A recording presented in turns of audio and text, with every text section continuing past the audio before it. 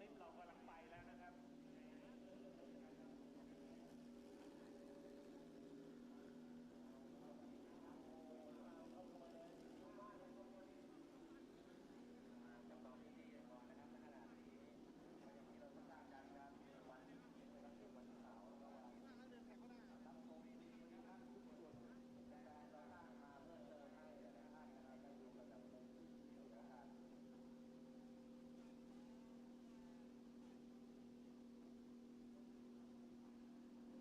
มาดูกันต่อครับนี่ครับควอลิฟายครั้งที่2ครับมากันแล้วอันนี้เป็นควอลิฟาย2นะครับแต่ก็ทราบกันอยู่ครับว่าในรุ่นของไอควอลิฟายครั้งที่2นี่เร็วกว่าเดิมแน่นอนเป็นนักขับในคลาสโปรครับชื่อหลายคนนั้นคุ้นเคยมากครับบิดฟันเดอร์ดิฟครับบอลเวลลาทอเร่ไปใน99นี่นะครับบิดฟันเดอร์ดิฟนักขับนิวซีแลนด์เนี่ยเป็นรีเพรสไดเวอร์มาขับแทนมาที่สโตร์ไปครับ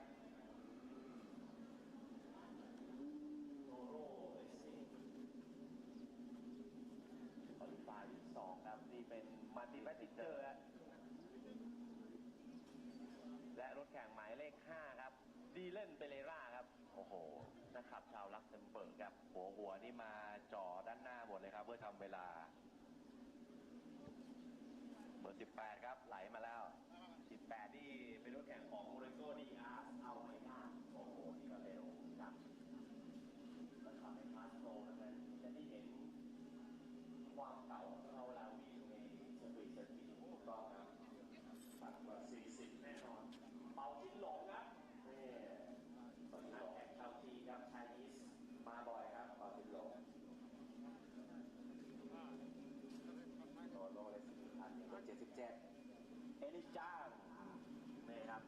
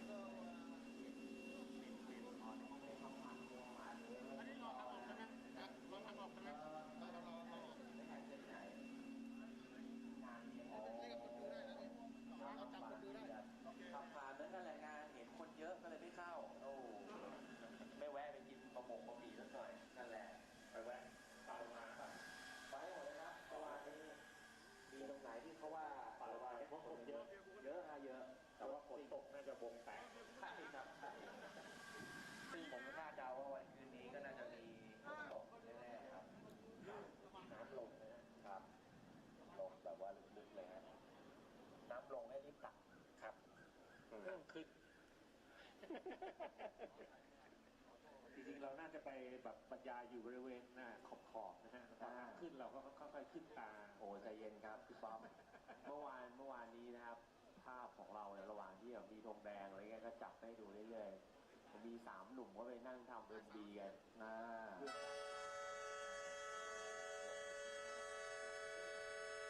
ตอนนี้ครับเสียงแต่ลมแคนดังแล้วป่าทางออกทิศ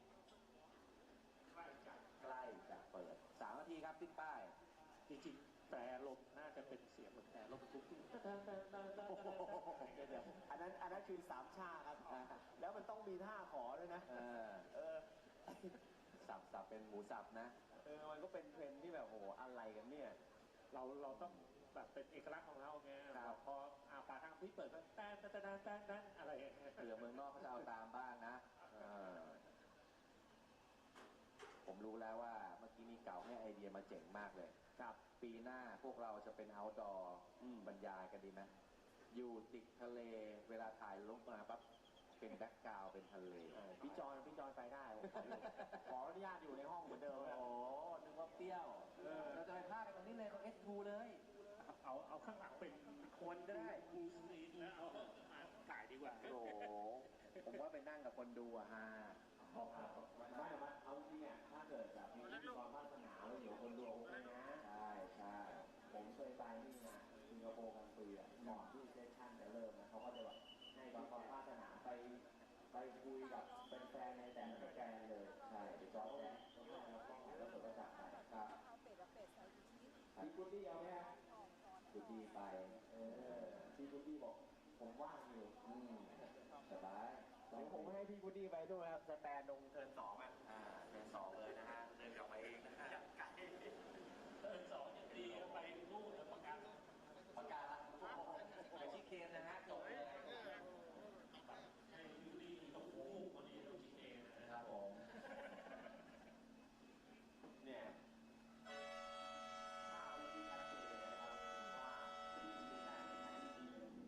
จ่ายตังค์ที่จ่าย500เลยนะเรียกของแท้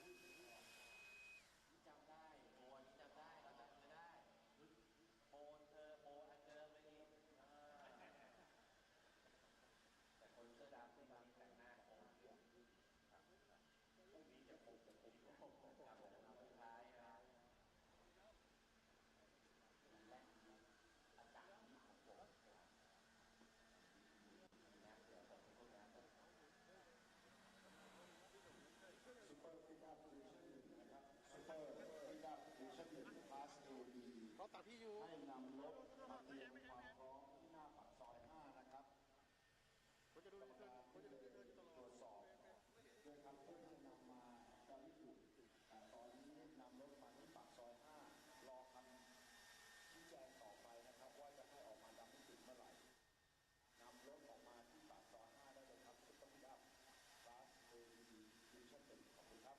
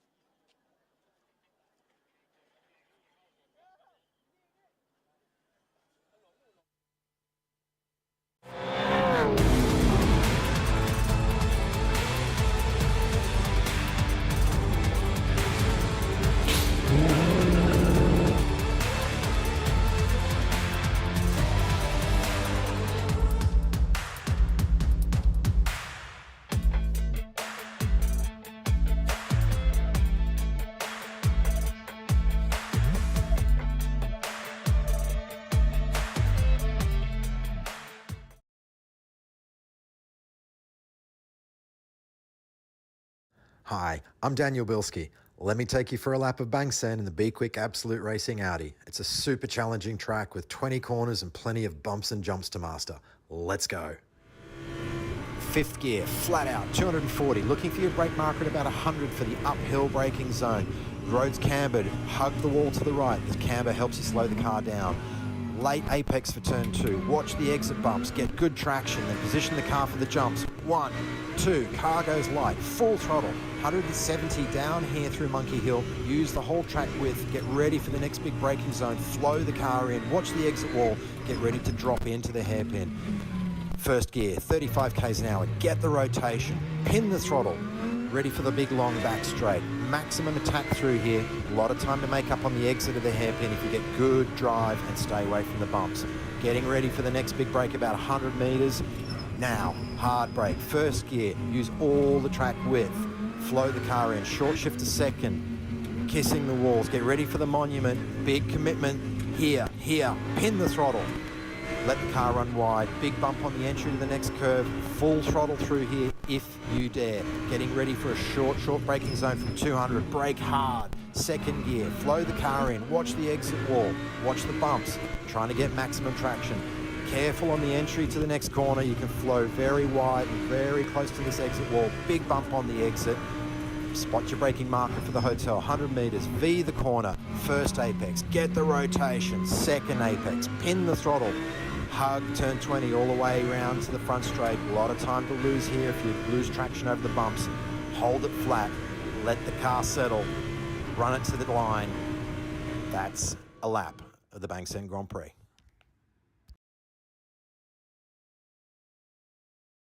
We get the opportunity to jump back in and give you coverage live from the circuit for today's racing action for the Thailand Super Series round number 2 for 2024. We've already seen 4 classes take to the track in anger for race mode. There's been a bunch of qualifying sessions that have already been run and done. We were just sitting back and enjoying all the action from Porsche Carrera Cup Asia as well. The update from that session, Dylan Pereira hit the fence and hit the fence hard at the exit of turn 4 on the run down to the hairpin, Dan. So we saw some witness marks on the road there yesterday. More dramas, though, for the Porsche Carrera Cup field. It's, again, I think the biggest key is we're inviting drivers from other series now to come in and be a part of this circuit, be a part of this event, and look at the mistakes. That's the level of concentration and how much risk you have to take to get a lap out of this place that, Dylan Pereira's ended up in the barriers after setting the fastest time of the session. Turn 4 also is a spot we haven't seen too many one-car incidents at as well, but I guess nevertheless that is the risks of running around here. And yeah, as you said, drivers that maybe don't race here at least once a year that the series comes here, getting a taste of and also it's been an interrupted sort of practice sessions beforehand because there's been quite a few red flags in Porsche Carrera Cup Asia sessions on yesterday, in particular with stoppages to the running there. So as a result, it really sort of does feel like in a case here that there's been a lot of difficulty in getting some time in. But as I said, yeah, clearly committing, trying to find every last tenth of a second he could. There was Dylan Pereira, and it's ended up coming unstuck there. Although it looks like it hasn't affected the time that he got down earlier in the session. Well, the problem will be, because he's triggered the red flag, is that he'll avoid his fastest time from that session. So whether or not he still managed to hang on to pole position will be an interesting one as well. And a big hello to everyone who's watching us right around the world. I always love checking in with our race fans that are joining us. Of course, Dan and I, all the way over here in wintry Australia. I tell you what, Dan, I am a little bit jealous this time of year, sitting down and enjoying the sun and sand that is going on in Thailand whilst freezing down in the southern part of Australia. It has been a very cold and miserable couple of days for me personally down in Melbourne, yeah. So the fact that conditions, while they don't look bright and sunny, they are certainly looking... actually, as I said, today's looking a fair bit more pleasant from these overhead shots than what we saw in the days previous this week. It's been a little gloomy at a couple of times we've tuned in to have a look at things, but today it looks like sun's out, skies are looking fairly clear, and it's almost time to go racing with our first of the Thailand Super Series categories for today, which will be our Thailand Super Pickup Division 1 drivers. It is our biggest field I think I've seen all weekend so far, Scott. 37 trucks set to take the start of this race. 37 trucks and standing room only. Remember the moment from yesterday's race at the C-Class drivers as well, where they came to a standstill on lap number 1 on the run down to the turn 6 hairpin. Incredibly tight racing was had there, and a lot of opportunities in the offering as well. Did just get some notes come through from Daniel Bilski as well as the driver actually giving us that onboard lap. Has been putting a lot of work in with both Jack Lemvard and Sandy Stuvik to continue working on their driving talents. You've got to have a successful crew in and around you. You can't just improve upon your own. You require somebody to be around the car and to help you improve as a driver, and that's quite key to have somebody of so notable talent. With Daniel Bilski actually won GT4 class at the Bathurst 12 Hour this year.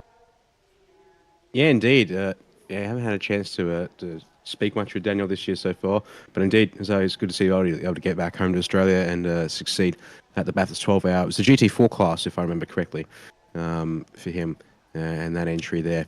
But yeah, also having raced here with B-Quik Absolute Racing in the past, and now working and consulting with current drivers across a couple of different teams here in Thailand. So you can see now grid action getting ready for this morning here down in the pit area. Goody talking with the local teams, or talking with as part of the local introduction and preparation. We have one driver, and that is Jalen Rowbotham, racing here in the super pickup trucks. He's had a pretty interrupted 2024 in the Thailand Super Series so far, unfortunately. So we've also got 3 minutes until engines to fire up and roll away from the grid formation. So it's going to be a pretty short period here, pre-race on the dummy grid, Scott. But we'll look forward to see what can Jalen do in his Corliss Race Engineering prepared Ford Ranger out there starting 12th. But looks like we're talking with Tanapon and the number 15. He'll be starting off the pole here, which will be important to see. Can he convert from the front row of the field here to start things off today? And that's so critical. I mean, you come to a street course, particularly a street course whereby you've got 37 drivers in your category, well, not necessarily in your class. Mix of A and B class drivers make this field. The first of the B class drivers will be starting at a 5th position will be Suat in the number 59 Isuzu. And then there's a bit of a gap for him. So he's done quite well in terms of qualifying, moved himself quite a lot further forward than the rest of his compatriots in that B class, but that also means he's going to be around a horde of angry drivers will be looking to make some moves, which will be Chinawat in the 23 machine, Nanthawat in the 24 machine, and the 81 of Akasit, who was actually quite strong back at Chang as well. So an opportunity for those guys to try and move their way forward, and Suat, in the midst of all that smoke, in the midst of all that racing action, in the midst of the red mist as it descends a little bit, has got to make some decisions about how hard he actually wants to fight for those positions. Yeah, and as we've seen here, these kinds of pickup trucks, they can probably do 2 wide at best on the longest straightaway. Maybe we can squeeze 3 wide down the start-finish straight. 4 down the back straight. I reckon that back straight's wide enough for 4. Just. It's wide, but I don't think we've seen many people go for overly wide runs down the backstretch. I think we also can hear a tiny bit of the audio from the circuit in the background as well. So wondering to see, but you can see most of our personnel now moving off the grid. So looks like not long until we get underway. It looks like we're going to start walking our way down the grid here to start picking up the drivers. And it's starting with Tanapon here out of the position number 1 for the number 15 truck. It's an all Isuzu D-Max front row with Nutanuch alongside him in the number 93 machine. And we're looking forward to seeing how these guys go. Tanapon winning the opening race of the season. Unfortunately, in race 2, if I remember correctly, and just confirming the race results, yeah, he was one of the many trucks that did not finish the race. There's Jack Lembard, and he's starting number 41 out of 4th place with Miss Super Chai there. I did, at least whilst we were talking about racing results from Chung International Circuit. And then the field continuing here. There's row 3, Suwat out of 5th place in number 59, and Chinawut in the number 23. They're going to start out of 6th place, Scott. Yeah, then we'll get back to row number 4 for Nanthawat in the 24 machine in the Isuzu.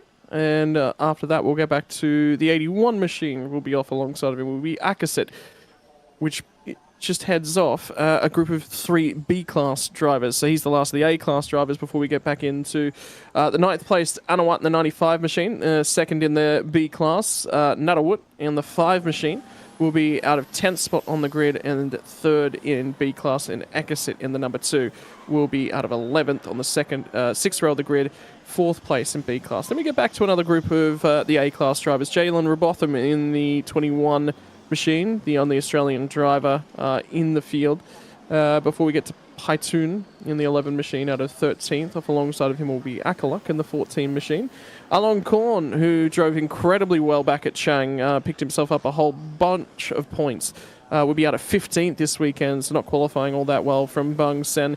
Alongside of him will be Song Sak in the 92. Sandy Stuvik will be a little bit deeper in the field than he necessarily would have liked in 17th, and Kamaruch in the 99 machine out of 18th, the 14 machine of Chayapon, and rounding out your top 20 there, Dan, will be Jaris in the 29. Yeah, that he will indeed. And to think that's barely halfway through the field. Surachai will be the first of a slew of Class B drivers starting in 21st place in the 89 truck. You got Andrew Cronin starting 22nd alongside him in the number 53 machine. In behind them, Jetron Imron, number 91 truck out of 23rd place with Samon Mapaket in 24th for the number 44 machine. And let's just quickly see 25-26. So you got Chayapon, Chantakit in the number 66 with Chanon Rotjana in the 36 for that 13th row. And it'll be Nutapon in the 46 along Chalempon in the 13 machine. As we look here at the street circuit on screen now. If you haven't seen racing around, I suppose we didn't quite get a feel for the layout on board with Daniel Bilski earlier. That there is how this circuit looks from the top down. And as we mentioned yesterday, Scott, these super pickups not running on full slick tyre. The Hankook Ventus RS4 Extreme Semi-Slick will be the tyre of use, which means that should we get any moisture, which we haven't seen yet during our daytimes that we've been commentating these races, it'll be able to handle some moisture, but it also means they will be loose all over the place under heavy acceleration and braking out of these corners here today. And tyre wear as well, as they overheat just a little bit, is worthwhile noting. How good was Superchai back at the Chang International Circuit as well? So, you know, a number of drivers that we do actually have to keep half an eye on because they're capable of being aggressive. And the big thing about this class as well, Dan, very, very aggressive from the drivers as well. Without a doubt, yes, 100%. These guys are not afraid to really throw it in deep and try and make moves. As we have a look here at the order going down through there, down to 20 we've already covered. So we'll pick it up here in a little bit with 29th and 30th place. We've got Tayo Ida will be down in 29th place, where I sort of left off. It's another group of some Class A trucks sharing the 15th row of Chase Chakras Parks. Coming up on screen in just a second, there they are. And then it'll be Tanawat and Supercorn off the 16th row there, the 22 and number 4 trucks respectively. 17th row going to go to Pirawat and Waris in 39.88. Kitisak and Danawat behind them on the 18th row, with the 19th row only having Takashi Hata in the number 37 truck to round out the field. So 37 that truck is indeed. That's a very good point indeed. So just recapping also what we saw back at Chung 2 months ago for the opening races of the season on our race number 1 of the year, which was held on the Saturday. Tanapon winning the race, and also Class A in the number 15 next to MK Sport by Isuzu D-Max. So watch out for that number 15 here again on pole position to maybe convert once more. Longcorn in the number 85 was our Class B winner. Also came home second outright in the second of those next to MK Sport trucks there as well. And Longcorn also winning the Sunday race outright for race 2 of the season. So he's actually leading the championship outright to boot, despite being a Class B driver. As here we are through turn 7, he's starting to get the drivers into 2x2 formation. Looks like we're on board there with the number 95 of Anawat starting 9th place today for this race. So that'll be good to have some shots on board. So we look forward to seeing what the drivers can do. Apparently got a loud drone shot, and we also have on board with our pole sitter in Tanapon, so that's good to see. Hopefully get a chance to watch this a couple of times. Here we go. As they're coming down towards us. Oh no, Jack Lemvard. Trouble for the Aurora Ford Racing Thailand truck. It's ground to a halt on the entry to turn 17. I think this might just abort our race start here while we get this sorted out. Actually, hang on, look. Is that a good sign?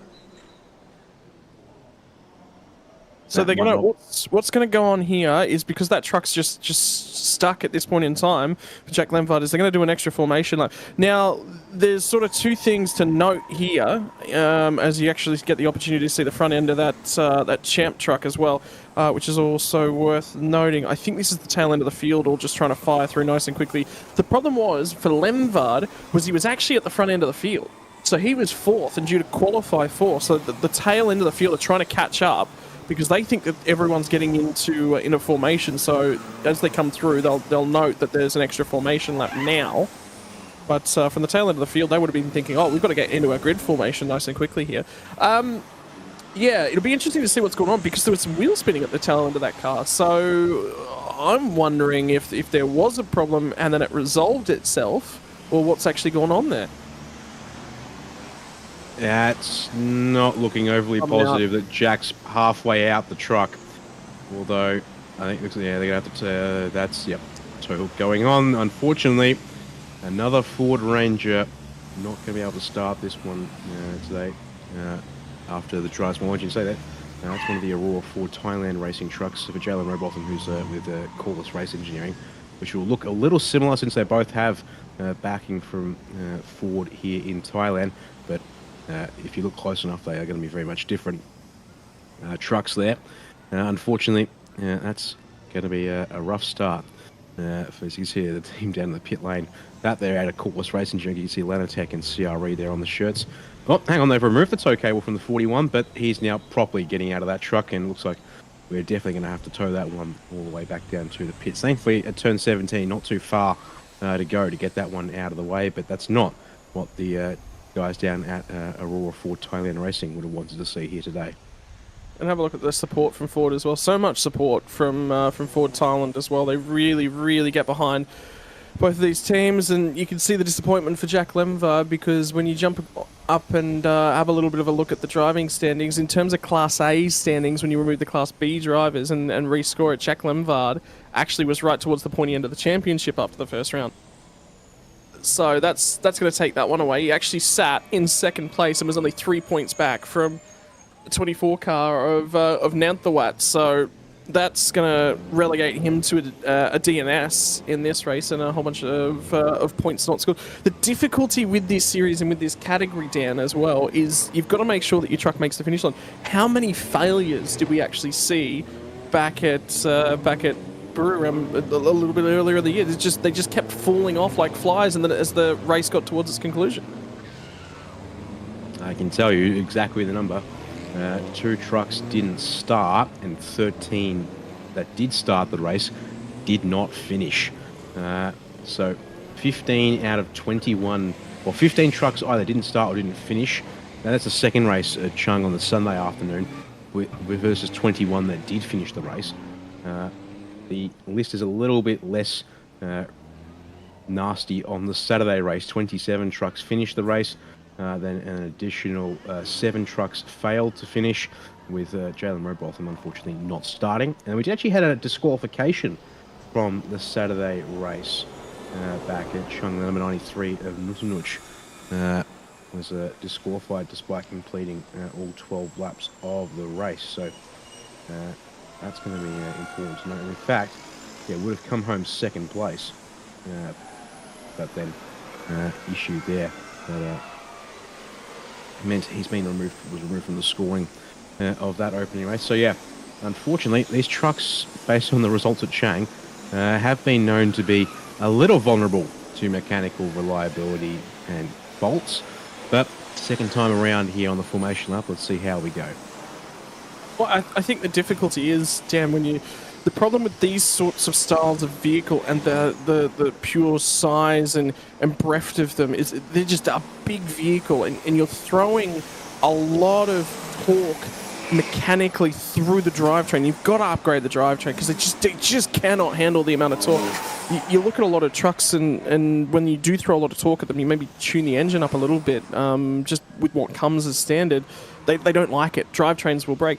Turbos, you've got turbos in there. They tinker with the turbo pressures as well, and there's Lemvard's trucks still stricken by the side of the road down at turn 17. So I'm assuming they're going to try and get that one cleared at the tail end of this race. We don't have any notes on whether or not there'll be another formation lap They're going to have to, surely. Yeah. Well, I'm Field. wondering, because it's a live racetrack, whether or not they couldn't back the truck up, and they were running out a little bit out of time, so they just went, all right, well, we've got to wait for the field to come by again. Although, Yeah. that's your rescue truck right there. I mean, yeah, I mean, we saw that Jack sort of got out of the truck, then back in, and then back out again. That seems to have sort of stalled out the procedure for the recovery process, it seems, a bit there. So, hopefully, we'll get confirmation in a second that, well, the safety car will have to stay on track. So we've got to get that truck out of the way before we can go racing here, unfortunately. Jack's still waiting down by one of those recovery trucks to wait and see what happens in terms of sorting things out there. So, unfortunately for him, he's still waiting to find out where he should go, it seems. So, Well, the other thing to consider as well that I didn't even cover in mechanical breakdowns is think about the weight of these trucks, right? Well, you've got to turn them. What does the turning? Your power steering system. So you can get a power steering coolers and whatnot that go in, but if it was a power steering failure, it'd just be a real heavy slog to turn the truck, but you'd still be able to drive it. So I wouldn't expect it to necessarily be a power steering failure, but if that could be one of the other things, if that goes, you just pull in, you wouldn't be able to finish the race unless it's in the last 2 laps. Point there indeed. Well, an update on timing and scoring. Well, the race is now officially, well, started of sorts. We are under the control of the safety car still, but it also looks like we might be pulling the drivers into a standing start formation here. So, or at the very least parking them up for the time being so that we can get things sorted out over for Jack Lindblad's That's truck. what I'm assuming, yeah. Rather than just circulating the laps around. So, decision by race control to get us press pause on the procedure here so we can at least try and get most of our racing laps in. But now we are very much going to be affected by the time certainty of this race. Yeah, so what the decision is, we'll just sort of sit around and I guess just wait and find out what's going on there. But yeah, look, I mean, you know, it's. I think the big thing is, you know, the amount of force that's going through these trucks is, in impacting the machinery. Is it does ask big questions of an interesting sort of nature. That's interesting at the tail end of the field that they're not necessarily. That looks like somebody's failed to pull into a grid slot somewhere, and everyone's trying to figure out where they're supposed to be. So they do. Chase Chakras Parks in number 25. Ford Ranger, the second of the Corliss Race Engineering Ford Rangers here this weekend. Yeah, moving across to the right lane, which looking at the fact that he's starting in P30 actually would be the wrong. Well, actually, no. You can see obviously there is the position 1 grid spot on the right hand side of our camera footage. But pole position for rolling starts has always been the inside of turn 1, which of course is a right-hand kink. So I think just part of that there is they've come onto the front stretch, he's just been out of position, maybe gone for the standard spot you'd expect to be in if you were actually doing a standing start in 30th, when actually, technically speaking, he'd rather need to be in that left-hand lane for a rolling start. So gonna see the doors open here on the driver's cabs. Try and cool things down a bit, and you can set you there from the number 23 of Chinwood starting in 6th. Very much going to use that as a big old fan to try and get some air moving around the edge of his cab there.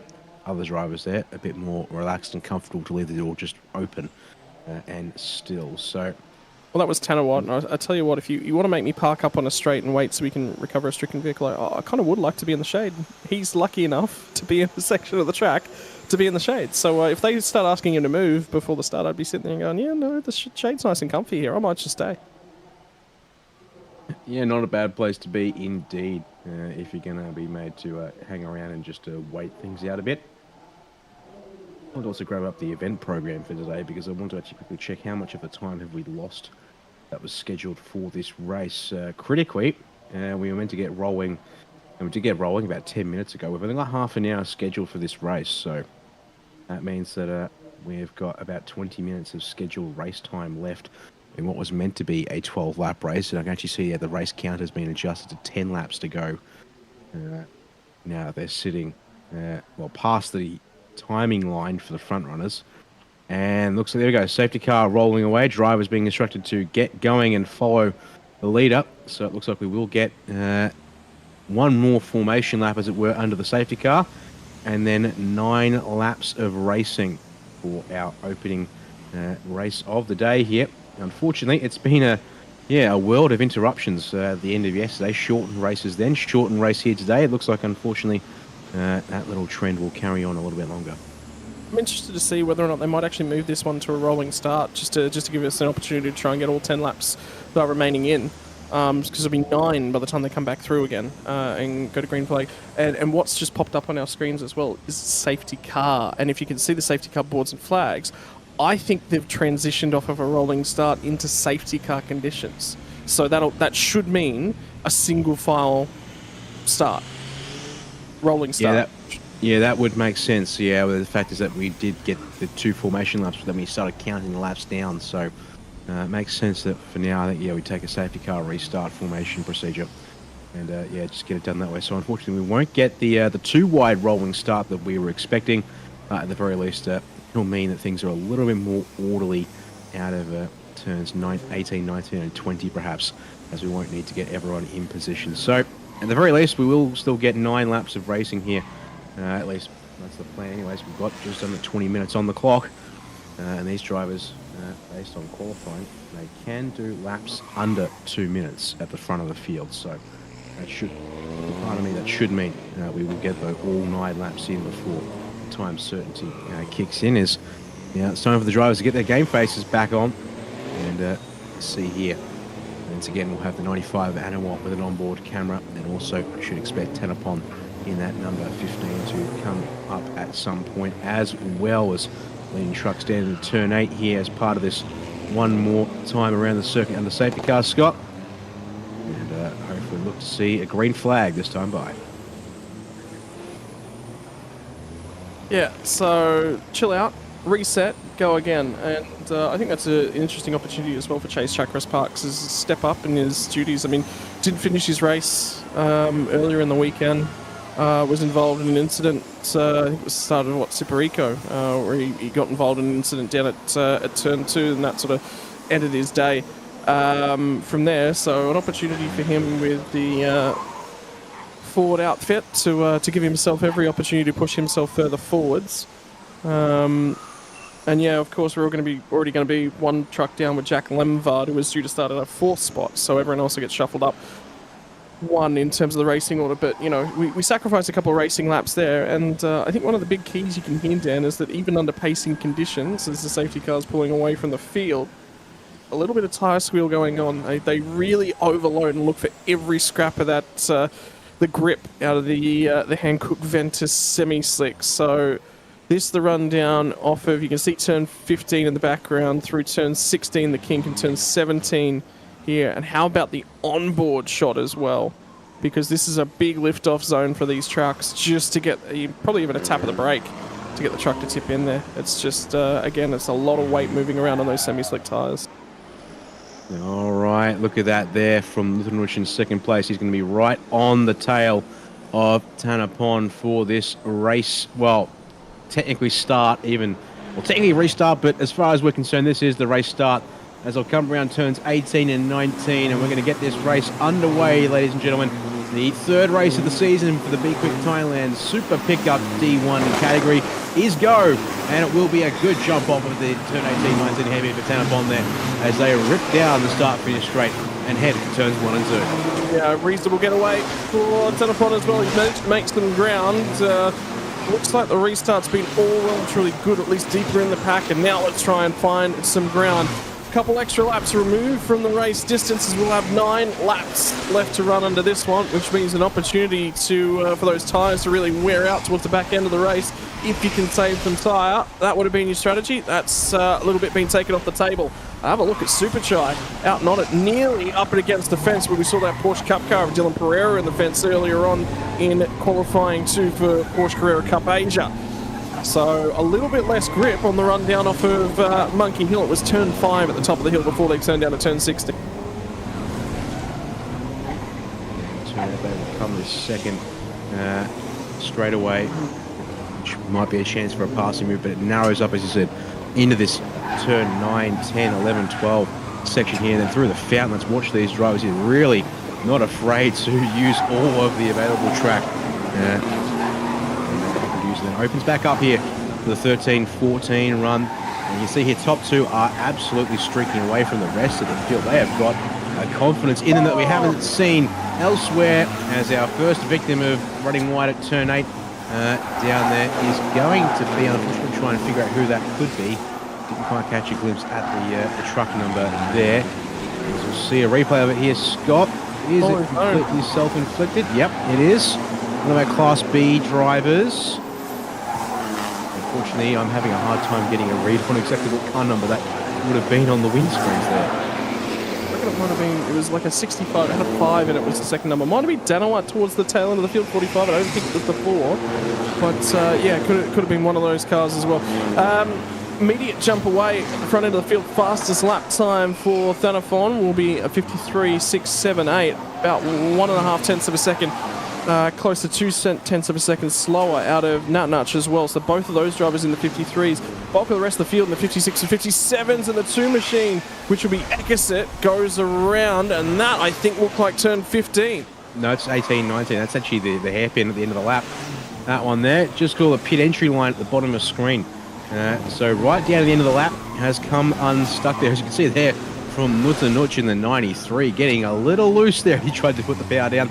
As a result, loses about a length, car length, or truck length or 2, I should say, on the run to turn 8. As Super Corn in the number 4 has gone to the pit lane, apparently, in his number 4 truck. Further on, back down the field here, mix of the A and B class drivers, and Chase Chackers parks at the back of this pack, who was scored in 31st across the start-finish line. So I'm going to say, how about there for the black spog that these trucks all put on. So I'm going to say we're looking at 27th of Chinon. There's a pack of 5 down to Chase Chackers Parks. We've also got that extra truck there in front, which would potentially be, well, actually might be Chinon if it... Problems with the Highland champ. Oh, no, it was going well, but that... Oh, that's going to be nasty. Oh. 37 of Takashi Hata trying to get his Mitsubishi Triton turned around, and it's going to be Pirawat in the 39 who then gets stuck waiting. Thankfully, that's been sorted out there, it seems. Just back over at the fountain section. That there, the 91 and the 44, which were running 19th and 20th at the start-finish line. Now trying to make a break for it from the trucks behind. So a little bit crazy there on that second racing lap of the day here. See, they are not afraid to fling these trucks around though, as they lean on the outside tyres into turn 7. Even maybe some of them getting the left front tyre completely off the ground a little bit there. I was looking at. I mean, when you got the ride height, I guess some of these trucks do have. I mean, you got more suspension travel. That's going to present an opportunity though, because the 91 machine now starting to really careen all over.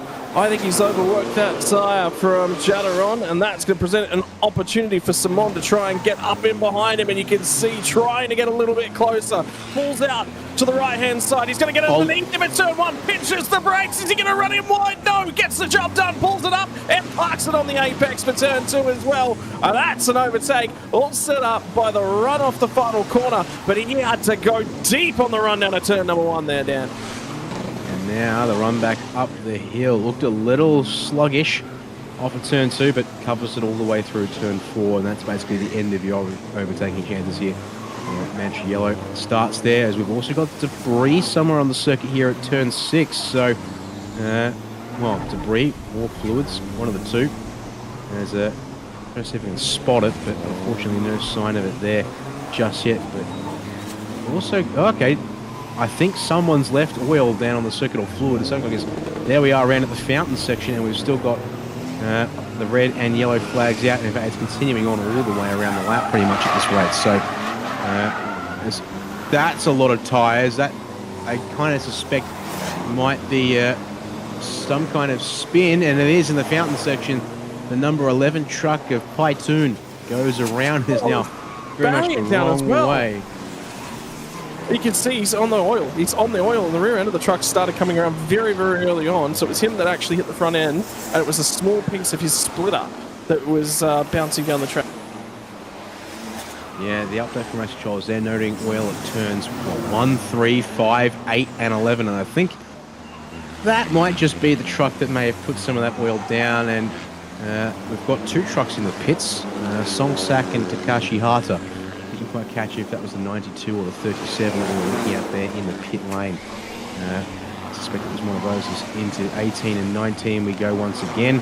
Here looking at the 44 of Simon, 91 of Jataron, and it's now the 29 in between them of Giras. Actually had a bit of a poor lap and lost a couple of spots. And Nuntawat, the number 24 truck, has gone to the pit lane as well. So that would be possibly another contender for who's had an issue on track.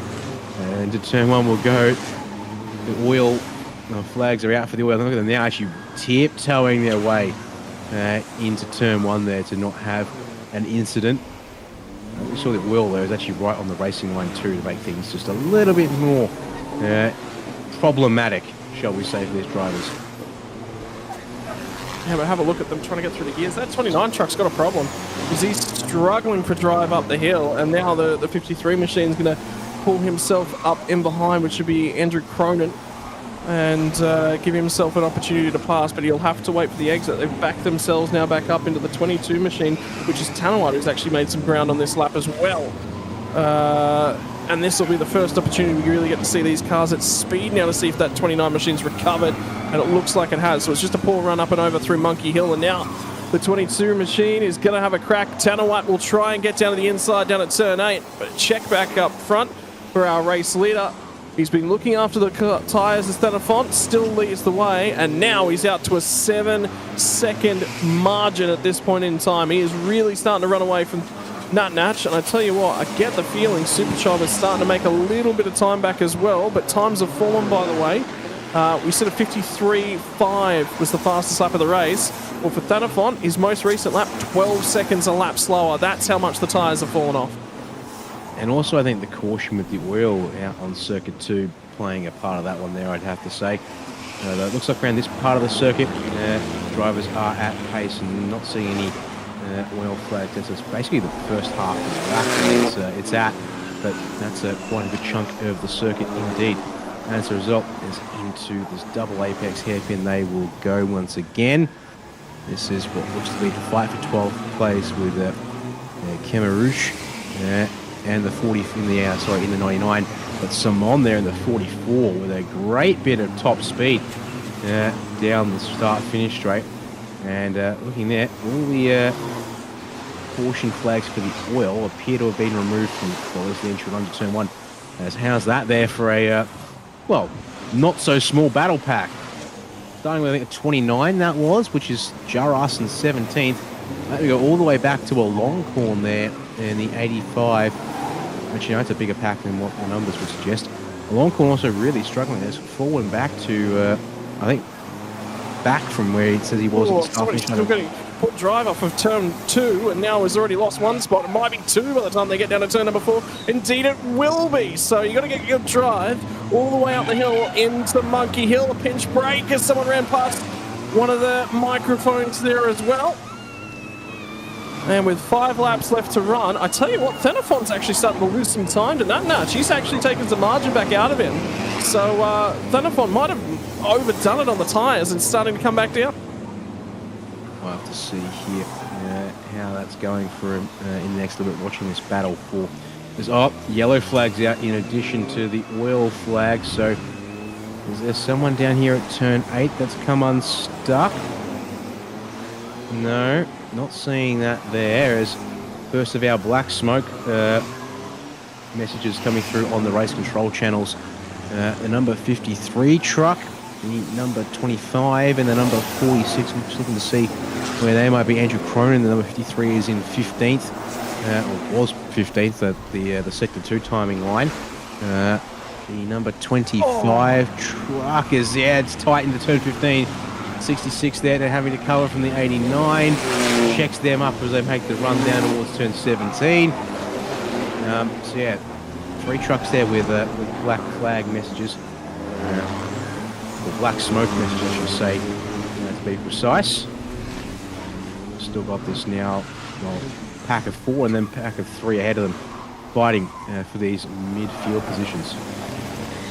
Yeah, and the difficulty now becomes, I think that lap time from Thanathorn has actually recovered a fraction, only lost about 1/10 of a second back to Nat Nutch on that most recent laps, and there's the warnings coming through to the drivers to let them know, hey, you've got a warning for the amount of smoke coming out of that truck as they cross the start-finish line. And now the run down at turn number 1 sees the 88 machine trying to slice down the inside at 1 on the 13 truck, has managed to do so, but then it becomes the outside at turn 2, and you can just see the attitude of Thanathorn, how much more speed he is carrying at this point in time. 4 laps left to run, it's not over. When he gets back to the start-finish line, there'll only be 3 more. And for him, it's just about making sure that he settles, locks it all in. I'm just trying to keep an eye a little bit further back in the pack. I think AEST, Sandy Stuvik, and Natawat were actually fighting on that most recent lap as well. Yeah, it's quite likely. Unfortunately, don't have vision everywhere around the circuit, which it really feels like we need to understand every little bit of detail that's happening around here. It's such a big field. Still got what appears to be 34 trucks running at this time. Have losses, a couple to mechanical issues, it seems. So looking here at the 59 of Suwat, is being told also try and get a read on what's happened to the 99. Indeed, it's not made it to the second 2 timing beam, which is out past the fountain at turn 14. So they've gone off perhaps. Well, fountain turn 8. One of those 2 parts of the circuit. A possibility indeed is a little bit further ahead of what we were seeing there. Very cautious run through the turn 6 hairpin there for a long corn in the 85, who's sitting in 28th place. Big troubles for him in this race. Truck? That is a truck being lapped. The 55 truck there. Kitasak just getting out of the way of Thanathorn. So if you keep on going, there's yellow flags here at the fountain. Is somewhere around here perhaps where we're going to find that missing truck, the 99 of Kemaruch, which has disappeared. Well, if it is, it's not in shot there as the leader's gone through to turn 15. Now the difficulty was, you saw it at turn 8, and then you see it through the fountain section. It's just where the oil is on the track and where it's rolling down. And either way, it's something that everyone's got to deal with. And the problem Nat Natch has got now is that he's starting to lose a fair bit of time, and that's brought Super Chai back into the equation. When we pass the start-finish line, there'll be 2 more laps left till around about 6 kilometres worth of racing action, and Super Chai is not satisfied with 3rd on the podium. He wants to take 1 step further forward, and it'll be a 2nd place and a bad run off the final corner for Nat Natch is going to give him that opportunity perhaps on the exit of turn 20. Now he's going to cover him all the way to driver's left, outright as they run back down past the start-finish line. Super Chai is coming. They're a big old truck, and I bet you Nat Natch's mirrors are full. Oh, they were full, all right, because those are some tiny mirrors to boot as well. But gets enough of a run at the top end down the front straight to pull clear of Super Chai for a moment longer there. So able to protect the run to turn 1 and 2 as they now also, but they catch up to the 55 truck, which is a lap down. And with the they're trying to get that lap done now as a replay further down the field. Oh, hello. There's a 91 spearing into the barriers. The 91 being, pardon me if I could find them. What was that? Yeah, a Jatteron. Being told it was the 13. Apologies. Didn't quite get the right. 81 truck. It was the 81 truck, I think. It was deeper down in the field. It was AEST who's lost a couple spots now, and I think he'll start to try and recover. That was a big old hit. Now have a look at Super Chai, who's lost a little bit of ground. There will be 1 more lap left to run. It's about 3.4 kilometres the racetrack in length here. And he's running out of time. And how about the drive from Suwat as well, who's driven his way back up into contention for an outright podium. By the way, Suwat sits in B-class drivers as well, so he leads the way in terms of B-class. The next driver in B-class is Anawat. Anawat actually just lost a position to Sandy Stuvik on the most recent lap as well. He sits down in 7, and then 3rd on the podium for B-class is the 5 truck of Natawat, who's a lot deeper down. But in the meantime, out of the final corner, this margin seed and soared throughout the race. for the 15 of Thanathon. But right now, as he comes back to the start-finish line, we'll get an indication of it. Last time by, a fraction under 10 seconds. So he recovered that truck really, really nicely. Brought the tyres back down. By the way, his most recent lap time, back down to a 1:59. So that oil is cleaning up here. Yeah, the oil flags are back out though. That's Supercharge. Supercharge made an overtake. So Supercharge up to second spot. He has indeed, and unfortunately we've missed that. That's happened exactly, but maybe some like, although Nunovic looking for it again into turn 2 to try and get that spot back. Doesn't quite get there on that time, and as a result has a pretty rough run of it out of the second corner and twitching on the way up Monkey Hill as well to boot. So Supercharge might have been given the breathing room he needs to get on and hold the second place down, but you can see the number 93 is not done pushing yet to try and get himself the spots. Anawat's lost a couple of spots on this lap as well. He's dropping down to 9th overall, but still second. Third in that class. Apologies. Nutterwood has gone up to second, I think. And everything we're seeing off screen is again watching this battle for second, and the tyre squealing that we're getting there in the background makes me think it's somewhere else on the track, as that seems a little extravagant for what we were getting from these trucks here. Nunovic is not done yet. Scott, he wants to give that one final crack on Supercharge, but running out of options. Really got one good opportunity left at the very end of the lap to get this one done. Yeah, and you might just look to try and dive it down. It is making some time, but it's through this section that Supercharge was extremely strong. How was Natnatch on the way in, pinching a brake on the run down to turn number 15. Final lap, and there's an instant red flag. I think we've got a track jam. I think we've got a track jam. We're just about to, and the trucks are arriving at speed. My word, that was at the back end of the lead lap. And it's a red flag. Race is over. Session is done. They'll pick the results off the previous lap. Red flag is out. And my word, that was dangerous just with arriving at speed. That's just street course racing. That is street course racing. There's nothing you can do when you arrive at speed and there's a truck just parked at that angle. I mean, thankfully you saw there as we approached it that Thanathon was already slowing down. So the yellow flag seemed to have got the job done. To call that one out, but yeah, I think that's probably the right call there indeed from the officials. It's just as much as it means it robs us of a chance of that finish, as we're going to see how this one's triggered here. The 81, no, this one in the background. Oh, completely demolishes that truck there. Unfortunately, I don't get a read on the number. Got the 13 in behind. Just looking for the truck.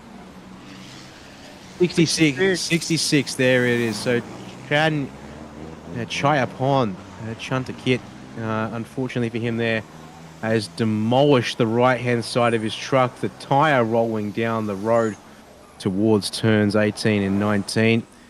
Does rob us of the race finish we were looking to have, but it does also mean, at the very least, we can get that race, well, my word, finished.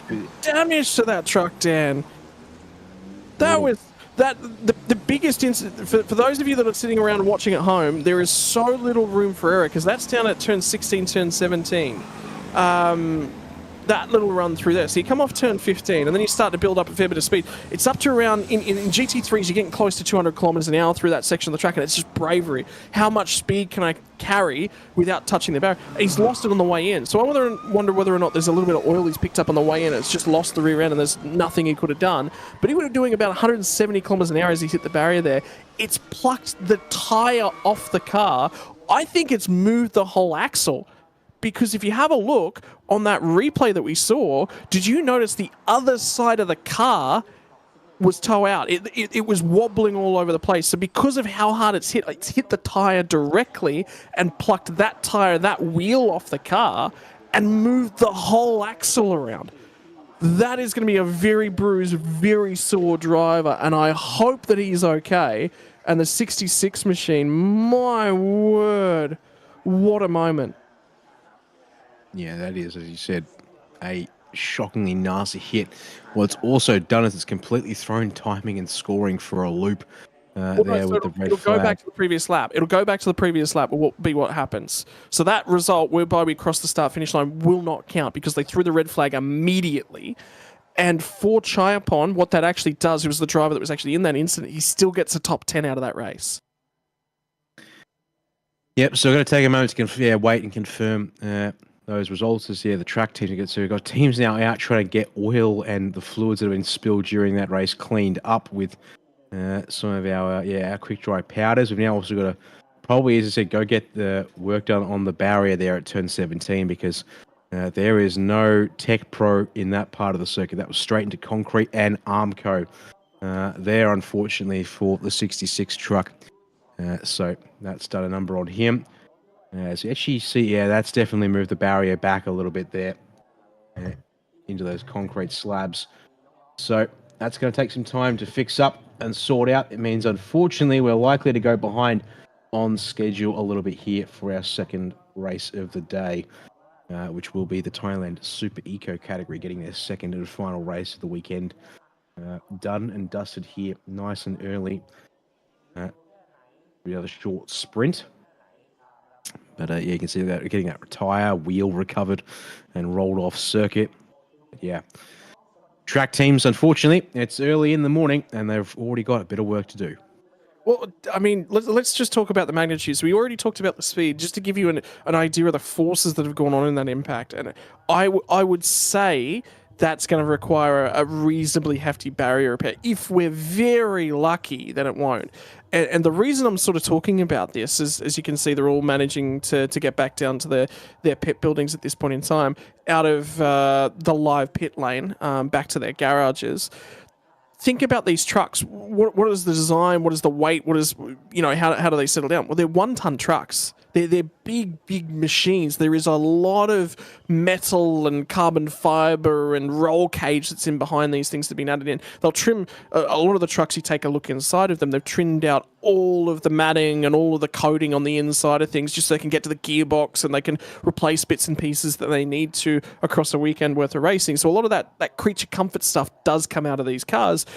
But then you add a roll cage back in. Then you add some of the safety features, fire extinguishers, everything, radio equipment. So a lot of that weight, you sort of end up generally around neutral for a lot of that weight. But yeah, look, I mean, that was a big impact. And the other thing, at the end of the day, we're still got a race to sit down and enjoy. And these guys are absolutely enjoying the end result. The bad news for Super Chai is that he actually got that move done on that lap. That won't count, so he'll move back down to third spot. Yeah, and in fact, it's now, as I said, it's come through on timing and scoring, so they've reset the results back to what it was at the end of the penultimate lap there. And indeed, Super Chai will be classified in third place behind Nutanuk. So, as you said, that's pretty cruel for him in some respects, but that is the way we have to do it to get a scoring result sorted out, given it's the last full lap completed here in this race from Bangsaen. So it's unfortunate in some respects, but it's just the only way they can do it in that situation there. So lovely little shot here of the beachside part of town. If we're a little bit past the pit complex there when we're looking at it, you can actually see here now down past the pits completely. Goody having a chat now with, I believe, our top three. So we'll be all in Thai, and I don't believe we'll be getting audio for this one either, unfortunately. So that will be the end of this. So it looks like we're going to start talking with Super Chai there first up, or is that Nutanuk's truck perhaps there and behind him? So might technically be starting with second, as we can also see recovery works actually in place. So the 99 truck there on the flatbed getting rolled away in the background, unfortunately. I could actually find out who that was, or it's Kemerouch, one of the trucks that didn't we lost partway through the race, unfortunately there. So all in all, it looks like we've got 28 drivers who did at least finish the race, although not all on the lead lap as well. So troubles for a few drivers, to say the least, in this one. Yeah, so at the moment they're actually talking to Nutanuk just on the basis that he did, roll back into the pit lane in third. But yeah, he'll get promoted. So they're obviously just not aware of that finishing result at the moment. We'll step across and have a chat to Super Chai, who will end up finishing out of third. Interesting to note as well is probably the driver's standing. So Nanthawat in the 24 truck didn't finish inside the points. He actually finished at a 26th position, way deeper in the field. So he was actually leading the championship from the A-class driver standing, just the A-class driver standing. Jack Lemvard was actually second. So both of those drivers didn't make it to... Lemvard obviously didn't make the start, but and then Fernanthawat didn't actually score any points. Superchai will take over A-class points lead with a third place is good enough for 12 points on that one, which will move him all the way up to 35 total. Although... Actually, now that I look at it, it's 2 race wins for Thanaphon. So Thanaphon's results thus far this series have actually been race win in race 1, DNF in race 2, race win in race 3, moves him to 40 points. So he'll take over the championship lead just from the A-class standing. Yeah, had a comfortable, well, actually not super comfortable. Was sitting only 3 points ahead of Nuntawat, but with Nuntawat in the number 24 truck finishing well down the order in 26th place, unfortunately for him. But for the combined, you're looking at the combined standings. So the combined standings, Alan Korn actually led the way in the 85 truck. So Thanaphon will actually jump ahead of him now. So Alan Korn's B-class driver, yes. which is why he's... Oh, yeah, good point. Yeah, so, good point. yeah, Sorry, you're yes, looking at the overall standings as well. But Thanaphon will actually take over the lead in both of those championships with that race win. Yes, and that's, yeah, looking at it now where we just score points based on Class A. Yeah. As you said, yeah. Nuntawat in the 24 truck, yeah, still finishing down. That's 13th in class, 26th out, 28th outright this afternoon. So no points for him. Jack Lemvard not able to even take the green flag. So as I said, nothing for him. Superchai there, coming home in third. That will be good for 12 points, which will boost him to 35. But as you said, yes, Thanaphon will jump from 4th to 1st in Class A. And most definitely jump to the outright overall lead of the points as well. So good result for him, but he's going to not want to replicate what happened there at Chung with a win and a DNF. Going to need to make sure that it's a win followed up by a second solid result to not lose that momentum all over here again. So with that said and done, we now turn to the highlights here from Thailand Super Pickup D1. And well, that was probably some of our more chaotic racing there, given the fact it was a bit crazy right off the start before we'd even taken the green flag, Scott. Yeah, unfortunately for Jack Lemvard, the truck was no longer rolling, had to be lifted onto the flatbed. So that does actually tell more of the story, because remember how they were trying to tow that car away? Somebody did actually say there was a seizure of some description. Indeed, there actually was. Couldn't get that car out of gear. Had to be placed up and on the flatbed. This was the safety car restart as we went green with 9 laps left to run. And the field made their way across Monkey Hill, down into the hairpin. And then this moment right here, into the barriers quite heavily. Unfortunately, took one of our drivers out of contention. What a moment for the number 2 truck. And this driver is Ekasit, was actually sitting second place in the B-class points. Yeah, well, not any longer. He's going to lose a ton of momentum. The 11 truck was struggling for pitch in, clouded the barrier on the entry to the fountains section, and the monument barriers claims another victim, but there was no touching that 15 truck at the midpoint of the race. Did lose a lot of time with a few issues in the oil, but how about this battle deeper in the field? The 11 was trying to drive his way back through the field for Paitun, and by the way, failed to finish the race, finished in the pit lane. 99 truck had an issue, had to be also put onto a flatbed, and then this issue for the 81 as well. The walls in D1 Super Pickup claiming quite a number of victims. That was the 11 truck getting into the pit lane, and that was the huge moment for the number 66 truck, and we have asked for a medical update on that driver just to see that all is okay. And I want to say a big thank you to all the marshals who put the yellow flags out immediately on that incident, and for all the drivers who immediately paid attention to those yellow flags. There was an opportunity to try and get a little bit closer racing for position on the last lap, and they all immediately dived on the brakes and prevented that from becoming a much bigger incident. Did unfortunately mean we end there with the red flag and wind back the results a lap from where they were coming to the checkered flag. Although for the 15 of Thanaphon, that makes no difference to how his weekend kicks off here in terms of the results of Bunk says. How's that there? Right on the racing line entering turn 8. As we come back to the live pictures here, Scott, we've got a lot of oil and fluids on the circuit, and it's going to be right where the drivers don't want it. Although I guess if you don't mind. It's a nice visual guide to remind you of where to turn in, I guess. If you can get your tyres straddling either side of that, perhaps, and mainly keep your right side tyres to the inside of that path and your left side tyres to the other side of it. Maybe find a bit of grip there still on the circuit. But yeah, with the amount of oil that was dropped apparently across basically the entire circuit at one point, I swear, going to be a bit of a clean-up work for that one there indeed. You can see it there on the front stretch as well. So that's right on the braking line. The difficulty that we've got now for the drivers that are coming out in the following categories is you've got one siding lap to have a look at that oil and make yourself aware of the oil. Now, the track did respond. What we did see was immediately a significant reduction in lap times as basically the entire field blew out by about 10 seconds from where they should have been at that point in the race. That's how much that oil was impacting the ability to keep everything going. And yeah, so now we'll jump on board for the Super Ecos. This will be their second and final race of the weekend as well. So racing from race number 1 was thick and fast, as it always is in these categories, Dan. And that is why we love the Thailand Super Series. There is no giving up at any stretch of the imagination for any of these drivers. Yeah, no, not at all indeed. As a part of this pre-show, we're chatting with, the race coverage here. Unfortunately, he's in Thai, so we aren't getting audio as far as I'm aware, and can't hear it myself. I'm talking with Bangsaen Grand there, number 33, machine, one of our Honda Brez. Actually, up there you go. There is a bit of audio there in the background, but given it is in Thai, unfortunately, I couldn't. Yeah, definitely have to add the Thai language lessons, I think, to the task at some point in the future. But yeah, reflecting back on the Super Eco's first race of the weekend, which was on Thursday, if you missed it. So we've had a little bit of broadcasting here, starting Thursday afternoon for us and Friday yesterday evening, but now here today. And some of this onboard footage here to give you a chance. These cars here, they look a little small.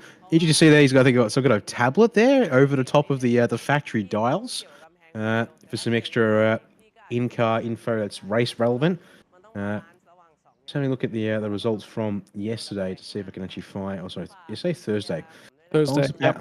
Unfortunately, coming home 20th place outright in one of our C+ entries here for the Super Eco category. So we're hoping to have a better run of it here today. Although for the starting grid, have a look at it here real quick. He's starting out at 20th place as well. So going to be a bit of work to do for that car.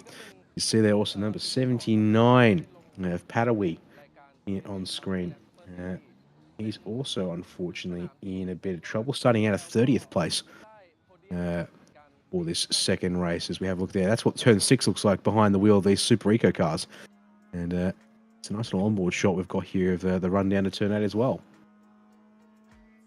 And the best part is, I think looking at it is, they're not just, you can't just buy a car like this and throw a roll cage in it, you're good to go. No, there's a fair bit of work that goes into it. You've got to get radios, you've got to get monitoring of all the crucial systems in and out the car. They're actually quite heavily modified cars when you think of them. The engines and whatnot tend to stay quite similar. You might change up perhaps the gearing to a sequential system if that's available to you. But the ultimate end of the day, the goal is to create a series that's relatively cheap and relatively easy for everyone to get out and involved in. And it does create for just phenomenal car racing, Dan. I mean, it does. The fact that we saw there in some of that footage as part of this pre-race build-up, that we can easily get 4 wide in these little cars along the main straights, and the drivers are not afraid to also have a go at it as well at times, although they will probably be a little bit more cautious, I think, once they get out on track and see what they've got to experience out there. As it's almost time to go to the grid for this final race of the weekend for the Thailand Super Eco category here. So we've got ourselves, from what I can see here, 34 starters, and it's going to be the number 45 here of Piranat, who's going to be starting on the top of the timing sheets, and he'll get the run down towards turn 1. Don't forget these guys, standing start, if you remember, it will mean he's actually on that on the preferred racing line, but I mean, it's going to be on the outside of the left-hand or the right-hand kink that is turn 1. So he's going to have to try and maintain the speed and the grip around the outside to hold on to the inside for turn 2 when they get to the end of the start-finish straight. Yeah, that's the difficulty, isn't it? You know, you get yourself through the field, put yourself in a really, really strong position, but at the end of the day, you're still going to have to fight through a race start. You're still going to have to give yourself every opportunity that you possibly can. And there's a bunch of drivers in this field that all want to be there. Street circuit racing, you get to the head of the field, you get a little bit of clear air, and all of a sudden your day becomes significantly easier. But if you find yourself losing one spot, that's all it takes sometimes. Just the one spot very quickly. That one spot turns into 2 spots because you're just on the outside, you're on the non-preferred groove, and somebody goes, well, there's a hole there. I'm going to try and fit my my Super Eco down the inside because of course I can. It's an opportunity to advance my own position. That's the difficulty of car racing. That's why we love it. You know, it's one of the greatest drama on wheels that you can necessarily find yourself in and amongst, and at one of the most picturesque locations in the world too. How many times, Dan, do you go racing right next to the sand? Me personally, 0. I'm just left to talk about what I get to see of racing from by the seaside here, Bangsaen, or wherever else it may happen if such an opportunity does come up in the future. This is the one for now, though, as I see here Goody working his way in, having talked to both our drivers on the front row, so Puridat and Visit Pong. He's going to head back to what looks like about 4th place, or has he gone to 3rd? He's gone to 3rd. He's going to work through a couple of spots there. So talking now with Varunchit in the number 89 machine. He's going to start out of 3rd place for this race, and see what insights he can get from the drivers as they get ready to go for that one there. When you look at our event schedule, it would appear, though, despite that incident to wrap up Thailand Super Pickup, we are on schedule. So massive credit to the track teams there, or the preparation of the circuit, that despite that massive hit and the cleanup required, it looks like we aren't going to be affected in terms of when we get this racing underway. That's a phenomenal effort. I can't believe they've done that. That's brilliant. So, yeah, look, I mean, you know, it's part and parcel of the racing. I think when we came here last year, there was only 2 races across the weekend that didn't have a safety car period of some description or some sort of interruption. Whether or not you call that one for Jack Lemvard's stricken 41 truck in the most recent race a safety car period, well, the stats will say there was a safety car. It did circulate and the safety car boards were displayed. So technically, safety car period, but nothing within the race. There was a couple of incidents there that triggered the red flag to end the race. So again, more incidents that do that. That's just the nature of Bangsaen. I think if you have a look at the track surface itself, it's one of the tighter, one of the narrower street circuits internationally when you consider things. And of course, we've got the tightest hairpin in world racing as well. That, you know, everyone's got to mind their P's and Q's when they get down in there to turn number 6 as well. It's just the nature of racing here. You've got to carry the speed to create the opportunities. Where the opportunities actually are to pass, it's set up. If you're not good enough in the sectors leading up to those opportunities, and there's only about 3 of them on the lap, then you're never going to get an overtake done. So you've got to take a lot of risk to put yourself in position to benefit, and that's where you hit the barrier. Yeah, I mean, obviously, the hairpin here at turn 6, and the hairpin at the Macau Grand Prix circuit might also want to try and lay claim to that fact of tightest hairpin in an active race circuit currently in the world, but very much it might also be a case if it's pretty much the same, basically a straight 180 degree hairpin with basically a tiny bit of arm coat that separates the path in from the path out. As it looks like our grandstands here today at Bangsaen are a little bit fuller, obviously, than they were on Thursday and Friday, given the fact that I'm sure most of these people would have probably had work and school and the like there to get through. So it is a busy day down beside the track as well as on the track as well. So looks like we're only a couple of minutes away from getting started here. So drivers, just a couple of them have got some team members providing cooling fans to try and get things a little more comfortable inside these cockpits. But time to walk through the grid here now with the TV crew down at the circuit. So we'll be peering out there out of first place in the number 15. and starting alongside 45, sorry for the pole sitter. Visit Pong there alongside on the front row in the number 7 machine. And on back to the second row of the grid. Don't forget that Vrunchit over on the right-hand side of the shot will be in 4th place with Panatan here in the 36. Going to be starting out of 4th place for that one there. And team will make their way down the grid in due course. We're going to see fans given a chance to get up close to the cars here as well, Scott.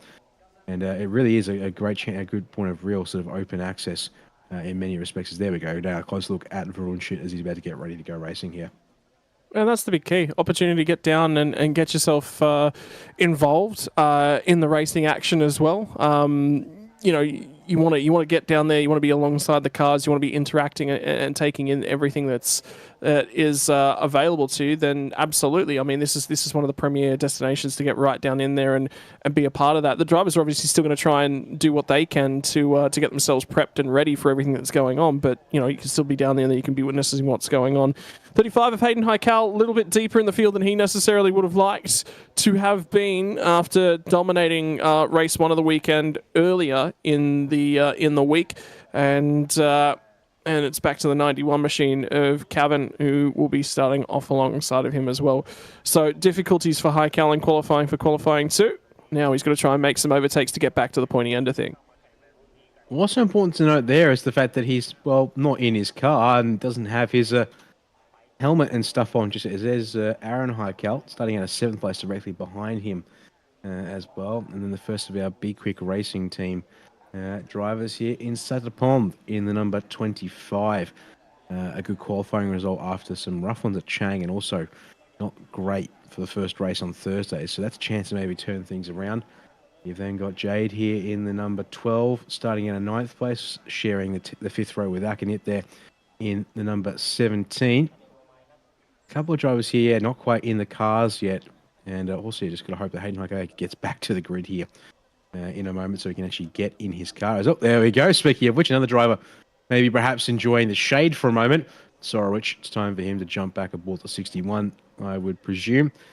And alongside him on the 6th row, it will be Wing Hong Chow, sorry, in the number 21. So that there is just about only 1/3 of the field, though, Scott, as we carry on down to number 56 of Buntavi here, going to start at the 13th place. Yeah, and a little bit, again, another driver deeper in the field that necessarily would have been happy for, but the fans down there getting involved and being a part of the number 2 machine and enjoying everything for Yacht out of the Plaque Auto Fix garage.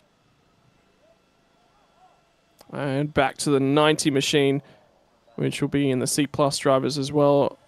Narona Runner Path, which will be a little also deeper in the field. And behind them, you're looking at the number 53, 16th place start for Super Choc here in this Super Sim by Insane motorsport entry there. So see how he's looking to go. Yeah, sort of in the middle of it all on that 8th row of the grid. In behind him will be Kirati in the number 10, also not in the car just yet. For the Phoenix Premium Car Cleaning Racing Team entry there, but it was sharing the 9th row of this starting group with Sira Khan, who's there on screen with us now in behind the wheel of the 72 and ready to go there by the looks of things. And your top 20 rounded out by Rapak Korn Wong Siri there in the number 87. He'll be in 19th, mind you. Of course, the 20 will be rounded out by Bongspat Kitsiri in the number 33. Next to him right there on our screens now, Scott. There's his car is. Driver still hiding in the shade. There he is. And you can see just cutthroat. He is ready to go.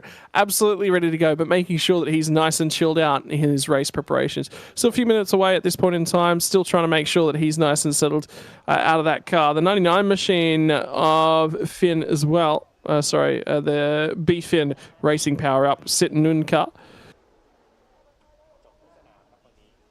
And the 77 machine out of the absolute B-Quik outfit for Tianhao.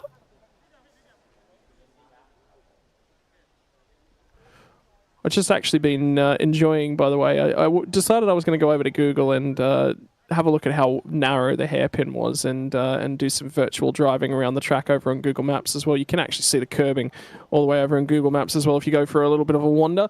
Number 9 machine just ahead of the 88 on the formation of Tenapong for the Top Slim Racing team driver. And you can see we're starting to get towards the tail end of the field now. There's only a few more cars in behind these guys. The 54 machine, Thanakorn, also enjoying a little bit of extra shade and keeping cool as they're still, I believe, working on the barriers down towards the tail end of the field. The 66 machine will have Chinapatra for Mugen Thailand Singer ready to climb into his car. Just in behind them as well is going to be the number 16 machine for Focus Arena TKS Motorsports Kitsifat. And then we'll get back to the 26 machine, which will be the second of the absolute B-Quik cars. A little bit, again, not quite making the most out of qualifying for these cars, but they sort of learn very quickly to Zatapon in the B-Quik racing team car and pushes his way through the field as the weekend progresses. Yeah, that's the important thing to note there. And then one of our couple of drivers here in Class C, it is Elisa Kunkwang. They're going to start the 59 machine way back down in 29th, though, unfortunately, for her. So a bit of work to go. Get started. We're sharing the 15th row with Padawi here in the number 79 for Takasokar Racing. Behind them, it's only 4 more drivers. Chase Chakras Parks, who actually also saw in action in a Thailand Super Pickup. And yeah, no sign of a start just yet. So there's Chase Chakras Parks' 41 entry. They're the M&M shop by Nexter machine. So that's looking nice and bright and yellow. So just coming straight out of the Super Pickups, and he'll be back in the car again here. Rhino again once more. Sharing the 16th row with Tana Patra, who we will see, or did see, I believe over here in Super Compact as well, but also running here in Super Eco. Although it's a long way down the back of the field here for the 55 machine. There's just 2 more cars behind them before we get to the end of this field, to the 68 here of Puru Pat. Yeah, it looks like he's happy and ready. He's chilled out and ready to go racing there. Even though it's going to be from 33rd on this grid today. And the final car that's set to take the race start here, the 43 of Chotanin. Going to be at the back of the field here, unfortunately, to start things off. But yeah, it looks like we are still waiting on confirmation that we're ready to go racing here today. So that would indeed suggest that, yeah, unfortunately, it's a little longer than we'd hoped. But yes, I've also just opened up that Google Maps link you provided to the circuit, and indeed, that's a fascinating look, and also gives you a good idea of where the actual circuit is now in terms of the actual streets they use. Kind of cool. You can actually now see exactly which parts of the track they're using to actually race at around here at Bangsaen, indeed. Right, I'll give that off to the fans as well. I think we should.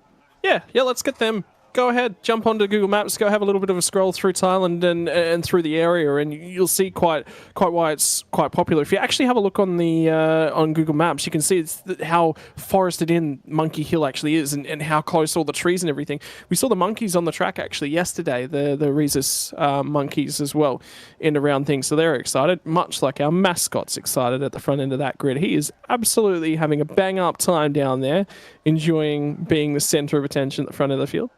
Always wanted to be a mascot, Dan. Ever tell you that? I've got the energy for it. I don't have. Oh, you definitely have the energy. You definitely have the energy for it. It's the gymnastics and the athletic ability that I lack. It is actually quite fascinating. You know, actually, just tracking the circuit around on Google Maps. Yeah, the actual, the fact we do have, some of the curbs are left behind. At least. This was, these pictures apparently taken in late 2023. So, yeah, it's actually preserved as part of the... So it's a roundabout that we go through as part of the monument section of the circuit. So we dodge around... it's actually, there you go. A little... Now, is that actually at the circuit, or is that like a... There's been overlaid on the track there? Definitely overlaid because it disappeared. Yeah, good point there. I spoke too soon, perhaps. But then, yeah, beachside run up past after the monument, and this gentle sweeping bit of. I will admit, when you take away all the walls, funnily enough, it looks a fair bit more, well, relaxed and open. You can. You can see it. You can sort of it makes it feel less imposing than it does with all of the walls up to protect this place. That's necessary, of course, when we go racing here at Bangsaen. We're giving a guided virtual tour. That's what I feel like at the moment. Well, I'm already up to turn 15, is where I am, to be precise. It's actually kind of funny. I'm just tracing out the racetrack as I go. And basically, yeah, using all of the available roads following the beachfront here. Actually, zoom out. Actually, I can't zoom any further out on the street view split.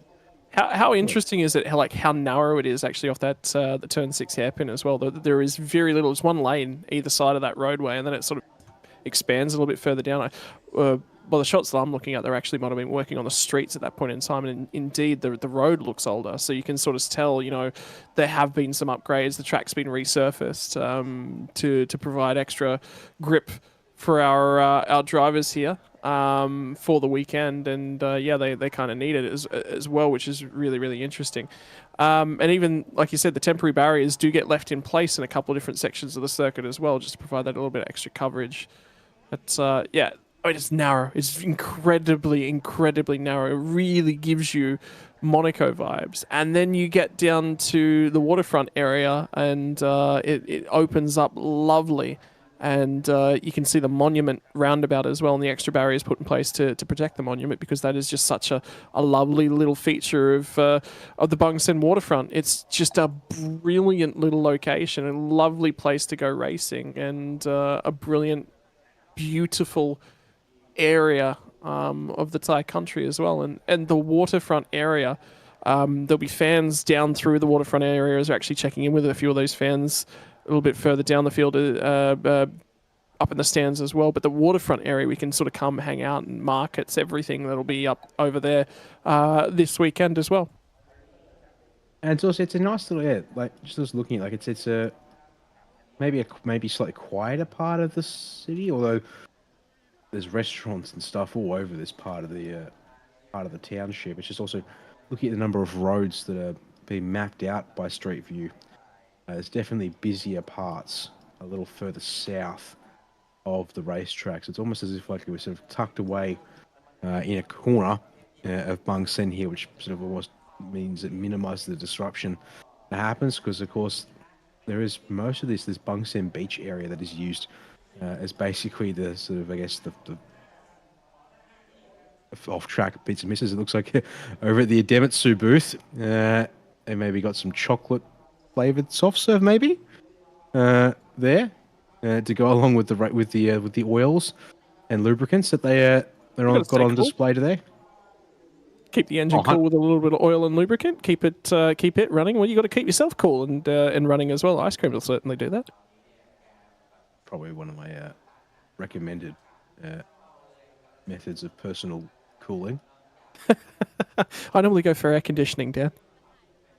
Yeah, but that doesn't give you the satisfaction of actually consuming something tasty in the meantime. So, that's actually fun thing on the Street View. There are monkeys that have been captured on Street View as you go back up towards Monkey Hill in Turn 6. So, haven't seen any monkeys yet today, but we did see them yesterday and on Thursday. So, they are alive and well. It looks like we are almost about to get the start engine commands at the front of the field, although it might just be another minute or two longer before we do that. And then also another big sponsor here, it looks like, with the series, AEST co-op, well, EST co-op, maybe. I apologies for not actually knowing which way that goes. And it looks like they're doing themselves a pretty solid round of business here today, as that is a I think that's quite a satisfied customer there with a couple of sips of that one straight off the bat, but also a good variety of flavors, it looks like, too. Yeah, and chilling out. I mean, that's what it's all about down at the refreshment. You know, you get a bit of a break in proceedings, and we're looking at the drivers all doing their utmost to get out of the cars and not soak up a lot of that heat and attention. And you can see the fans all getting, most of them with a bit of a fan as well, walking through, providing themselves with some more airflow. Of course, don't forget the humidity quite high. Another fan enjoying himself as well. But how good is the beachfront down here out the back of some of the grandstands? And now the whistles are blowing over in the pit lane. That generally means drivers in your cars, get ready, start warming yourself up, because as you've had enough time to take in some refreshment, now it's the time to switch yourself back on. And that is a shirt I would be buying in a heartbeat. The Bangsaen Street Circuit from the merch stands as well. I want one of those. Now I'm kind of disappointed. Yeah, might have to see if I can get one of them shipped over. That, or just going to need to make an effort to, as you said, be here next year. Something of that sort. Come visit Thailand. This is all about tourism, ladies and gents. It's all about coming to the region and experience everything. You've got brilliant racing action. You've got sun. You've got surf. You've got lovely local food. And it's all about the car culture. Get yourself out there. Get yourself interested in racing, and pick up some of the merch that's available for the Bangsaen Street Circuit as well. All right, timing and scoring is updated to now have our drivers for Super Eco on screen for us there as well. So it looks like we should be... There we go. Get your engine started. It's 1 minute till the formation lap begins here, everyone. So it is time finally to get ready to rock and roll here for Thailand Super Eco. Has been a bit of a delay here, about 15 minutes now to get everything on track ready for these drivers. But there you go. Clear the dummy grid and be ready to roll out for your formation lap here in just a moment's time. A little bit of a delay in proceedings whilst they got that barrier repaired. I'm actually not surprised with that one, with the level of impact that did go on. Sirens will now announce the fact that we are going to be rolling from the pit lane in just a few moments. Thailand Super Eco, race number 4 of the 2024 championship season. I can tell you, ladies and gents, we've lost 4 laps out of this race already just from time certainties, trying to get through the program across the course of the weekend. We let these guys roll on for 12 laps. I guarantee you we'd be starting to run long. And one of the difficulties of street circuit racing as well is that there are noise and track restrictions. Reminder that the walls in place actually do keep people from getting in and out of the homes on the inside of the track, and such is the nature of road course or street circuit racing as well. Yeah, it is indeed. Well, and say, if I remember correctly, I don't actually remember seeing a break during today for an actual opening of the circuit like we do see on Thursday and Friday, to a sort of a midday break. They actually have to keep the traffic closed out from about 8 o'clock Thailand time this morning until apparently scheduled 5:25 p.m. reopening at the end of the day. So that is still about, pardon me, where are we at now? Super Eco. At just gone 11 o'clock local time. So it's still another 6 hours, 6.5 hours until the circuit is reopened for everyone to get back through to their places if they're outside the circuit. So hopefully they've all been prepared and ready for this one here, as our drivers now get a chance, he said, to finally get out there, have a look at how the circuit's faring at the moment, and see how much of our quick dry powder and the like is down still on the circuit to try and clean up after the oil spills during the super pickup race. Yeah, and I think a big key that comes out of that as well is, yeah, this is a sighting lap. This is not just a formation lap. This is a get yourself out there, get yourself accustomed to the conditions, have a look at where the powder is. You've absolutely got to clean off your tyres and try and get some temperature into them at the moment. But, you know, you don't want to be driving too much on that powder and getting that on the tyres, because you have to scrub them up really, really quick.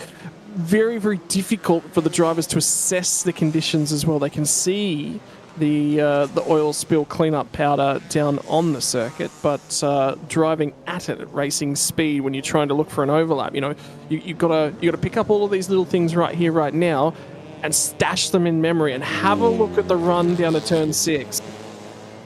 You're almost grateful that this is a mandatory yellow flag zone there, because that was a lot of powder they've had to put down on the track to try and get that sorted out. And yeah, that's going to make things a little bit sketchy for a couple of the bigger cars and categories later on this afternoon. Namely, we're going to have our Supercar GTM and GT4 combined field race later today, along with Carrera Cup Asia when that's back on later this afternoon. That's our second last race of the day, although we won't be commentating that one, I do believe, is the to expect. And finishing up with, of course, Supercar GT3 drivers right at the end, which we'll be back on commentary for. They'll have to worry about that. They're the big ones that we're going to be keeping our eyes open for, I guess, to how they handle it. Or, I guess more importantly, that's a couple of hours away, though, still. So how the track evolves as drivers and cars like these Super Ecos maybe disperse a little bit of this powder here as they run over it. And maybe just spread it around a little bit as it's trying to still wick up as much of the oil as we can off this racetrack.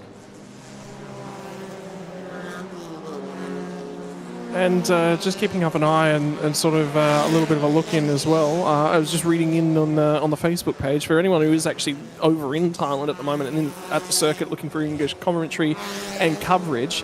Your Super Pickup drivers will actually have a 6 o'clock meet and greet this afternoon. So that's after racing's conclusion. But if you're a big fan of the Super Pickup drivers, which we both are at this point in time, yeah, get yourself down and in a part of that. Right, race time. The Hankook official tyre, the Extreme Semi-Slick, is the Ventus RS4, which means the cars move around on their tyres just that little bit, and it creates great racing. Hankook, the official partner for tyres for the Thailand Super Series. Race number 4 of the championship season for the Super Ecos, and it's Firanat who sits on the front row off alongside a Visit Pong. That will be quite crucial. The key factor, Hayden Haikal, not on pole position, will have to drive his way through, although Sathapond did actually manage a reasonable qualifying effort. Teammate a lot further down in the field, as we're going to slice through them nice and quickly. Have a look all the way back to 15th is the 90 Machine, 17th will be Kirati, Sikarakan, Rapid Korn and Vongsapat. Out of 20th brings us to 10th row on the grid, Sitnun from Chanhao, Naki and Tenapong, Thanakorn, Chinapata, Kitsapat and Adapon round out your 28. Elisa from Panawi, Chase Chakras Parks, Thanapatra 32nd. Furupat and Shodanen are going to round out the final row of the grid. And there's a few drivers at the tail end of that field. I was looking at Elisa actually deep in the field who didn't finish that race yesterday. Very keen to get a race finish here today, Dan. Yeah, I'm sure they will be indeed. So drivers at the front of the field now taking their spots on the standing start grid here as almost time to get the second race of the day underway. You know, it's our 6th race of the weekend here for the Thailand Super Series categories. In and amongst everything else, it's here this weekend as well. So wait to see a green flag at the back of this one here before we get going, folks. You can see the marshal just waiting for everyone to finally roll into position. And then we hope to see the green, and we'll get the 5 lights on at the front of the field and get ready to go racing this afternoon. Looks like our last couple of cars there pulling into position. Just wait for the confirmation that everything is A-OK. And indeed, we're going to be green flag from the rear end of the field. It's now come out, and we'll keep our eyes on the lights now at the front end of the field. They sat there, they waited. There was a car creeping on the left-hand side of our shot somewhere. I think it was the 3rd row, and that would make it Coven in the 91 Machine. Who's going to get a good launch from the front end? Haikal did get a good launch, already trying to make up some spots, but there's someone deeper in the field. I think it was the 73 Machine. Didn't get a great getaway. The run down to turn number 1. Are they going to be 4 wide? They're certainly going to try as the run down to turn number 1. And now it'll become the left-hander at turn 2. What's the grip level like? And you can see the covering all the way to the inside. I think that might have been Hayden Haikal that slide his way all the way up to 2nd immediately. So if that's the case, from 5th to 2nd will be a phenomenal start for the Malaysian driver.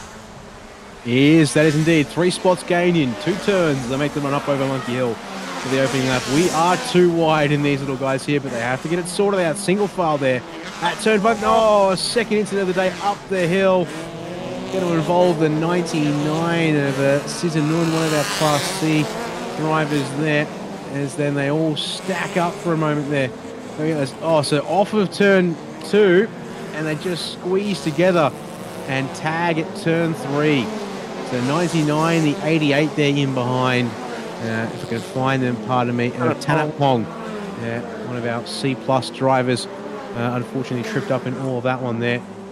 Timing sectors say that everyone is now moving. No, pardon me. We still don't have the 88 and 99. 88 has been captured in sector 2. It's whether the 99 is able to get going yet as to whether we'll be able to stay green in this race. It's an 8-lap sprint. And there at the front of the field after a good jump from Purinat. Now under pressure from Hayden Haikal entering turn 15. Yeah, that's the big factor for the Malaysian driver. He's been so quick this year in this class and has gotten himself some opportunities to race up in the big leagues. You will be seeing Hayden Haikal throughout the course of the weekend in some of our supercar categories as well. So that won't be the last that you see of him. It's much the same as you see Chase Jackers Parks running in the super pickup classes, already looking to try and get around the outsiders to run down to the hairpin and have a look deeper in the field as well. I think that was the 77 machine that was a little bit under assault with one of the B-Quik guards. But Hayden Haikal, 1 lap, goes from 5th on the grid. He will lead us back to the start-finish line, and that just might be the last the field will see of Hayden Haikal. Question in the chat, can confirm all the drivers from that incident there on lap 1 have got going once again. This race will stay green. The track is clear on the run up the hill here out of turn number 2. So we are good to keep going. How's that there into turn 2 once again? Drivers fanning out. Whether that's trying to test the limits of grip or if it's just trying to get sort of work your way over to the middle of the road to set up a run or a pass even into turn 2. It's a bit of a mix of both, you might say. Top 6 now. Somewhat close together though. Haikal already had half a second, 6/10 at the start-finish line to get this lap underway. And then there just in the background, Salapon in the 25. B-Quik Racing Team Honda Brio looking to try and find his way up to the front of the group is the 36 of Panatan. Goes just as wide as you dare, maybe a little bit too much. Although that mirror is pointing still in the right direction. Yeah, there's more contact on the run up here. The 33 machine pushing the 87 up the hill. And that seems to have hindered him because there was another car that went around his outside as well. The run now down to turn number 8. Everyone's trying to feed their way back in. And I just thought I saw Panatan in the 36, the green machine that's in this pack, actually catch the barriers as well. And have a look at Sathapon, the 25 machine, the absolute B-Quik car, who had a better qualifying performance than he did for race number 3. Now starting to fire his way back through the field as he has done just about the entirety of this season. Cavan in the 91 machine did lose a little bit of ground on lap number 1, but very quickly trying to make up for that one. And when they get back to the start-finish line, we are going to be about 20 kilometres left to go in this race. 6 more laps left to run. And Hayden Haikal is doing everything he can to disappear into the sunset, or at least the morning sun over Thailand.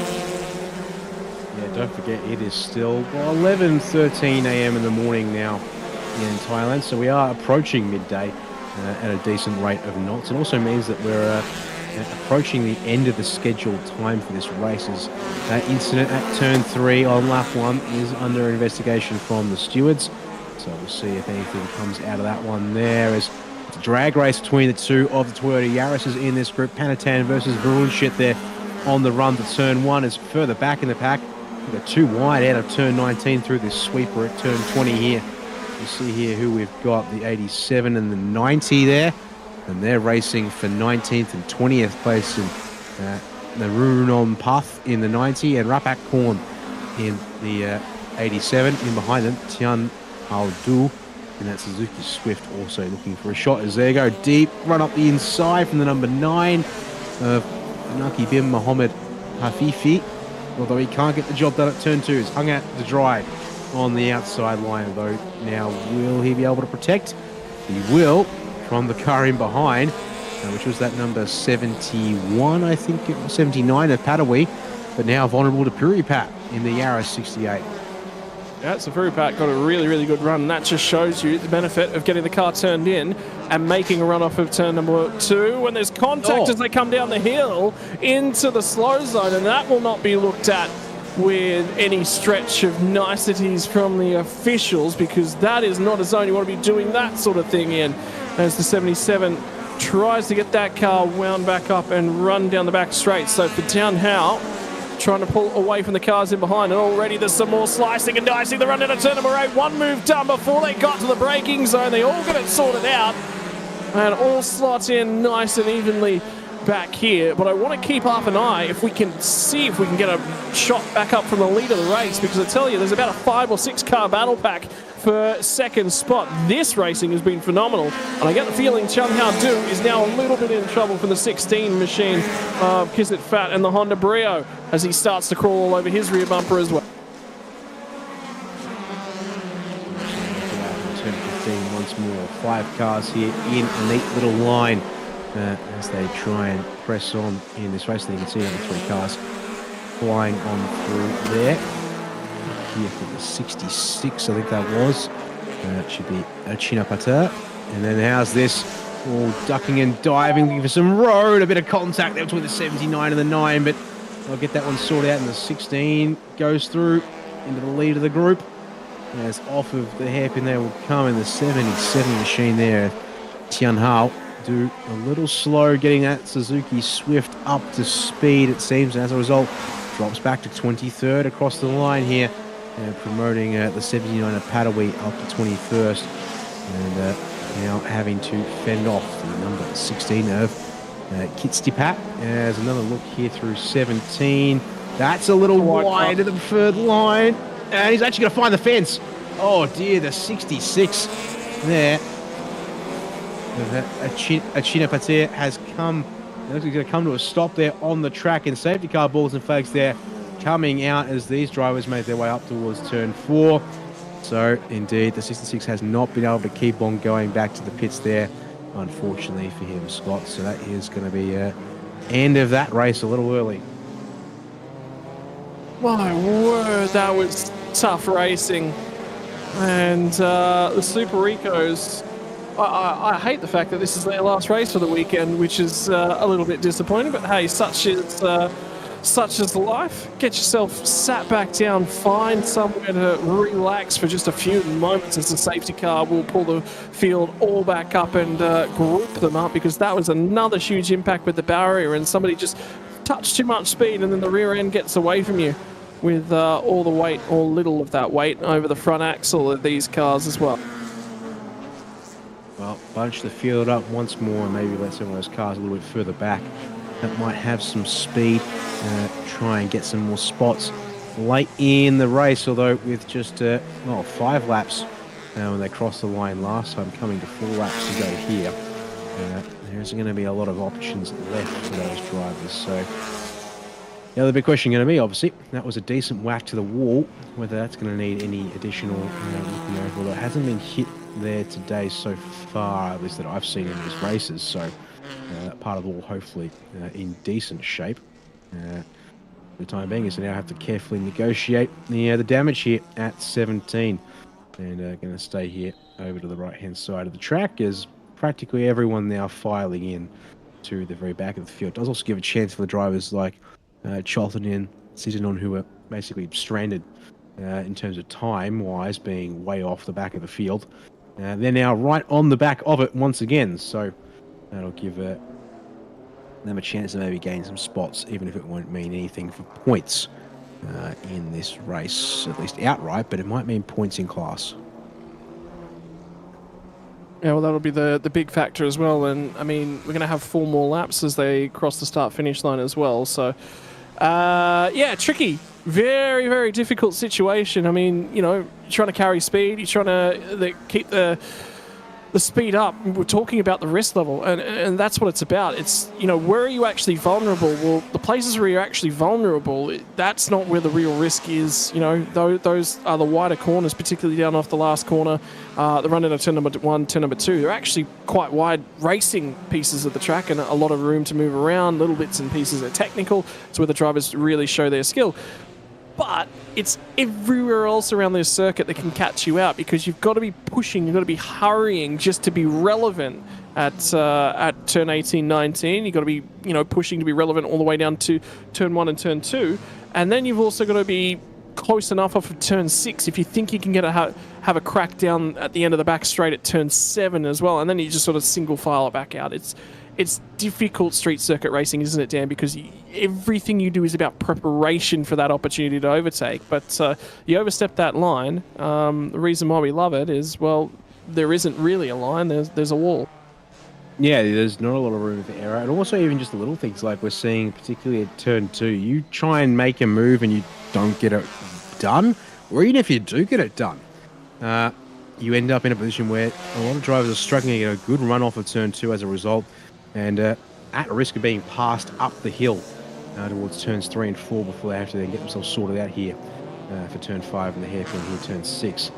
Another update also that's come through is apparently some potential passing under the safety car has been noted and will be under investigation, so that needs to be chased up perhaps. Also the race start in general apparently under investigation there, as well as looks like also down trackside, the opening ceremony getting underway over in the podium area as well. That has had to kick off as scheduled, despite this race going a little later than originally planned. And yeah, going to be some interesting stuff there as these the organisers here at the circuit, officially opening the weekend here. Yeah, and this is about getting the fans down there, getting the fans involved as well. And then you can see it in the background, 3rd to 7th of July. So we've already been operating the circuit for a couple of days at this point, and like we said, racing action both on the Thursday and the Friday afternoon in Thailand, but also practice and qualifying has been running as well since right the way back on the 3rd. It's all about a big long week celebration of Thai car culture and racing in Thailand, and a big part of that's the Toyota Gazoo racing team, as are the Ford entries and Isuzu with the factories in Thailand as well.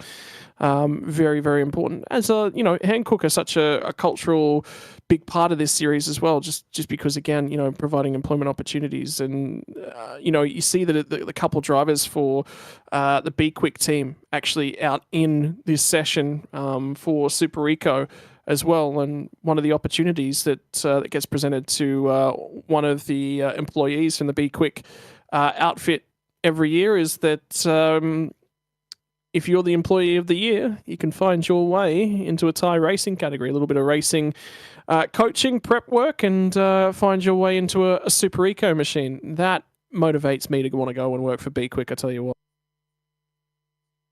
It's a novel thing. I don't hear too much of it in our part of the world. Very much all about professional racing. Well, it's not. No, sorry, I shouldn't say it like that, because that's discrediting the team here. That do an incredible job with the work that they're doing, because they certainly are putting on professional race organisation and for these drivers here from across the country. In these categories, obviously, at least this is a majority Thai racing drivers, with a few drivers from outside the country. And the example here in Super Eco, Hayden Heikel from Malaysia, along with Aaron Heikel as well, also from Malaysia. Unfortunately for Aaron, there's been an issue during this race because he's not been able to get out on track. And in fact, we don't have his transponder, it seems. So he did apparently get the first lap done, yeah. But then presumably deep in the pits, to the point where he's not even noted as being, well, in the pits. The 66 has been recovered to the pit lane now, apparently. So I would hope we'll get a chance to go racing here in a moment, which will mean it to be a 2-lap sprint to finish this Super Eco race off. But just also talking nationalities from outside Thailand.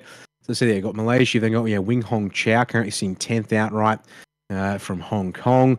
Anaki bin Mohammed Hafifi is also from Malaysia in the number 9 machine, and Tian Hao Du from China as well in the number 77. So there's 5 drivers from outside Thailand in this 34-car field. Unfortunately, one of them is not currently racing. So 32 drivers still running around at this stage. And they're going to have 2 laps to sort it out, and indeed can confirm safety car Scott coming in this lap. So it will be a very fast and furious 2-lap sprint to finish it off. Yeah, we might have to go radio style on that one just to keep you guys updated on the racing action, as the opening ceremony has already begun, and like we said, a celebration of Thai racing, Thai car culture as well. It's just been awesome to be part of this series, not only this year but also last year as well, to come on board for the English language coverage. It's just been awesome, the love that we've been shown by the series as well. And you can also see Toyota Gazoo Racing Team Thailand, a big part. They've had success over at the Nürburgring 24 Hours the last couple of years in racing as well, which has been so critical to their development of more drivers. You know, it's not easy to get yourself a ring license at the Nürburgring, so to not only get a ring license and but also be over there and be successful is incredibly important as well. Yeah, as you said, there's a lot of big sponsors. But part here, as I said, as we learn more about the racing action here in Thailand, they've got Toyota Gazoo Racing's got strong representation across several categories, and the fact that we've got the Toyota One Make races here in Thailand, they're kicking off their year here at the Bangsaen Grand Prix.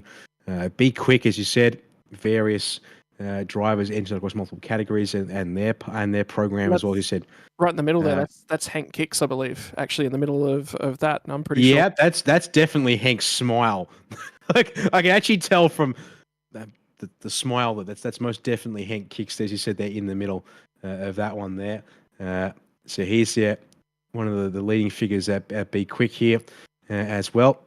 But as you also said, Hankook with the tyre supply, and we will actually go split screen as the racing has resumed out on track for the Thailand Super Eco category. So we will get a chance to see a bit of both here as a battle there for fourth place into turn 2, and it's going to be Varunchit trying to get that one off of Kavin. But as you see there, doesn't get the run, and he almost gets squeezed into the fence by Panatan as they just avoid putting both of them out of the race here right at the end. Off this restart here. Down in the turn 6 will go Hayden Heikel. Now has a nice little jump there on Piranat in the opening sector of this lap, as then they snake down single file. And this must be painful. Like, we know obviously it's part of it, mandating, making sure you can get through this part of the track safely, but for the drivers, knowing they've got 2 laps left of racing, not even now, but they've got that little section of track where they can't pass.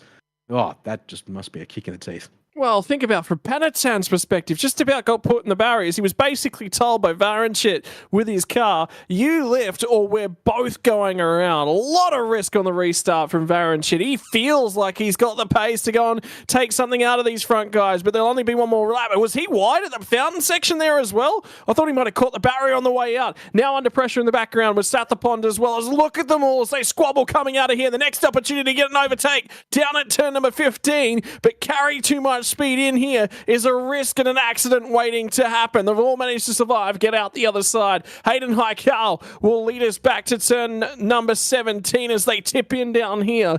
Firanat from Visit Pong, from Cavan, from Varanchit is the green car, the 89 machine, and then in behind him was Panatan in the 36, and they're still trading paint, they're still squabbling. Who's going to get the drive? Varanchit once again under brakes, dives it down the inside of the final corner. Varanchit is not going to have the run off the final corner, but he is going to have one more go under brakes on the run down to turn number 1. Of that, you can be sure. And final lap is confirmed here as they make their way down the start, finish straight. So as we watch here, again, it's on for second between Purinat having tried to defend from Visit Pong. Doors open on the inside of turn 1, but Visit Pong is not going to be there. But look at them both swing in super wide to cover the inside. And then Visit Pong all over the curbs. And now Kavin, as a result, the run from the outside, he takes third place away from Visit Pong. That is the risk. Indeed, Varanchit alongside now as they come to turn forward still. And then gets back in line. Can't get the job done before they enter turn number 5. And so they will carry on. It's also dragged in the 61 of Sorowich to the back of the group here. And also, of course, Hayden Heikel is happily checking out at the front of this field as well to boot here, Scott. Yeah, not quite over. Final lap of racing for the weekend for the Thailand Super Eco categories. Varanchit's felt aggressive, but he's not been able to make anything out of that one. The driver who has benefited, though, is Cavan. Managed to make his way by. Visit. Oh, no, the 70 machine. That's Chuanhua Tao. Oh, and that's a lot more radiator fluid. That is a busted radiator on the front end of that car for sure.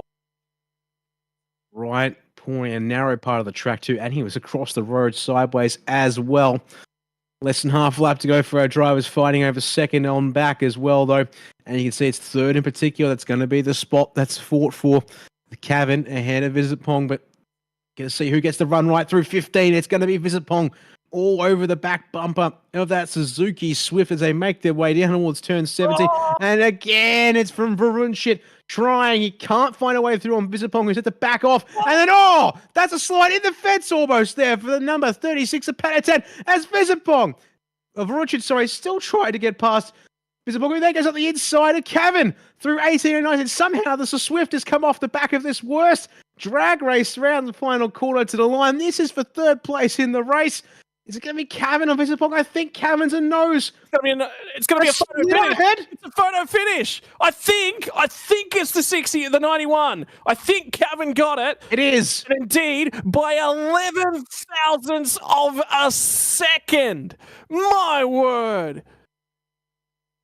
I can't believe that. Brilliant race. They all threw everything they had, and Varunshit swapped sides. I don't know how many times on that final lap of the race. That was a mental final sector. They all got checked up in behind Cavan there in the number 91, but then all of a sudden it's Varunshit making the move. Then it's Panatan absolutely flinging it through turn 17, and then they all squall over turn 18 and 19 to boot. Man, again, small cars, not exactly high speeds, but massive action. As always to be expected in the Thailand Super Eco. Unfortunately, as they now bring it back around to get back in the pits, they have to note once again the striped red and yellow flags back out on display. It's unfortunately not the first time we've shown those today, so more cleaning up going to have to happen here on the track. Chan Hao Do. I mean, something's happened to that car as well. There's been some body work picked up by the 55 machine as well. So whether or not that's where the contact, although Chun Hao wasn't that far up the field, so that's Thanapatra who's picked that one up. That will be certainly blocking his visibility at this point in time. But yeah, they'll cycle their way back into the pit lane, and the opening ceremony for the weekend still underway on the right-hand side of your pictures. And we're actually now getting a little bit of sound from that opening ceremony as well, but we'll keep that down in the background for now as we wrap things up here from race number 4 of 2024 for the Thailand Super Eco category. And as you said, Scott, that is unfortunately these guys all done and dusted this weekend. We won't see these little pocket rockets back out on track for the rest of today or tomorrow, unfortunately. And yeah, it's time to say goodbye to them as a result. So just waiting on them to come back around, and we might get some results or highlights, although with the opening ceremony also going on as well. I think it looks like we'll be staying split screen here for now. This is all being controlled by the team on the ground at the circuit for the local production. So actually, there we go. Going to cut back away from the circuit to the opening ceremony in full here, Scott. So with that, I do believe that's going to be basically the end of our first part of English commentary for today, because we have this opening ceremony, which will continue for another 20 or so minutes by the looks of things, and then the Toyota Gazoo Racing Thailand one-make races for both the Yaris Divisions 1 and 2 is immediately followed up by the Toyota Corolla Altis and Toyota Yaris Ativ Lady one-make races when they share the track together.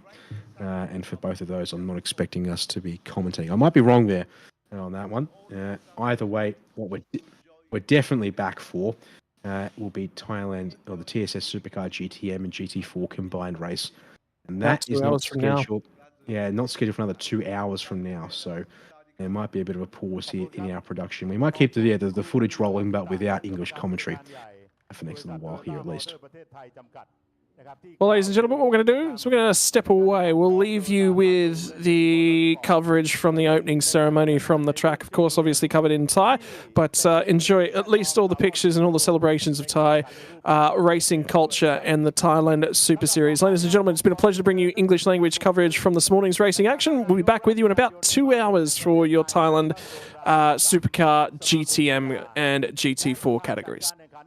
Bangsaen Grand Prix ได้กล่าวถึงภาพรวมของการจัดงานบางแสนกลางปรีในครั้งนี้ขอเรียนเชิญครับขอเสียงปรบมือต้อนรับคุณสนธยาคุณปลื้มครับครับกับเรียนท่านผู้ว่าราชการจังหวัดชลบุรีท่านธวัชชัยศรีทองท่านหัวหน้าส่วนราชการในทุกๆสังกัดทั้งส่วนกลางและส่วนภูมิภาคนะครับท่านผู้ให้การสนับสนุนการจัดการแข่งขันบางแสนกลางปรีประจำปี 2024 ในครั้งนี้ทุกท่านท่านผู้แทนจากชุมชนนะครับทุกชุมชนในพื้นที่สนามแข่งขันไม่ว่าจะเป็นบางแสนแหลมแท่นเขาสามมุกแสนเจริญท่านสื่อมวลชนนะครับและพี่น้องท่านแขกผู้มีเกียรติที่เคารพทุกท่านก็อื่นผมต้องขอกราบขอบพระคุณท่านผู้ว่าราชการจังหวัดชลบุรีเป็นอย่างสูงนะครับที่ท่านได้กรุณาเดินทางมาเป็นประธานในการเปิดการแข่งขันในปีนี้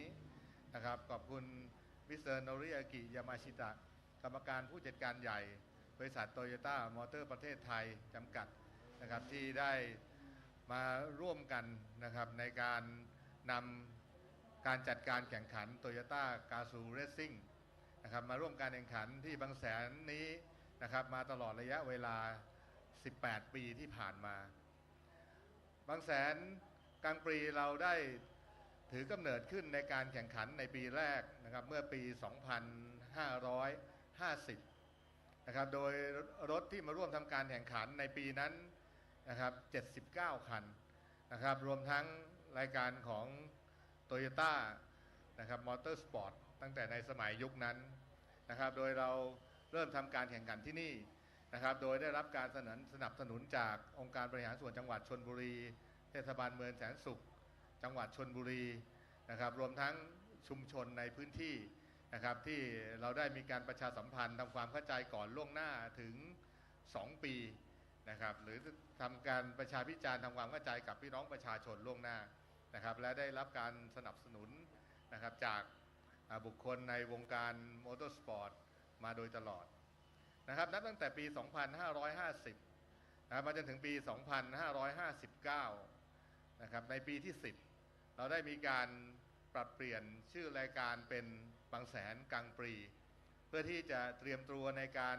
พัฒนารายการการแข่งขันกีฬายานยนต์ซึ่งในขณะนั้นถือว่าเป็นรายการแข่งขันในระดับประเทศนะครับเพื่อที่จะพัฒนาเข้าสู่การแข่งขันในระดับนานาชาติต่อไปนะครับเพื่อวัตถุประสงค์ในการประชาสัมพันธ์ประเทศไทยจังหวัดชลบุรีนะครับเทศบาลเมืองแสนสุขเพื่อเป็นการส่งเสริมการท่องเที่ยวและเพิ่มรายได้นะครับจากการท่องเที่ยวโดยการใช้การแข่งขันกีฬามอเตอร์สปอร์ตนะครับและในปี 2561 เราจึงได้รับการรับรองจากสมาพันธ์รถยนต์นานาชาติหรือ FIA นะครับให้เป็นการแข่งขันในระดับ International ในเป็นเกรด FIA เกรด 3 หลังจากนั้นนะครับเราจึงได้เป็นที่สนใจทั้งรายการแข่งขันทั้งในประเทศและต่างประเทศท่านจะเห็นว่าในช่วงที่ผ่านมานะครับมีรายการแข่งขันคาร์เรล่าคัพเอเชียและรายการอื่นๆรวมทั้งนักแข่งจากต่างชาตินั้นเดินทางมาร่วมทำการแข่งขันกับเรายังอยากจะขอกราบเรียนท่านผู้ว่าราชการจังหวัดและทุกท่านนะครับว่าในปีนี้เรามีรถแข่งเข้าร่วมทำการแข่งขัน256 คันมีนักแข่งทั้งหมดทั้งชาวไทยและชาวต่างชาติ297 คนจาก26 ประเทศนะครับนั่นคือทำให้รายการบางแสนกลางปรีในปีนี้นะครับถือว่าเป็นรายการที่ยิ่งใหญ่ที่สุดในภูมิภาคนะครับนอกจากบางแสนกลางปีนะครับที่เราใช้ชื่อว่า B-Quik Thailand Super Series TSS The Super Series by B-Quik Toyota Gazoo Racing และเรายังมี Porsche Carrera Cup Asia ที่ได้มาร่วมทำการแข่งขันกับเราในปีนี้นะครับต้องขอขอบคุณทุกท่านทุกทีมนะครับทุกสื่อนะครับที่ได้มาร่วมกันทำให้การจัดการแข่งขันบางแสนกลางปีของเรานั้นได้มีการพัฒนามาอย่างต่อเนื่องมาจนถึงทุกวันนี้นะครับขอขอบคุณทุกท่านอีกครั้งหนึ่งและบัดนี้ได้เวลาอันสมควรแล้วก็ผมขอกราบเรียนเชิญท่านผู้ว่าราชการจังหวัดชลบุรีท่านธวัชชัยศรีทองได้กรุณาเปิดการแข่งขัน บางแสนกลางปรีประจำปี 2024 อย่างเป็นทางการหน้าบัดนี้ครับ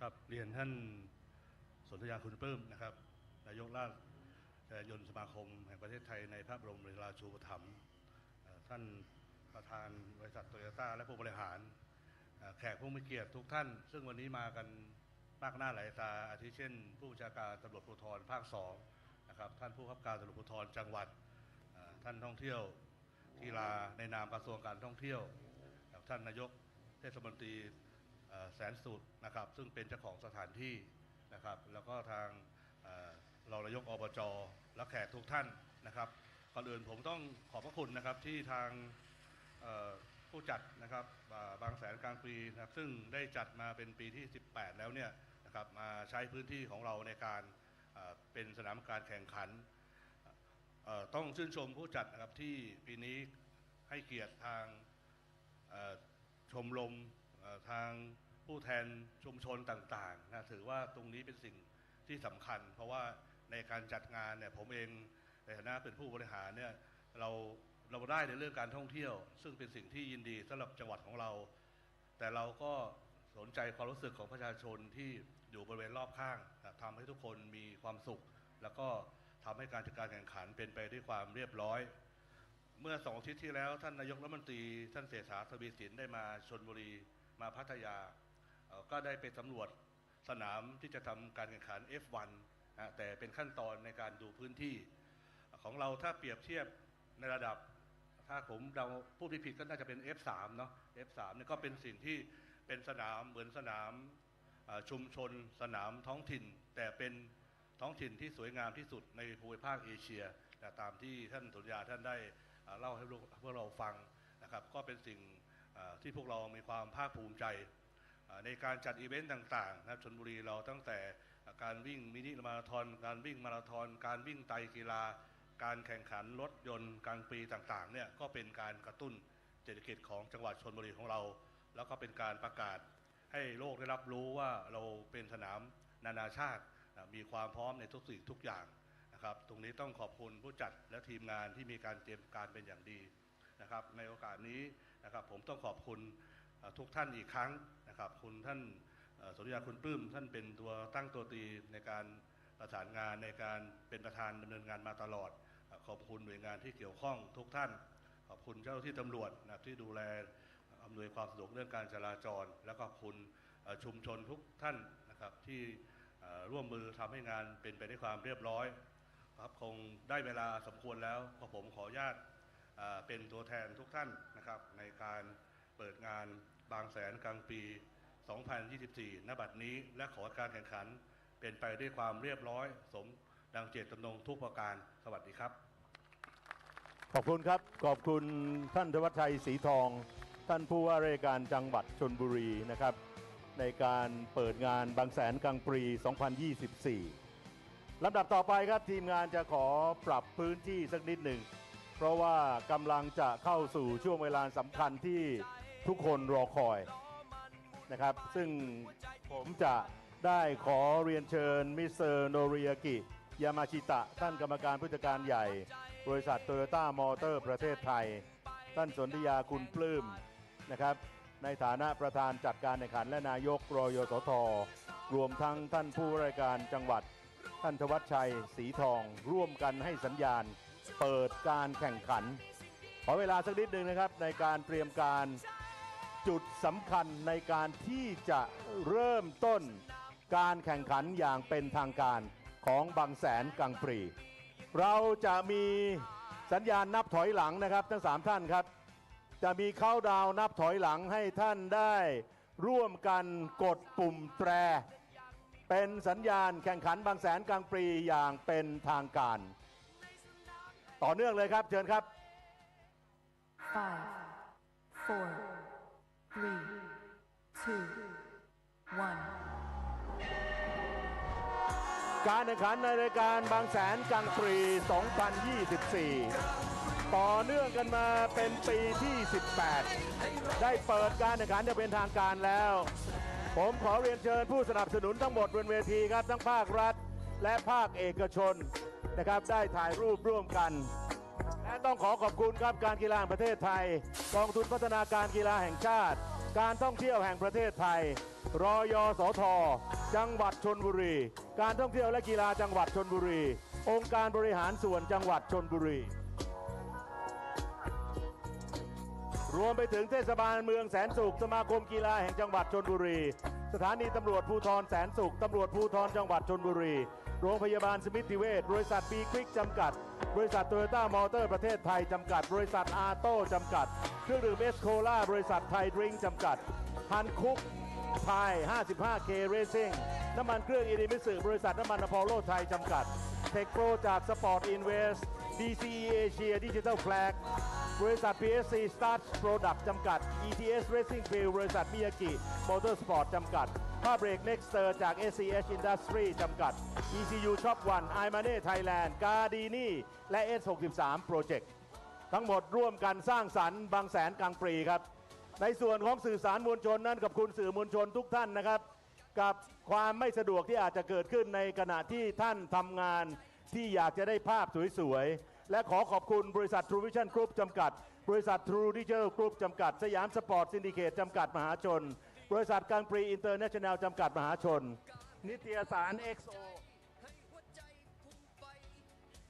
นิตยสาร XO Auto Sport นะครับและบริษัทบางกอกมีเดียแอนด์บรอดคาสติ้ง PPTV HD 36บริษัท Workpoint Entertainment จำกัด Speedcafe.com 51GT3.com และ CTVS ในเสียงบรรยายภาษาจีนขอบคุณทุกท่านบนเวทีครับแล้วเดี๋ยวเราจะไปต่อกันมุมด้านหน้าปากทางออกพิษกับรายการ Toyota Motorsport นะครับขอบพระคุณทุกท่านครับบนเวทีครับขอบคุณทุกท่านนะครับในฐานะผู้ที่เป็น MC ในพิธีเปิดครับขอบคุณทุกท่านครับ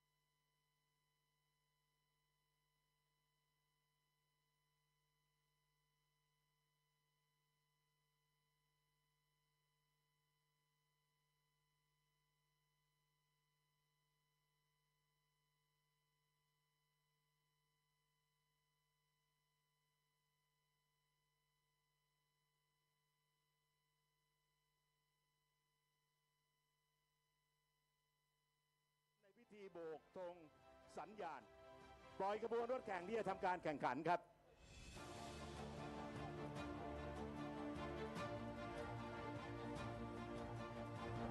ในขณะนี้ธงหมากรุกนั้นมอบให้กับบุคคลสำคัญในช่วงปล่อยรถแข่งด้านหน้าดำวิกฤตปากทางออกพิษเรียบร้อยแล้วนะครับก็จะมีรายนามบุคคลสำคัญดังที่ผมจะรายงานต่อไปนี้นั่นคือท่านกรรมการผู้จัดการใหญ่บริษัทโตโยต้ามอเตอร์ประเทศไทยจำกัดมิสเตอร์โนริยากิยามาชิตะท่านถือธงเรียบร้อยประธานจัดงานบางแสนกลางปรีอยู่ในธงหมากรุกโตโยต้า GR Racing Thailand แล้วอีกด้านนึงครับฝั่งตรงข้ามได้รับเกียรติจากท่านสวัสดิ์ชัยศรีทองท่านผู้ราชการจังหวัดชลบุรีรวมไปถึงท่านรองกรรมการผู้จัดการใหญ่บริษัทโตโยต้ามอเตอร์ประเทศไทยจำกัดคุณสุปกรณ์รัตนวราหะแล้วก็เท่าที่ผมเห็นคือตัวแทนจากตัวแทนจำหน่ายของดีลเลอร์โตโยต้าจังหวัดชลบุรีและใกล้เคียงนะครับอีกด้านหนึ่งก็จะมีคุณสุธิพงศ์สมิทธชาตินะครับผู้ที่เป็นประธานในการจัดการแข่งขันโตโยต้ากาซูเรซิ่งไทยแลนด์และตัวแทนผู้สนับสนุนนะครับไม่ว่าจะเป็นโมเดลิสต้ายางโยโกฮาม่า PTT Station อาโต้เลนโซและผลิตภัณฑ์สิงห์ในขณะนี้เรารอนับเวลาอยู่ครับต้องเรียนท่านผู้ชมว่าช่วงเวลาสำคัญในการแข่งขันก็เป็นเรื่องสำคัญช่วงเวลาของการแข่งขันที่จะเป็นไปตามกำหนดเวลาที่ระบุเอาไว้เป็นนาทีก็สำคัญยิ่งกว่าดังนั้นในการปล่อยรถแข่งนั้นเราจะดำเนินการนับถอยหลังตามที่มีข้อกำหนดในการแข่งขันในทุกระดับโดยเฉพาะอย่างยิ่งระดับนับถอยหลังตาม procedure start ของ FIA General Prescription กติกาทั่วไปในการแข่งขันของ FIA และกติกาแข่งรถแห่งชาติ National Competition Rules ของราชยานยนต์สมาคมแห่งประเทศไทยในพระบรมราชูปถัมภ์สมาคมกีฬาในขณะนี้ด้านในของสนามนะครับบนพื้นผิวแทร็กยังมีขบวนพาเหรดของคลาสสิกนะครับการแข่งขันในรายการโตโยต้าไม่ว่าจะเป็นการแข่งขันในรายการของ Toyota Hilux Revo One Make Race ที่แข่งขันเมื่อวานนับตั้งแต่ช่วงคอลิฟายเมื่อวานแข่งขันเรสที่1สนามแรกของฤดูกาล 2024 เรียบร้อยและในรุ่นนี้จะเป็นรุ่นยอดนิยมอีกรุ่นหนึ่งคือ Toyota Yaris One Make Race กับฝูงนักแข่งที่จะลงร่วมทำการแข่งขันโดยเฉพาะนักแข่งหลายคนที่เป็นอินฟลูเอนเซอร์เป็นตัวแทนของผลิตภัณฑ์เป็นตัวแทนของทีมและทีมแข่งนะครับต้องเรียนว่า Toyota Gazoo Racing Thailand นี้นับตั้งแต่อดีตที่ใช้ชื่อว่า Toyota Motorsport One Make Race ในยุค10 กว่าปีที่ผ่านมาอยู่กับบางแสนกลางปรีในยุคแรกเริ่ม Day 1นั่นก็คือปีพุทธศักราช 2550 ในยุคนั้นท่านประธานจัดการแข่งขันท่านสนญาคุณปลื้มได้รายงานเมื่อสักครู่ในพิธีเปิดว่าวันแรกสนามแรกของบางแสนเมื่อ18 ปีที่แล้วมีรถทั้งสิ้น79 คันวันนี้เดินทางมาถึงปีที่18รายการบางแสนกลางปรีมีรถร่วมการแข่งขันเกือบ270 คันนี่เป็นการพัฒนาอย่างสูงครับในการแข่งขันมอเตอร์สปอร์ตของประเทศไทยนะครับกับการที่พวกเราทั้งหมดที่ยืนอยู่ณที่นี้และในช่วงพิธีเปิดเป็นผู้ที่มีส่วนอย่างยิ่งในการพัฒนามอเตอร์สปอร์ตของประเทศไทยเองนะครับต้องเรียนท่านแขกผู้มีเกียรติในขณะนี้อาจจะกรำแดดสักนิดหนึ่งนะครับเนื่องจากว่ายังเป็นช่วงเวลาที่มีกิจกรรมในแทร็กแล้วก็รอเวลานับถอยหลังซึ่งพอในแทร็กที่เป็นขบวนพาเหรดของรถคลาสสิกรถเก่าๆในยุคปี 1960 ขึ้นมาปี 1960 นะครับท่านผู้ชมนั่นคือรถในยุค 60 ปีที่แล้วนะครับวิ่งอยู่ในแทร็กของบางแสนในขณะนี้เราจะเหลือเวลาประมาณ 3-4 นาทีในการที่จะปล่อยรถแข่งออกจากจุดที่เราเรียกว่าดัมมี่กริด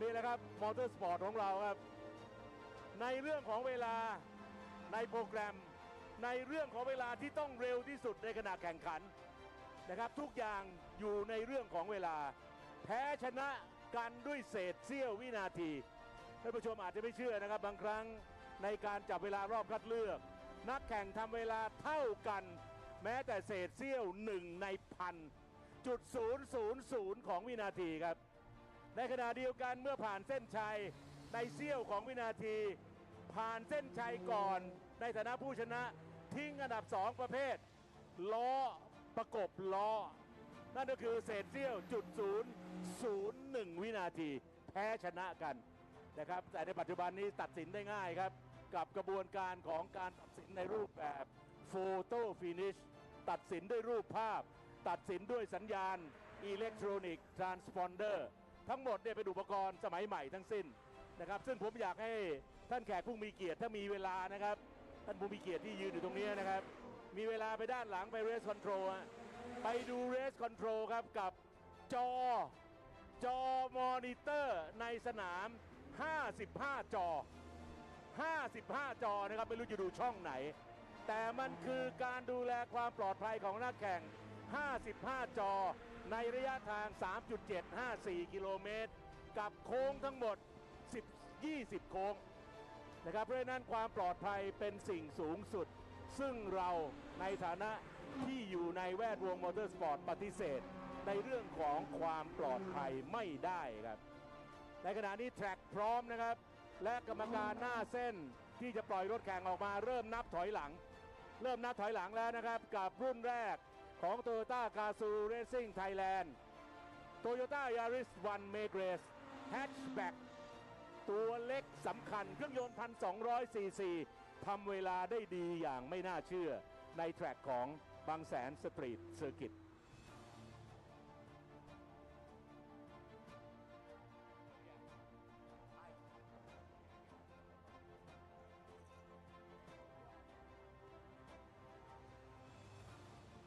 จะมีการขยับเวลาอีกนิดนึงนะครับเพื่อความพร้อมครับก็เรียนให้ทราบเป็นช่วงๆนะครับไม่ได้เรียนให้ทราบเป็นหลินหุ้ยนะฮะเรียนให้ทราบเป็นช่วงๆนะครับกับกรณีของการที่จะเข้าสู่พิธีการสำคัญนะครับในพิธีเปิดของ Toyota Gazoo Racing Thailand ด้วยรุ่นแรก Toyota Yaris 1 Megares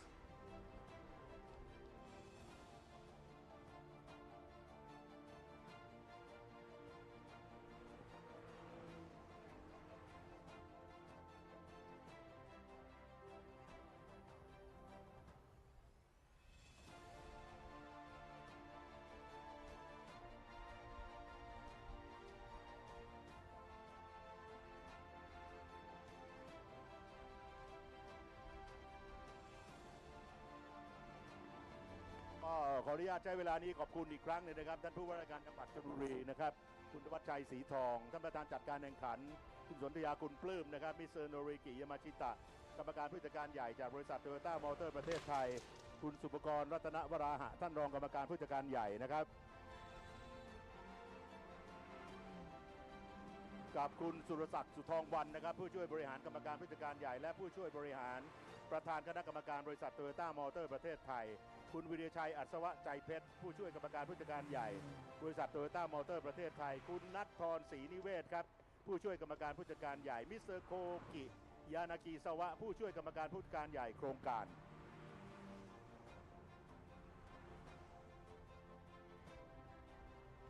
คุณสุทธิพงศ์สุพิธชาติครับประธานกรรมการบริษัทอาโต้ผู้อำนวยการทีม Toyota Gazoo Racing Team Thailand คุณสมุทรตังคะเจวนะผู้อำนวยการฝ่ายการตลาดรถยนต์นั่งมิสเตอร์ชุนสุกิอาคากิผู้อำนวยการโครงการคุณทวีพงษ์ชัยธีระพินโยท่านรองผู้อำนวยการฝ่ายการตลาดรถยนต์นั่ง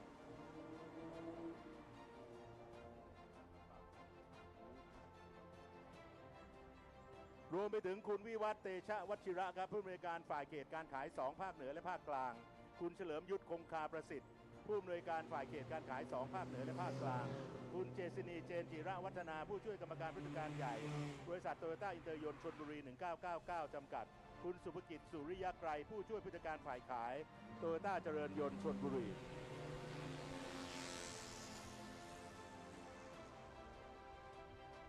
ข ขอบคุณคุณวิทยาคู่นาฤทธิผลครับกรรมการผู้จัดการบริษัทโตโยต้าพัทยา1998คุณชัชวรรณศรีมงคลผู้อำนวยการผู้จัดการฝ่ายขายสำนักงานใหญ่โตโยต้า GND ชลบุรีคุณณัฐนัยเจนจิรัตน์วัฒนากรรมการผู้จัดการใหญ่โตโยต้าเมืองชนคุณยงศิลป์ยุวธานนท์กรรมการผู้จัดการบริษัทโตโยต้านครชลบุรีรวมไปถึงผู้บริหารจากบริษัทโยโกฮาม่าไทยเซลประเทศไทย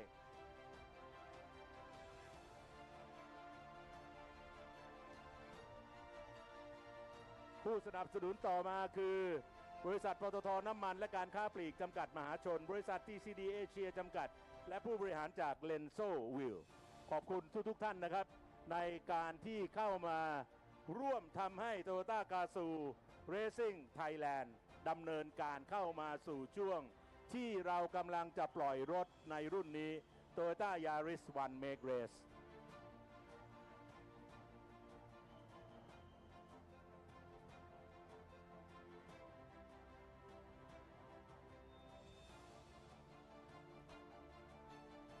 ในรุ่นนี้นะครับสำหรับรถในรายการของ Toyota Gazoo Racing Thailand กำหนดรอบการแข่งขันเอาไว้8รอบนะครับเราคงจะต้องดูที่รถที่อยู่ในตำแหน่ง Pole Position ที่อยู่ด้านขวาคันเขียวนะครับนั่นก็คือรถของวรัญชิตวัฒนธนากุลนะครับสตาร์ทจากตำแหน่งโพลเขาจะต้องแข่งขันกับอเล็กซานเดอร์แวนมูริกก็ไม่รู้เหมือนกันนะครับอเล็กซ์แวนมูริกนี้เพิ่งจะมาร่วมทำการแข่งขันในปีนี้นะครับต้องสตาร์ทออกไปว่าใครจะอยู่ข้างหน้าในขณะเดียวกันก็ประมาทแถว2ไม่ได้นะครับเบรนดันพอลอันโตมีกับอเล็กซ์โกรคอตอเล็กซ์โกรคอตนั้นก็เคยร่วมทำการแข่งขันและเป็นนักแข่งที่ถือว่ามีฝีมือแถว3คือปณิธานรักไพบูลย์สมบัติซึ่งแข่งขันไปแล้วในรุ่นอีโคจะเจอกับศรีธนามิตรอารีในแถว3แถว4คือขวัญชัยคู่กันกับสหรัฐ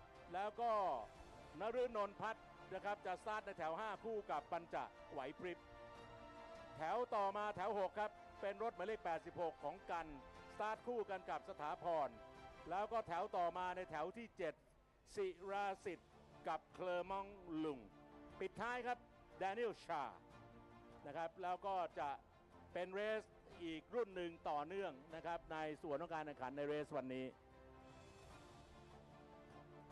8รอบสนามครับ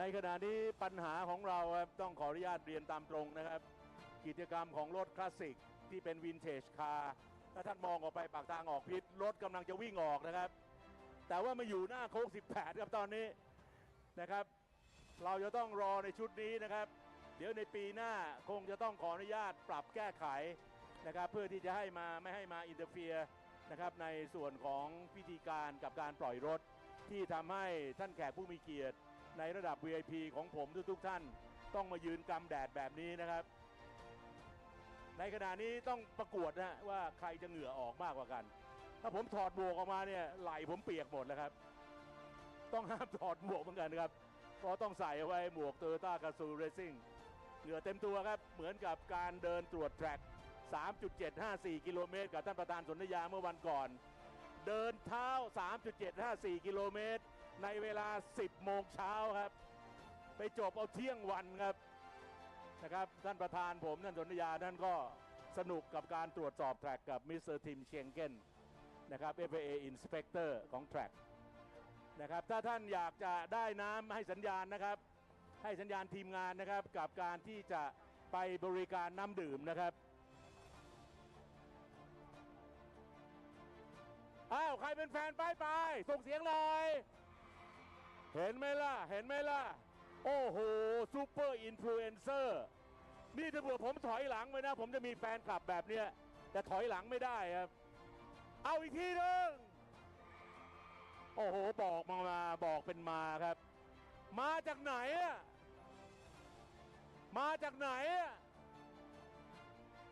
ไม่บอกเพราะไม่ได้ยิน ผมได้ยินว่าชุดของน้องๆพวกนี้ซึ่งส่วนใหญ่มองไปแล้วนะ มองไปเนี่ยนะ ไม่เห็นผู้ชายเลยอ่ะแฟนๆผู้หญิงมาแล้วทีมงานบอกว่าพวกท่านมากัน3รถบัสจริงหรือเปล่าครับเรารถบัสที่ไหนครับรายงานผมบอกว่า3รถบัส900คนมันเป็นไปไม่ได้หรอกครับ3รถบัส900คนนะพี่รถบัสบ้านไหนบรรจุคันละ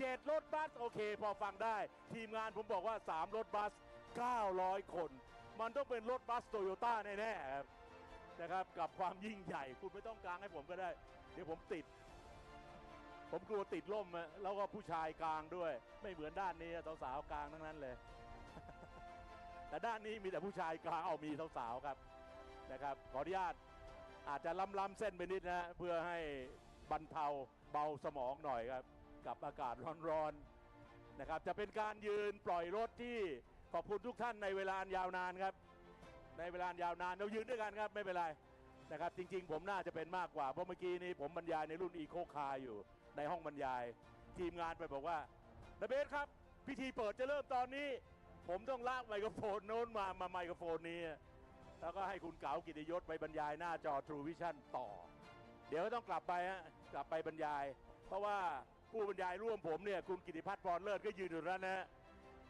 ใครไม่รู้จักคุณกิติพัฒน์พรเลิศนะครับใส่กางเกงสีฟ้านะครับเป็นผู้บรรยายร่วมFormula 1กับผมวันนี้มาในฐานะตัวแทนสปอนเซอร์คิดดูกันแล้วกันความเจริญก้าวหน้าช่างสูงส่งมากๆคุณเอลดูเก้นะครับทำงานกันมาก็10 กว่าปีในการบรรยายร่วมของFormula 1ที่ True Vision วันอาทิตย์เราเจอกันนะดูเก้เอลดูเก้เพราะว่าผมเสร็จงานจากตรงนี้5 โมงเย็นขับรถแนบกลับไปกรุงเทพครับเข้า True Vision Formula 1 Silverstone แม่มันทั้งเป็นงานที่น่าสนุกเลยแล้วมันได้ตังค์ด้วยสำคัญตรงนั้นนะครับในขณะเดียวกันกับโตโยต้าเองผมก็อยู่กับโตโยต้ามาผมว่าเกิน20 ปีตั้งแต่ยุคที่คุณสุทธิเกียรติแข่งผมเป็นนายสนามโตโยต้ามอเตอร์สปอร์ตวันเมกเรสคุณสุทธิพงศ์ขับที่สนามเชียงใหม่โดนชนท้ายยู่เลยครับโตโยต้าโซลูน่ายุคใหม่นะครับโซลูน่ารุ่นแรกเลยครับคุณสุทธิพงศ์โดนชนที่สนามเชียงใหม่วิ่งมาหาผมนะไม่เอ่ยชื่อนะว่าใครชนเขาชนผมนะครับตรงนั้นก็ถือว่าผ่านกันมากับแวดวงมอเตอร์สปอร์ตที่อยู่ในระยะเวลาอันถือว่ายาวนานตรงนี้เนี่ยผมพูดไม่ได้เฉพาะเรื่องงานผมนะครับผมพูดถึงความเกี่ยวข้องที่บริษัทโตโยต้ามอเตอร์ประเทศไทยทีมงาน TRD จนกระทั่งไปเป็นทีมงานกาซูเรซิ่งอยู่ในมอเตอร์สปอร์ตเป็นตำนานของมอเตอร์สปอร์ตในฐานะผู้สนับสนุนครับส่งเสียงหน่อยบ๊ายบายเรียกมาครับไม่มีปัญหานะครับเรียกมา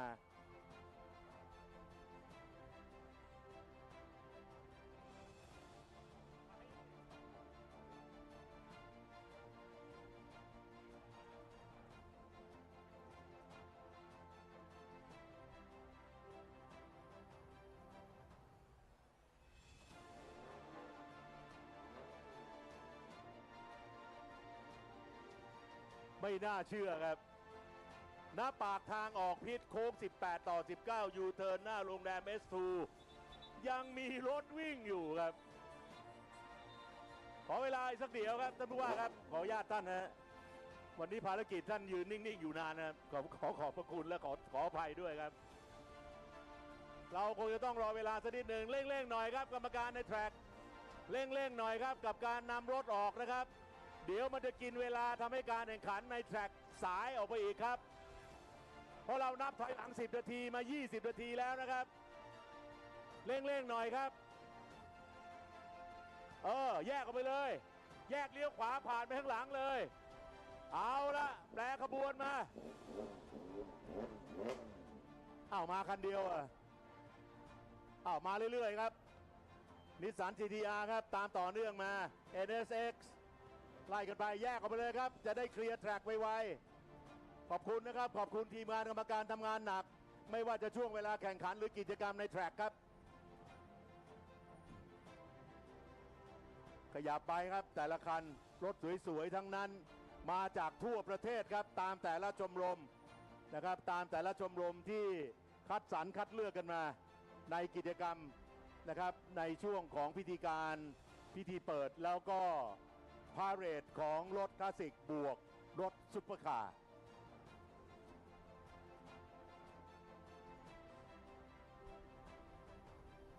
เอาละครับค่อยๆครับค่อยๆพร่องตัวรถในแทร็กมานะครับ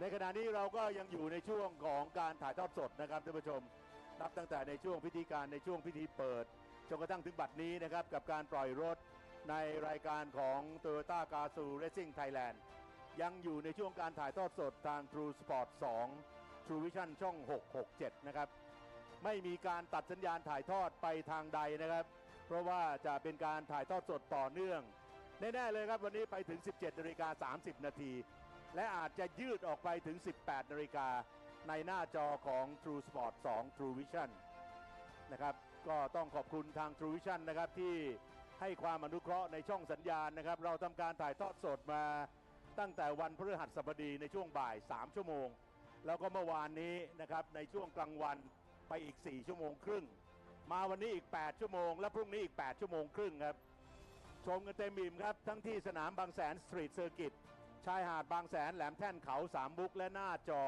ของ True Vision แต่ถ้าอยากจะมาได้บรรยากาศการแข่งขันจริงๆได้มีประสบสายตากับพริตตี้ Eye Contact กับพริตตี้ต้องมาที่สนามดูพริตตี้แต่ละคนนะน้องไม่ร้อนเหรอจริงอ่ะโอ้โหเป็นสาวที่ทนแดดมากนะครับน่าพาไปเที่ยวนะเพราะว่าทนแดดทนฝนนะครับGazoo Racing Thailand ขอบคุณนะครับกับสาวๆใน Toyota Gazoo Racing Thailand รวมไปถึงอีกหลายคนครับ B-Quik Thailand Super Series ทำหน้าที่ดูแลแขกผู้มีเกียรตินะครับในช่วงของพิธีการสำคัญของ Toyota Gazoo Racing Thailand ตอนนี้หน้าพิษของเราตอนนี้ว่างแล้วครับกำลังจะเข้าสู่ช่วงเวลานะครับกำลังจะเข้าสู่ช่วงเวลากรรมการช่วยเช็คครับอีกประมาณกี่นาทีกรรมการด้านหน้าปากทางของพิษช่วยเช็คเลยครับเหลือเวลากี่นาทีแขก VIP ผมจะได้รู้เวลาทำงาน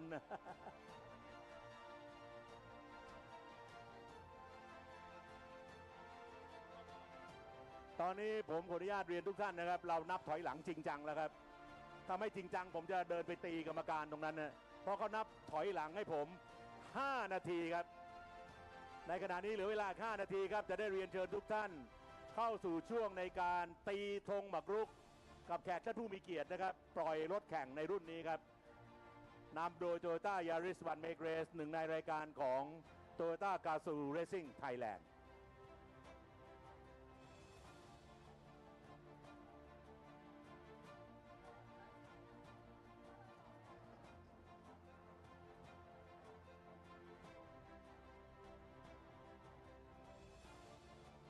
3-4 วันมานี่ฝนตกทุกคืนนะครับฝนตกที่บางแสนแหลมแท่นเขาสามมุกทุกคืนตั้งแต่นู่นเลยครับผมมาแต่วันจันทร์นะครับวันจันทร์นี่ตกช่วงดึกๆเกือบเช้าวันอังคารถัดมาตกในตอนสัก2 ยามกว่าไปถึงประมาณตี 4 ตี 5นะครับแล้วก็เดินตรวจแทร็กได้มีแดดดีวันพุธตกเร็วขึ้นและเมื่อคืนตกตั้งแต่หัวค่ำตกตั้งแต่ในช่วงของงานเลี้ยงต้อนรับเวลคัมปาร์ตี้นะครับแล้วก็วันนี้เรามั่นใจนะครับถ้าดูท้องฟ้าแล้วพระพิรุณคงไม่มาเยือนนะครับฝนคงไม่มากับการแข่งขันที่จะทำให้สนุกสนานนะครับกับ dry race นะครับเพราะว่าถ้า wet race เมื่อไหร่รับรองได้ครับผู้ชมสนุกแน่นอนเพราะอุบัติเหตุเกิดเยอะแต่วันนี้ในโซนของการแข่งขันจริงๆนักแข่งคงต้องการแทร็กแห้งนะครับเป็น dry race ก็จะทำให้นักแข่งทุกคนแสดงฝีมืออย่างเต็มที่ในการแข่งขันแต่ละรุ่นซึ่งจะไป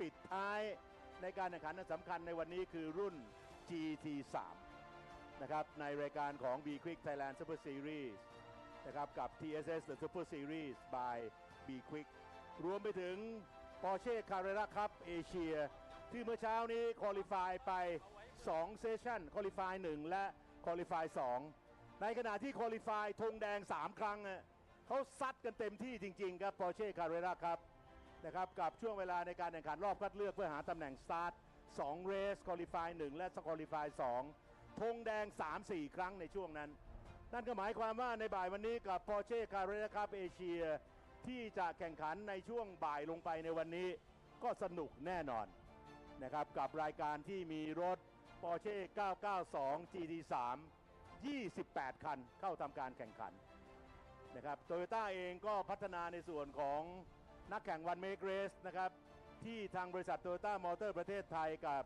ทางกาซูเรซิ่งนะครับบริษัทกาซูเรซิ่งมอเตอร์สปอร์ตนะครับโดยคุณสุทธิพงศ์ตั้งเป้าเอาไว้ว่าจะรับนักแข่งคลาส B และคลาส C เท่านั้นจะเป็นรายการวันเมกเรสที่ไม่มีนักแข่งคลาส A ทั้งนี้และทั้งนั้นเพื่อพัฒนานักแข่งในระดับล่างครับโตโยต้ามอเตอร์ประเทศไทยเองมีนโยบายในการที่จะพัฒนานักแข่งจากจุดเริ่มต้นนั่นก็คือนักแข่งในระดับคลาส C นะครับแล้วก็ขึ้นมาคลาส B สูงสุดในการแข่งขันโตโยต้ากาซูเรซิ่งไทยแลนด์ก็คือในรุ่นโตโยต้าอัลติสวันเมกเรสเป็นโตโยต้า GR วันเมกเรสนะครับที่รับนักแข่งคลาส B ด้วยส่วนในโตโยต้าไฮลักซ์วันเมกเรสหรือโตโยต้าวีออสนั้นก็จะเป็นนักแข่งในคลาส 4 นะครับทั้งนี้และทั้งนั้นเพื่อพัฒนาศักยภาพของนักแข่งในขณะที่ทำการแข่งขัน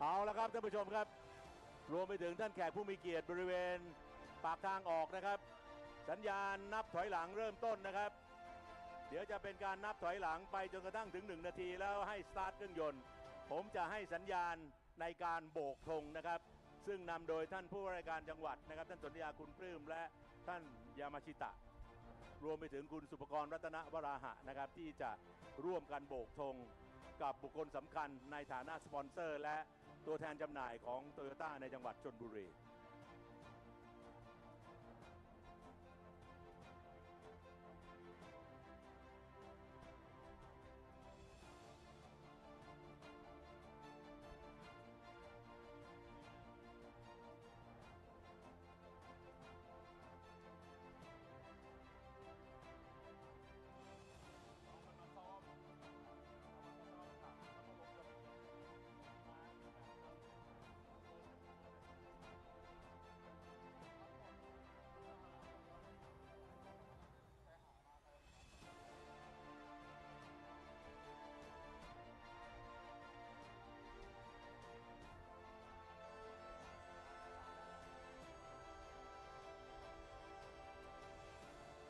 คุณสุทธิพงษ์เองก็เป็นห่วงสุขภาพของทุกท่านนะฮะกับกรณีเริ่มมีการปรบมือน้อยๆกับจะได้ปล่อยรถสักที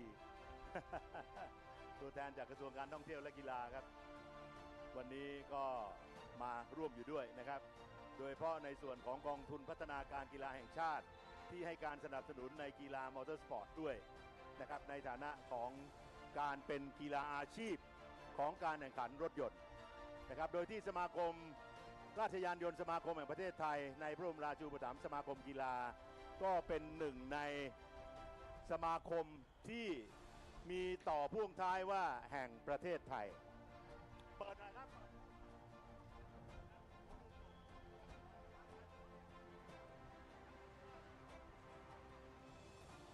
สตาร์ทเครื่องยนต์นะครับแล้วก็ทีมออกจากรถครับสตาร์ทเครื่องยนต์และทีมเมคานิกออกจากรถครับหมายเลข 1มีปัญหาหรือเปล่า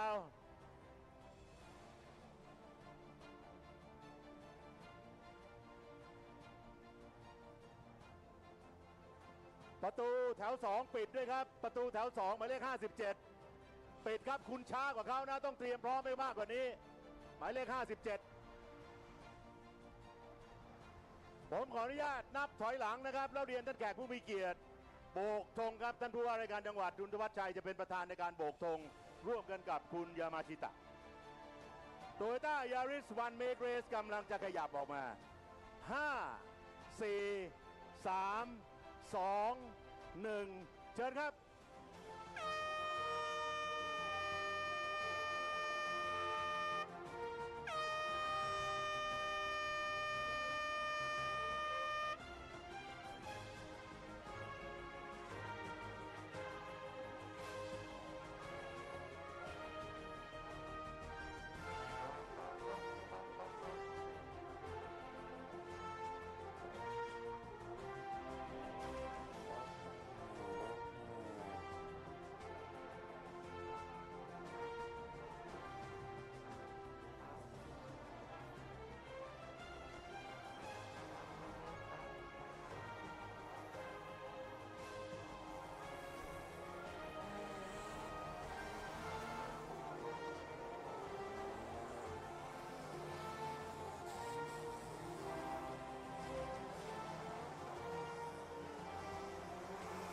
เป็นรุ่นที่นักแข่งก็รอนานนะครับความร้อนสูงนะครับแล้วเดี๋ยวจะต้องแข่งขันกัน8รอบในการแข่งขันรุ่นนี้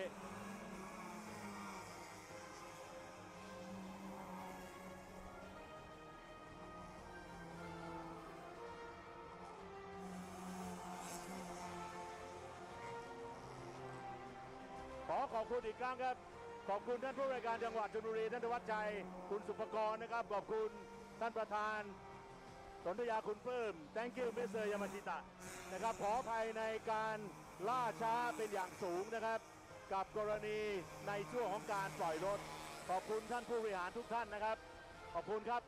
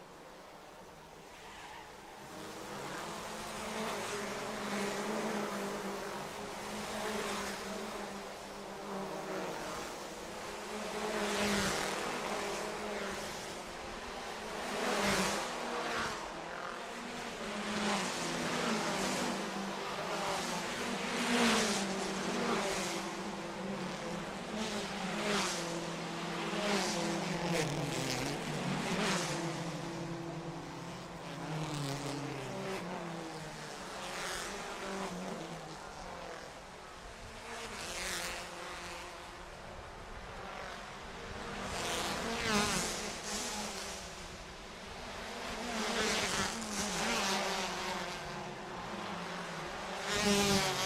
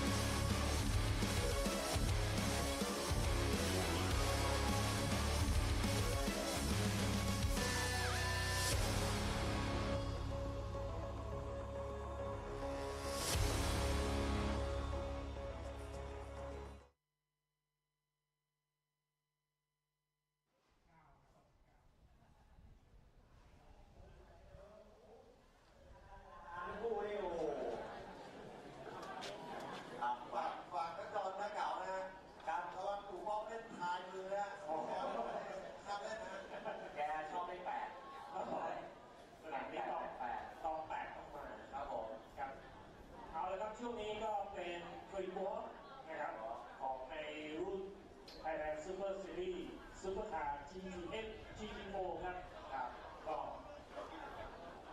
คงแข่งกัน60 นาทีนะครับพบปะกับนักแข่งได้นะครับมีเรียกว่านักแข่งต่างชาตินักแข่งไทยด้วยนะครับ GT4 ก็จะแข่งขันกันในรูปแบบที่ GT นะครับ60 นาทีบวกอีก1 รอบมีการเข้ามาเปลี่ยนตัวนักแข่ง1 ครั้งเพื่อมาทำพิสต็อปจุดเปลี่ยนน่าจะมีเยอะพอสมควร ลูกนี้ก็มีการบวกเวลาเพิ่มอะไรกันด้วยจากในสนามที่แล้วใครได้อันดับหนึ่งก็จะบวกเวลาเพิ่มก็คือต้องจอดนานหน่อย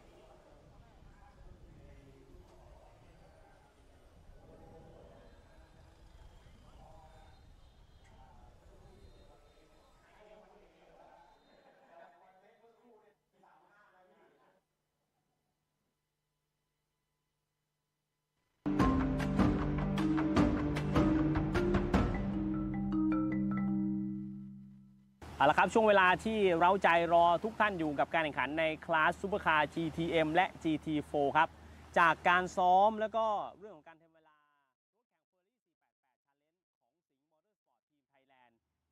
Oh, hello and welcome back, ladies and gents, and I hope you've been enjoying the Toyota Gazoo one-make racing classes, and obviously just a big crash to end of that session there. One of the big critical factors that we're looking at was the driver's side that went in there, and a little bit of whiplash as well from the back end of the car going into the barriers and then swinging the front end in. That's probably one of the main reasons that there is a emergency team in the area immediately, and the other factor is that the driver's side is stuck in that barrier as well, so a little bit more tricky to extricate that driver as well.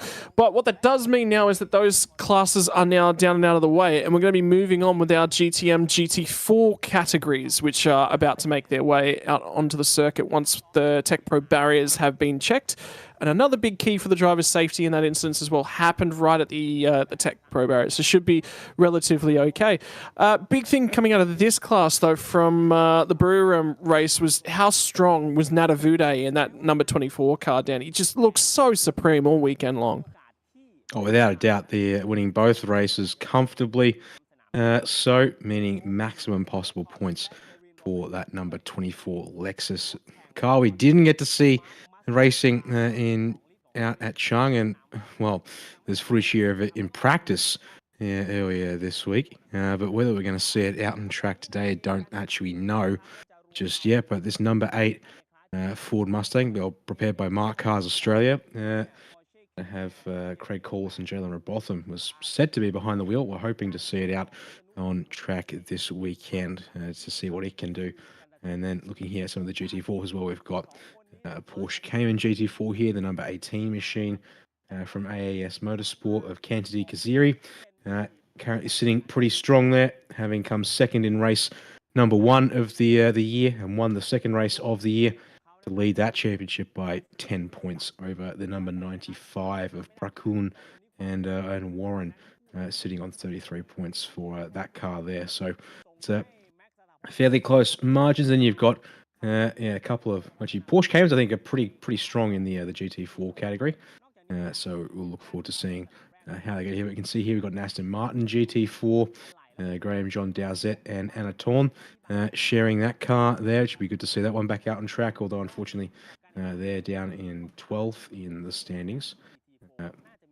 Actually, I think it's 6th technically because the drivers are identified based on points outright, despite it being 1 or 2 driver pairings. Yeah, and it's the championship for this one based upon drivers standings, which they do share a car. That obviously means they share points. I mean, the results were incredibly strong for Nadavude and then Kittapole Superkit, who came home second in that class, both races back at Chang. As well, so you can tell that they're on form, but completely different layout here. And the one thing that Chang absolutely rewards is your ability to go quickly in a straight line, and then pull the car up. A lot of phase braking. The braking section at the end of on the run down to turn number 3 is incredibly difficult because you've got to turn in a little bit to make sure that you're starting to tip down towards the approach. Well, turn 1 and turn 2 here are a little bit similar. It's a very, very technical, tricky braking zone, but you also don't want to put a tyre on the painted lines either, and the amount of oil that's around the surface. So racing here takes a supremely different skill set, and I think you're going to see that as well with some different cars up and down the order as well. And that Ferrari 488 Challenge car, don't forget that car had to have some allowances for refueling back at the Chang race as well. The tank size not quite big enough on the Ferrari car. They actually had to refuel the car. It was the only car in the field allowed to refuel across the weekend during its racing.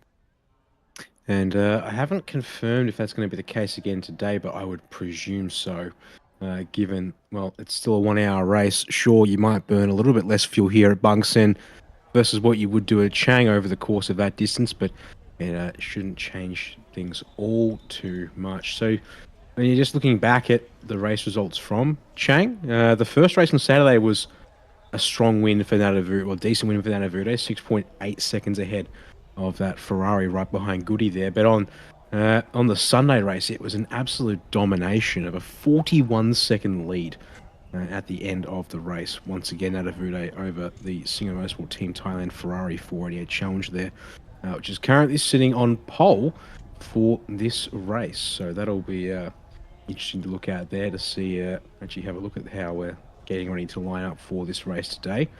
Of course, these drivers here in GTM and GT4, they had to go and run qualifying sessions. And interesting because the GTM cars actually get sent out with the GT3s, and the GT4s actually got a bit of time to themselves in qualifying. So it's despite the fact that GTM and GT4 are the 2 categories that are racing here together in this one. Yeah, look, I mean, it's going to be, just the differences in categories as well. I think you've got to... It's one way to approach it, isn't it? Like, when you've got multiple classes on track at the same time together, you kind of want to get them out together as much of the weekend as you possibly can. But from a qualifying perspective, when you've got 2 classes that are that different in terms of the way they generate the speed, it actually makes it worse for qualifying. So pairing them off with the GT3 cars, the GTM's perspective, you get 2 cars that are a little bit kind of closer together in terms of their lap speed as well. So that's worthwhile noting. Yeah, I mean, it's the big thing is have a look at the commitment from Team Singer Thailand as well to bringing multiple cars across the categories to the Thailand Super Series and continuing to really build the amount of presence that they've got here in the series as well. I think that's got to be respected. And yeah, look, I mean, that Ferrari 488 Challenge car, different kettle of fish. The rulings and everything that we've got here are all designed to give us multiple different series worth of cars that can go racing together. And some of you at home will be sitting down and going, "Oh, I think they've got it a touch wrong." It's a difficult combination. Trying to make a Porsche Cup car that does its braking in a little bit of a different way and the layout of the cars and get them a lot close together is quite difficult. If you sit down and you go, "Well, they managed to do it with GT3," yeah, but GT3 cars are racing how often together, and they're measuring that right across the weekend, and they've got a really good assessment of what the powertrain looks like and the curvature as the car delivers the power as well. So they've got a lot more tools available to them to really do that. And I think the big thing from Thailand Super Series is the racing's actually quite good generally, And then we have pit stops as one of our balance of performance measures as well. And I think it's done quite well. And there is success time added to the pit stops that comes into that. The formula that they create for racing is actually quite good. And I think the Bangsaen GP, out of everything, actually really highlights that.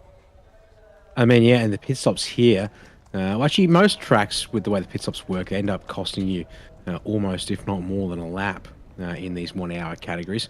And of course, the extra nature of the fact that it's a relatively short pit lane, but a slow pit lane, and the fact that it loops back on itself as well.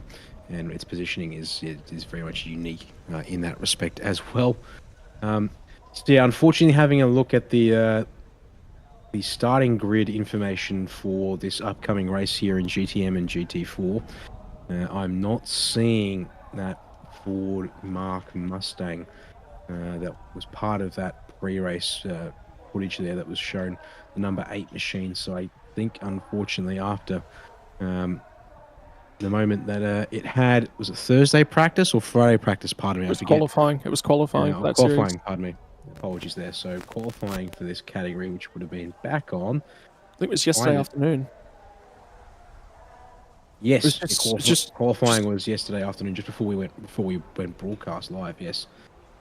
So unfortunately, it appears after about 24 hours, that's what it's been basically since this drivers went out to qualify. No sign, unfortunately, of that car coming back out on track.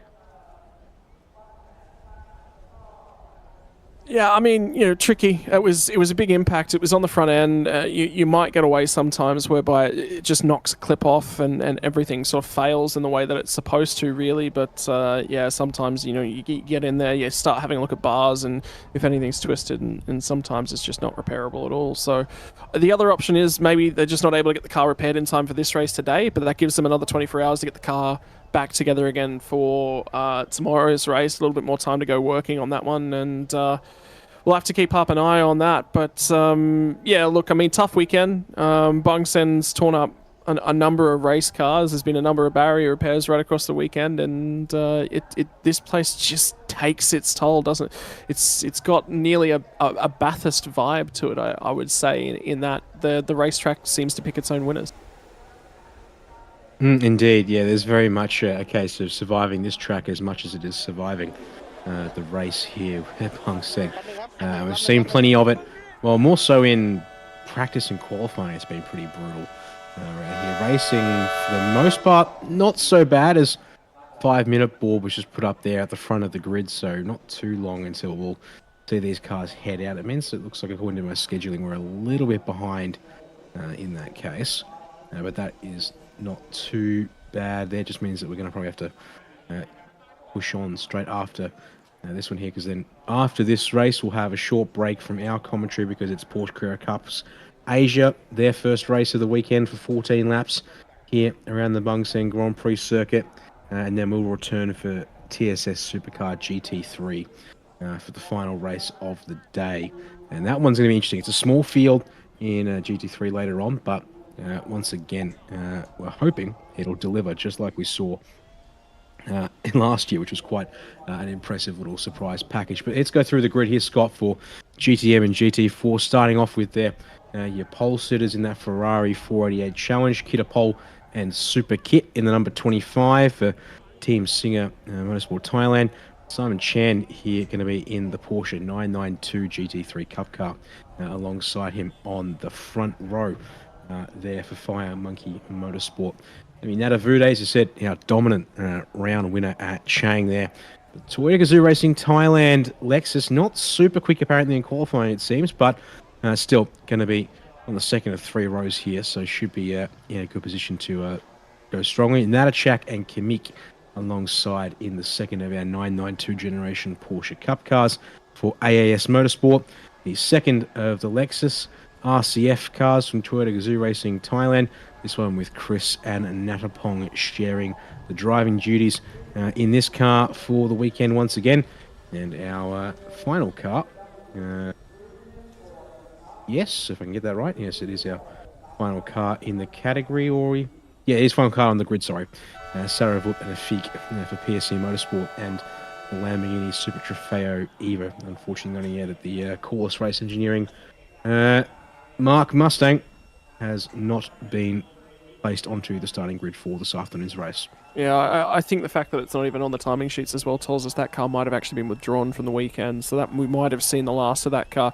We'll move into the GT4 fields. There's going to be pole position for the 718 Cayman, Porsche GT4 Pisano and Cantadie. Kazuzisha Urabe from Japan is actually alongside them in the Supra GT4. The Australian and Malaysian driver pairing of Peter and Hayden Haikal, who you saw out in Super Eco earlier on, are going to be off of row number 2. Alongside them will be Sathapon and Yaro in the Porsche Cayman. And the number 88 machine.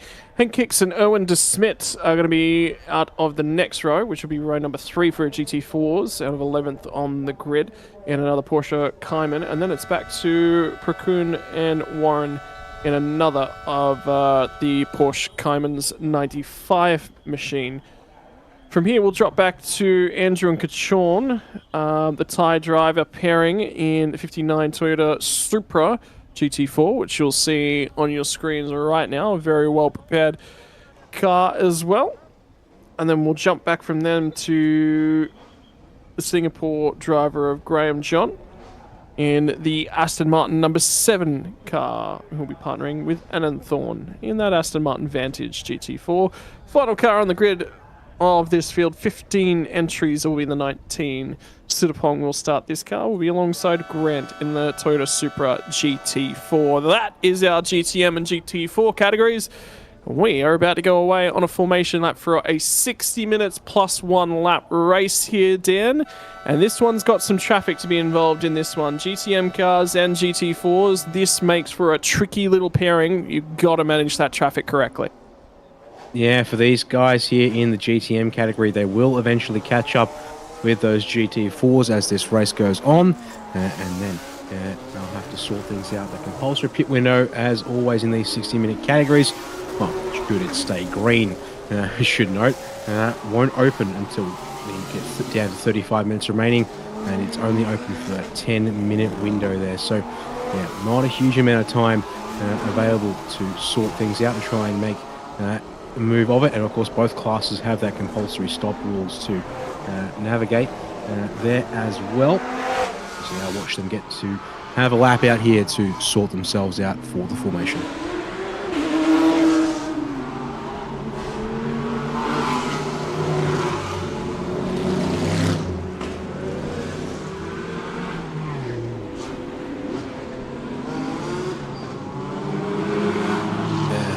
Watch them go around here. I'm just going to try and grab the stop times for these guys here, just to give us all an update on that one here and how it's going to work out this weekend. But once again, you can see there, so the AEST co-op backing for Supercar GTM and Idemitsu primary backing for Supercar GT4. But here's Scott, the Bangsaen Grand Prix street circuit on screen once again, and you can see slightly separated start and finish line sectors as well on that front stretch, as well as all the joys of the circuit. And as we are in the Supercar GT categories, back onto the Hankook Ventus F200.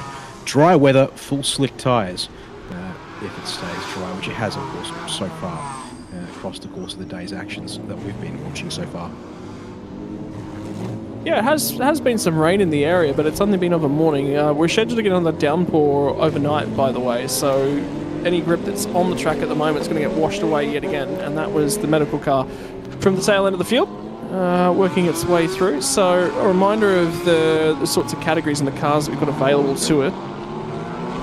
In Supercar GTM, there's a Ferrari 488 Challenge car which will lead the way. Then you have the first of 2 Porsche Cup cars. That's the 992 generation. Unfortunately, the 991.2 spec car looks not to be in attendance this weekend. We'll have a Lexus RCF GTM spec car as well. And there will be the second of the Porsche Cup cars and the second of the Lexus RCFs and a Lamborghini Super Trofeo as well. So again, multiple generations of Cup racing car and the GTM category here this weekend. It all creates for interesting racing whereby each of the cars have got certain distinctive advantages that they were certainly built for. But largely, it comes down to non-driver assisted cars as well. So a few pinch brakes here and there, you might be seeing that. Yeah, that's a good point to note there. Just looking through some of the information that we've also received as part of preparations for this event. Confirmation indeed, yes, that number 25 for a 48 challenge. Same rules as at Chang. They may refuel, which is an exception against the standard rules for these events. Do so though, when they do the compulsory stop, they must bring the car in. Driver must shut the car down completely off, then out of the car, back with the pit crew before the refueling team is allowed out to start refueling the car. And they must finish refueling, go back behind the line into the pit stall basically with the rest of the crew before the next driver can jump into the car as part of that number 25's compulsory pit stop in this race. Interesting to note as well, I said Singaporeese driver of Graham John Dowsett. That's actually his license.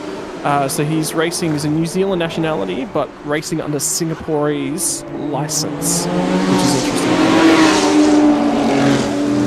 Yeah, we've got a couple of drivers like that, yeah, who have a racing license from, like Singapore or Thailand, even for a few drivers. As I've actually just found the compensation terms as opposed to this one is dated on 3rd of July, so it's basically provisional. At this stage, I believe it's the most accurate information we have got. So the minimum stop time, and remember this is the time from pit entry to pit exit, is 95 seconds. So 1 minute 35 if you want to convert that back to an actual time in minutes and seconds. Then looking at things for our drivers who have got, say, an all bronze lineup won't be adjusted, but we have a couple of those in GT4. What we do have is things like the drivers at an FIA bronze and FIA silver pairing. They have to add 27 seconds to that. So our longest stop time pairing, let's see, yes, so the longest compulsory pit stop time, unfortunately for them, it belongs to the number 58 Toyota Supra GT4. Now, interestingly, actually, no, it won't. Yes, it will be. Yeah, that'll be the longest pit stop. Bang on the head. Because it's silver and silver drivers, and it's a new entry. So new entries to the series get a 15-second increased pit stop, and that's just to stop them from sort of jumping in with a high-level team and jumping straight at the front and winning the thing, because they haven't picked up any balance of performance elsewhere. The only issue is that the provisional document did note there was going to be 2 drivers behind the wheel of the 58. Our timing screens say that there is only 1 driver registered with the 58. Kazuhisa Urabe, the only driver I've got noted there, driving that car. So it's a possibility in that sense. Although, in saying that, on the provisional entry list also happens. So I have to see if second driver jumps in, that'll obviously adjust things for that number 58 Supra. If it's a single driver behind it might change things a little bit there for them, but they look to be on track to be the longest stop. Otherwise, the next longest was going to be for the number 38 Lexus RCF in the GTM category of Chris and Natapong. 95 seconds, and then the 46-second additional time for being an all FIA silver lineup. But indeed, round the final hairpin they will come, Scott. It's time to get TSS Supercar GTM and GT4 action from Bangsaen underway. Yeah, the 6 cars that make up the GTM category as well, already lining themselves up, ready to go racing, as are the GT4 entries. And here they come. Streets of Bangsaen, get set, get yourselves ready, because it's time to go GTM, GT4 racing. And immediately the GT4 field try and single file over at the front. That'll start with the Porsche Silencer, Toyota Supra, the Mercedes-Benz, your front 3 cars in your GT4. How's the firing off down to turn number 1? Well, the Fire Monkey Motorsports car was immediately under pressure, has indeed lost a spot. Natavude manages to sweep through. He'll take second spot. Have a look at how close the GT4 cars are getting to the back end of the GTM field. They just cannot stretch the legs at the moment, and that Lamborghini Super Trofeo is in trouble in terms of that GT4 category. There's just about no room for them to go at the moment until the GTM cars can stretch their legs a little bit. So but they need to warm up the Hankook tyres here a little bit before they can go. And we'll watch. I also think as part of it was on the start there, they had got held in front of the GTM field for a little while there, whilst the guys behind GT4, they actually had to accelerate out of turns 19 and 20 to get themselves in formation. I think they kind of started going a little bit before the GTM drivers did, and that sort of helped bunch things up. But through the monument they come at the roundabout on the back stretch, and then back out they will head up towards turn 15. You can hear the roar of the Lexus there. That V8 motor under the bottom of the RCF is sounding pretty mean in comparison to the engines like the flat sixes and the V10s and elsewhere in this GTM category. Yeah, Simon Shannon off that race start, he taps the brakes on the exit of turn 17, so still needs to warm things up and doesn't have a lot of room to work with there on the exit of the turn perhaps, but this says a bit about just easing the car into race pace, it seems, and then they can start putting some speed down. They've already actually started dropping Sarah Hook and peak in that Lamborghini to try something like this, but that's there Chris in the He has the 77 well back from the rear of that. There they are. And you can see indeed the GT4 is still hanging with that Lamborghini.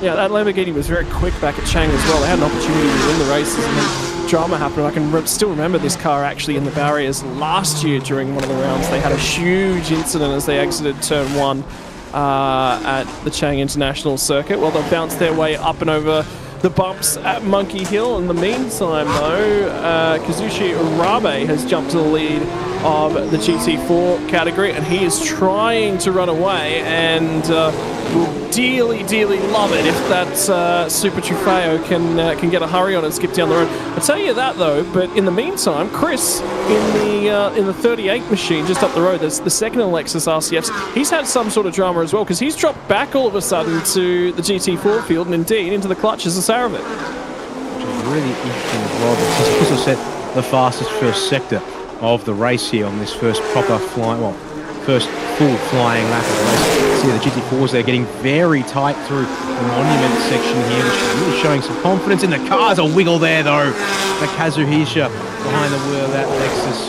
Toyota Supra GT4. But in saying that, kept his foot in it and has gotten even closer to the 77 Lamborghini here. So whether it's something about power for the Lamborghini today or whether it's confidence, not quite sure which it could be, because he's going to get past him. It's actually, nope, covers it off on the run towards 18 and 19. And as a result, there we go indeed. Sanu going to be behind the wheel of the number 18 Bush Haven.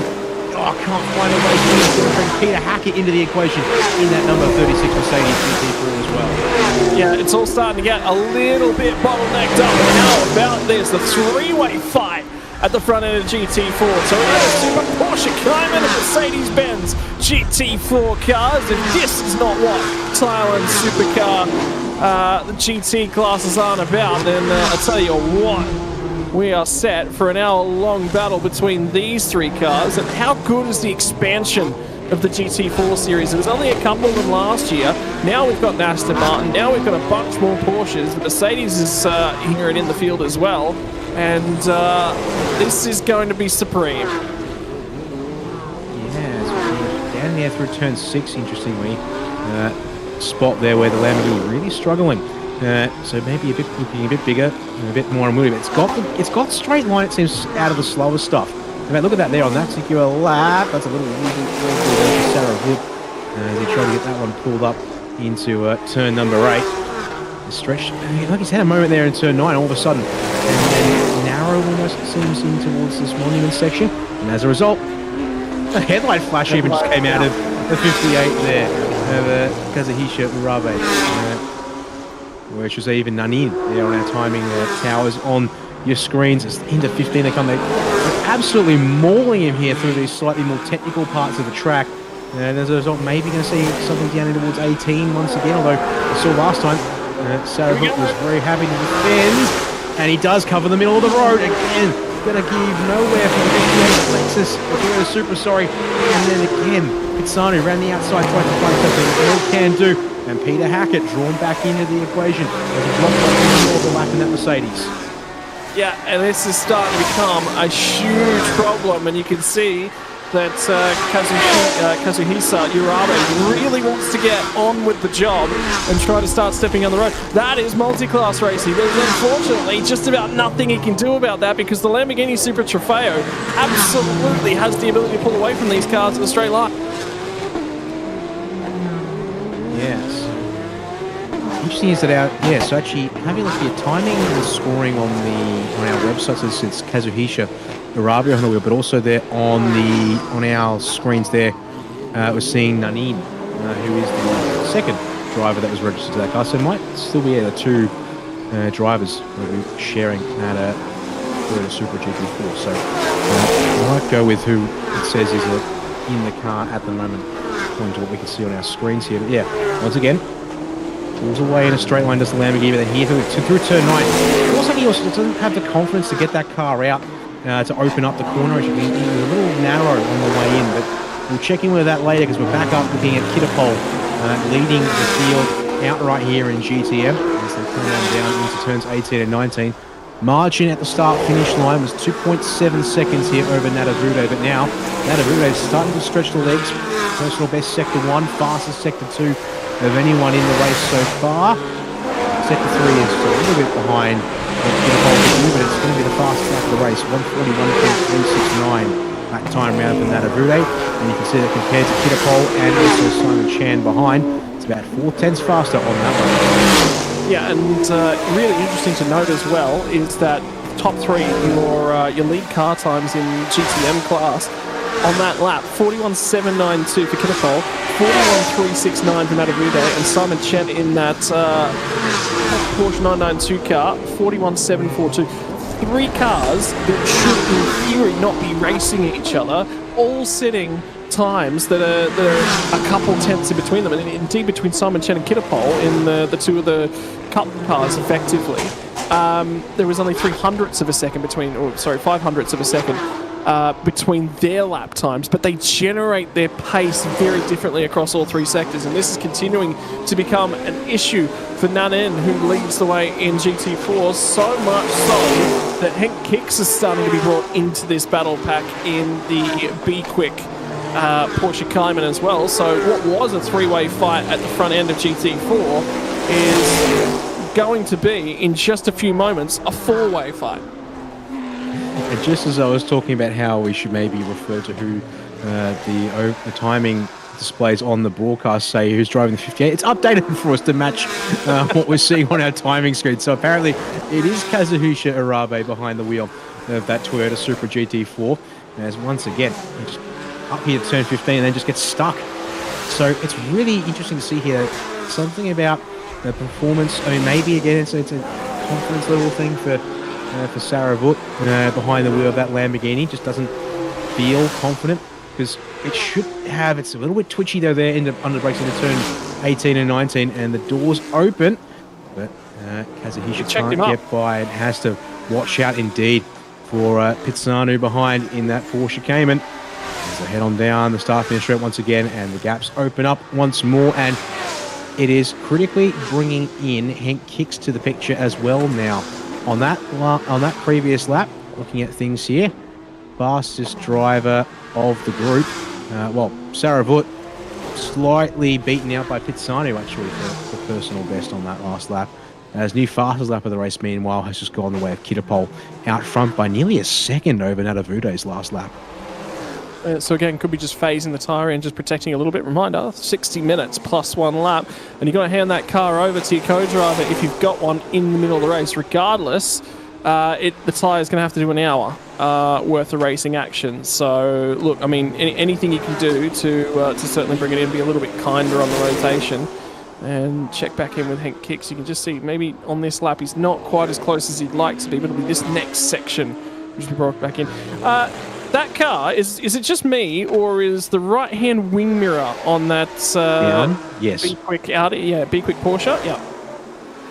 Yeah, that one there. Looks like Henk may have taken some liberty with finding out how wide his Porsche Cayman is. Obviously, I'm pretty certain for these cars. They sit on the left-hand side as a bad run through third 15. It's going to completely choke the track here on the exit through that kink there at turn 16. And look at them all go past into 17 there. Now, is there's something up with that Lamborghini, more so now that the GT4s have been released.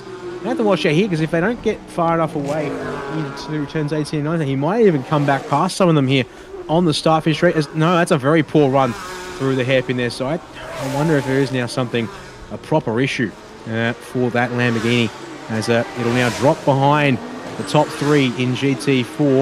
You can see it there. Well, where it comes on Peter Hackett in a straight line. Does Sarabul get there? I don't think he does. Well, I think what's happened is that he's eventually just realised this is not in any of our best interests, and he's just gotten a little bit out of the way, and this battle will now resolve itself out on track. But what that's done, though, for Kazuhisa Urabe is that will certainly have gotten him hot underneath the collar. So the next 5 or 10 minutes might be a little bit of race management required from the crew of the number 58 car, and the Japanese driver, well, we'll need to keep an eye on whether or not he can now start stretching a little bit of margin immediately. You just about see at as about three quarters of a second response just about immediately, if not a full second. So they make their way out of turn 8 through to turn 9. And yeah, just curious to know the different lines for the drivers there.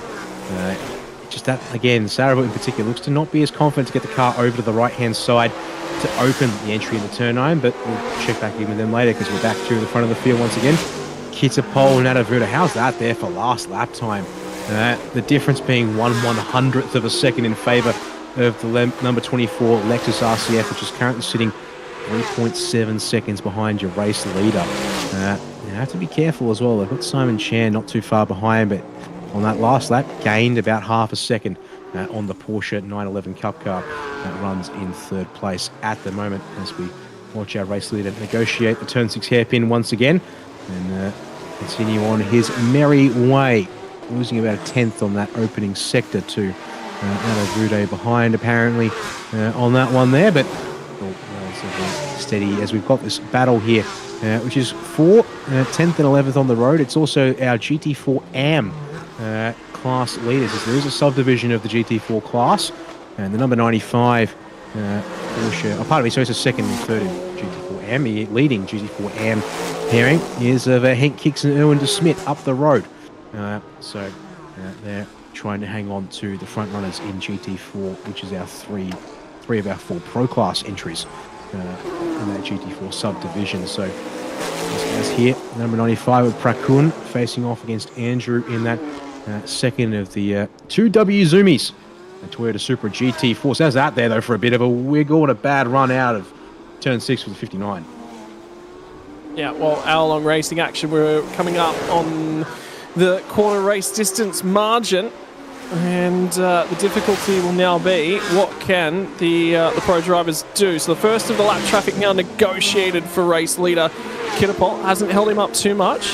And Nadavude is going to arrive on scene, and the problem for Nadavude right here is he's going to catch that next car up through Monkey Hill. That's going to hold him up, and that might prevent an opportunity for Simon Chen to start to buy back into the equation. So this race is probably going to seesaw over the next 10 minutes or so for the GTM cars as they navigate their way through the lap traffic. Yep, nothing that he can do at all, because they're now into the no overtaking zone down through the hairpin and out the other side, and immediately Nadavude is going to try and pull up alongside, and well done by the Sudapong number 19 Toyota Supra to find his way aside. And this battle is going to continue for AM class placings between the 59 and the 88 machine. They will indeed. So we watch the straight line drag race. Can that Supra find something with a bit of slipstream? Not this time, it seems, as into turn 1 they both hug the Armco to the right-hand side to open up the entry into turn number 2. A little wide from the Cayman there. Doesn't hurt it too much on the exit as they then try and get over the bumps, climb up the hill, and make their way out of turns 2 towards turns 5 and 6. We watch them get on down the hill here and into turn 6 itself proper. See them there, both going for a late apex, try and get a really straight exit to get on the power off the hairpin, and that time around pretty even through there, unlike what we saw last time, which seemed to be very much advantage 95. Yeah, so Brackun is behind the wheel at the moment, trying to hold off that number 59 machine. At least the mirror is going to be busy, and sometimes that's about all you need to do is just keep the pressure on, just make sure and see through the monument though, just how much better the 59 machine was, that Toyota Supra, compared to the Porsche Cayman.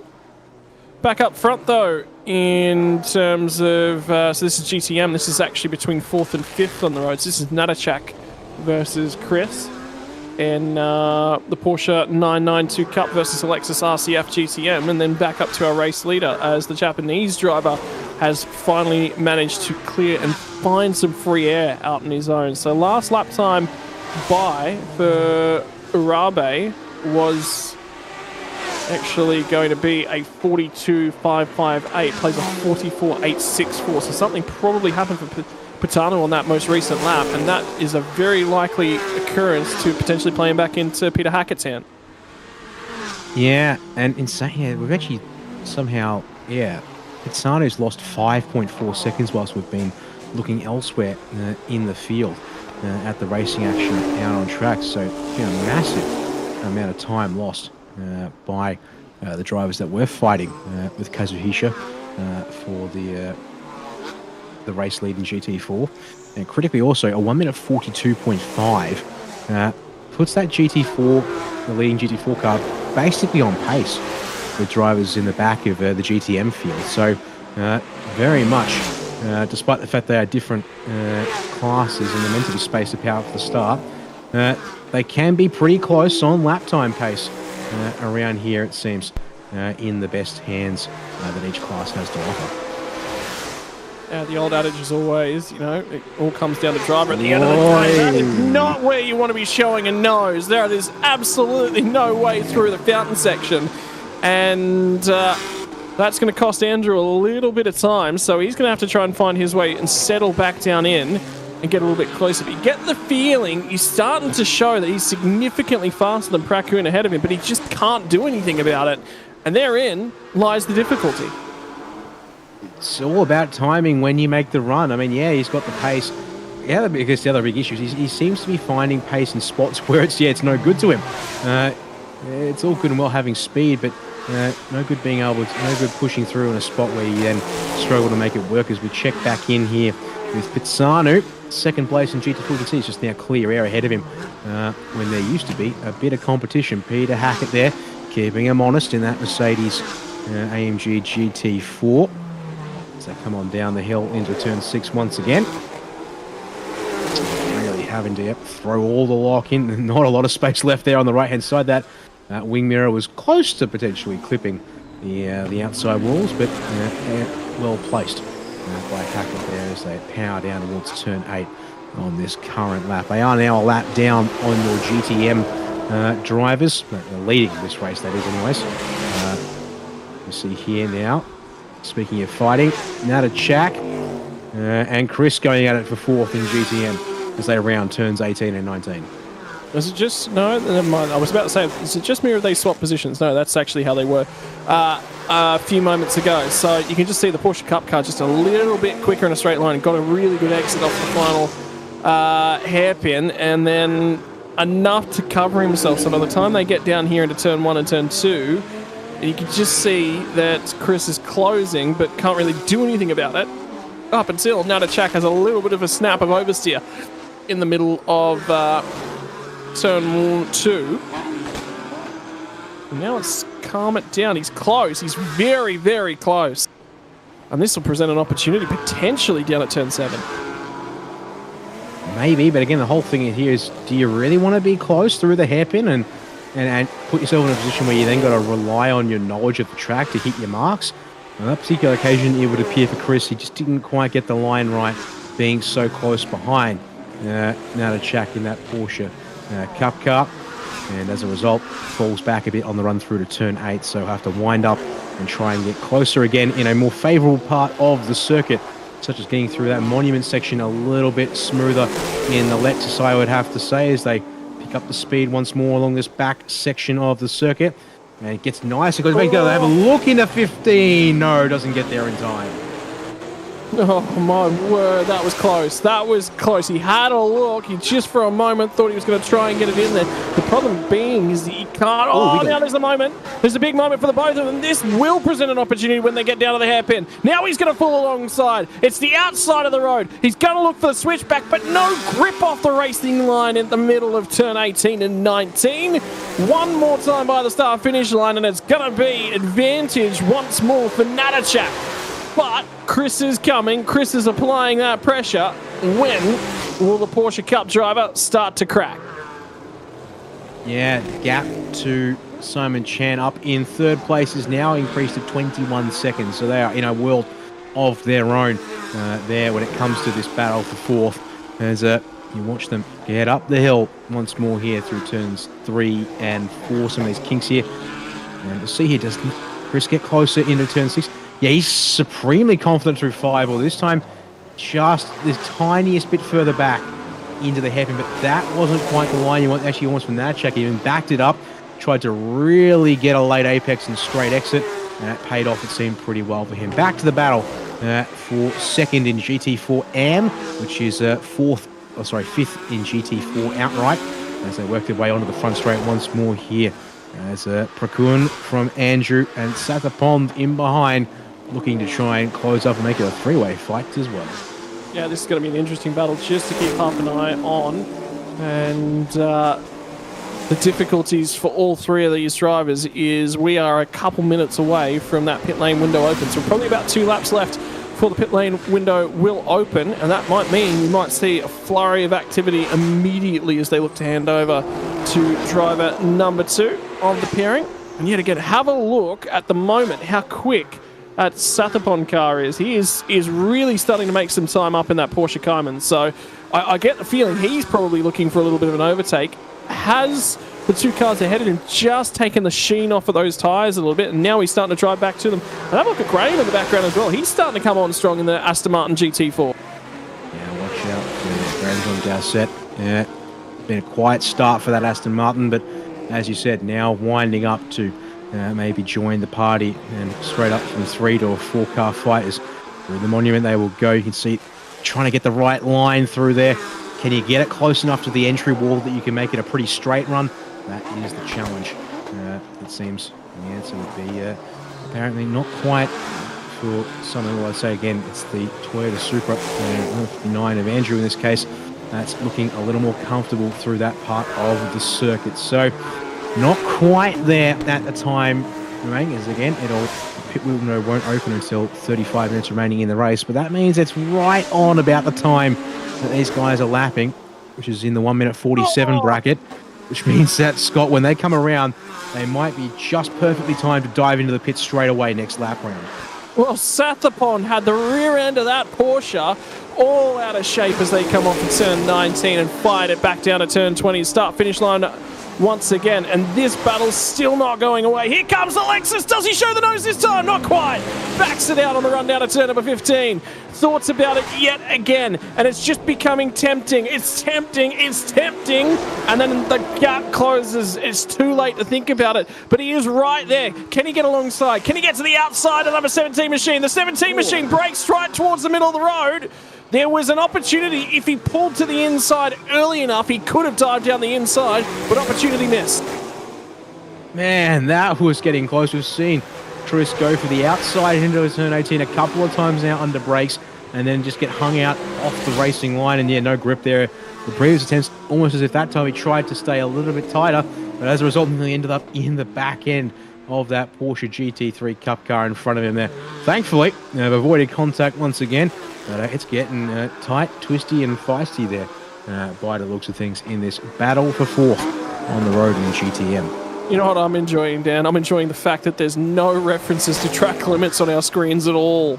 And that changes the effect of the racing, doesn't it? When you know you've got a track limit, you can just put a toe over a couple times. How about the race leader starting to buy into the back end of this battle as well? So he's got some lap traffic that he's got to quite navigate. 4 seconds. The pit lane window is just about to open. Indeed, I think it has now opened. Who's going to dive into the pit lane? None of these guys this lap. No, none of them are going to dive to the pit lane. Pit window now open by race control. Race leader's gone on by. What does Natavude do? Does he arrive on scene at the traffic and then peel peel off into the lane. I think Natavude's gone to the lane, as has the number 7 car, which is Graham, out of the tail end of the GT4 field. So the first 2 drivers are into the pit lane. Natavude and Graham out of GTM and GT4 respectively. Round the inside, Kitapol trying to clear some lap traffic on the run down of turn number 1. He's going to get the drive off of turn 2 as well. Given the space, not given the space. The hole closes, still looking for the space as they run up through Monkey Hill. That's brave. Job done though. And traffic cleared. And I think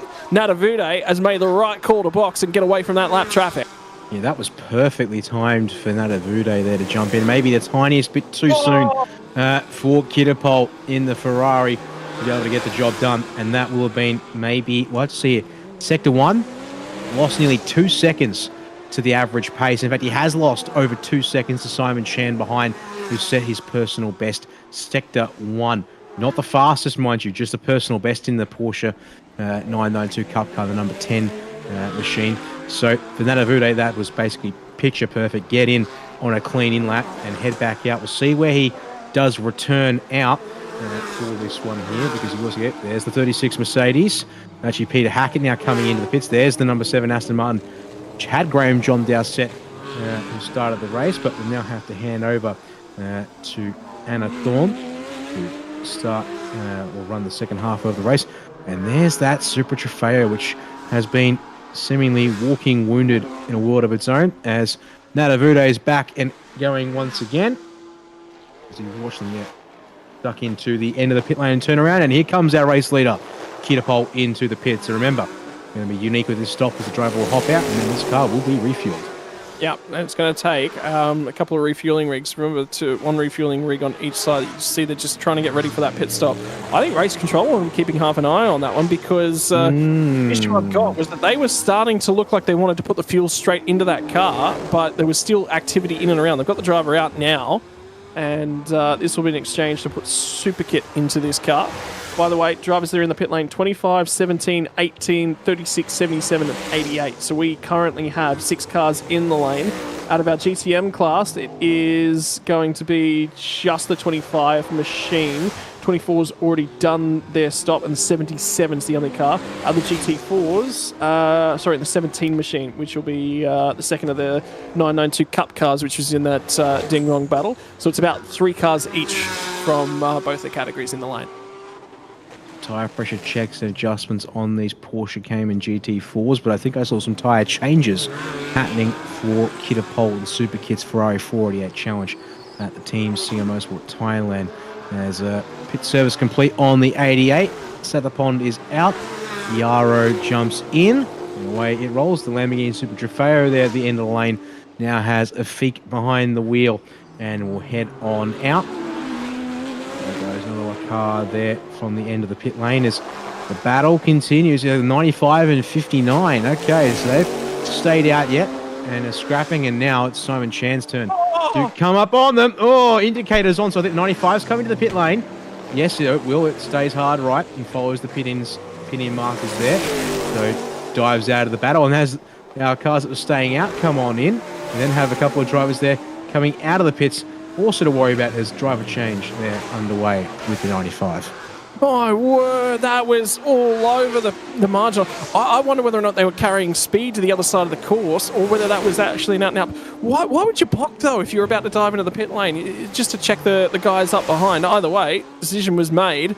And now the 95 machine will do their driver swap. Raccoon gets out. Warren gets into the driver's seat of the Porsche Cayman GT4. And a little bit of a calm settles over the circuit as a few of the pit stops have now been in and been out. The 38 machine's now in the pit lane as well. So GTM Simon Chan in the number 10, I believe that's the Fire Monkey machine, the Hong Kong driver, has managed to keep himself out on the circuit turning. And they're doing a tyre change over here at the 38 machine. So you can see that they were starting to make a lot of inroads on that 17 car. Who's now got Kamek behind the wheel. They've just exited from their pit stop. They were harassing them quite aggressively. Well, now that all driver swap and a tyre swap to try and give themselves every opportunity for the overtake.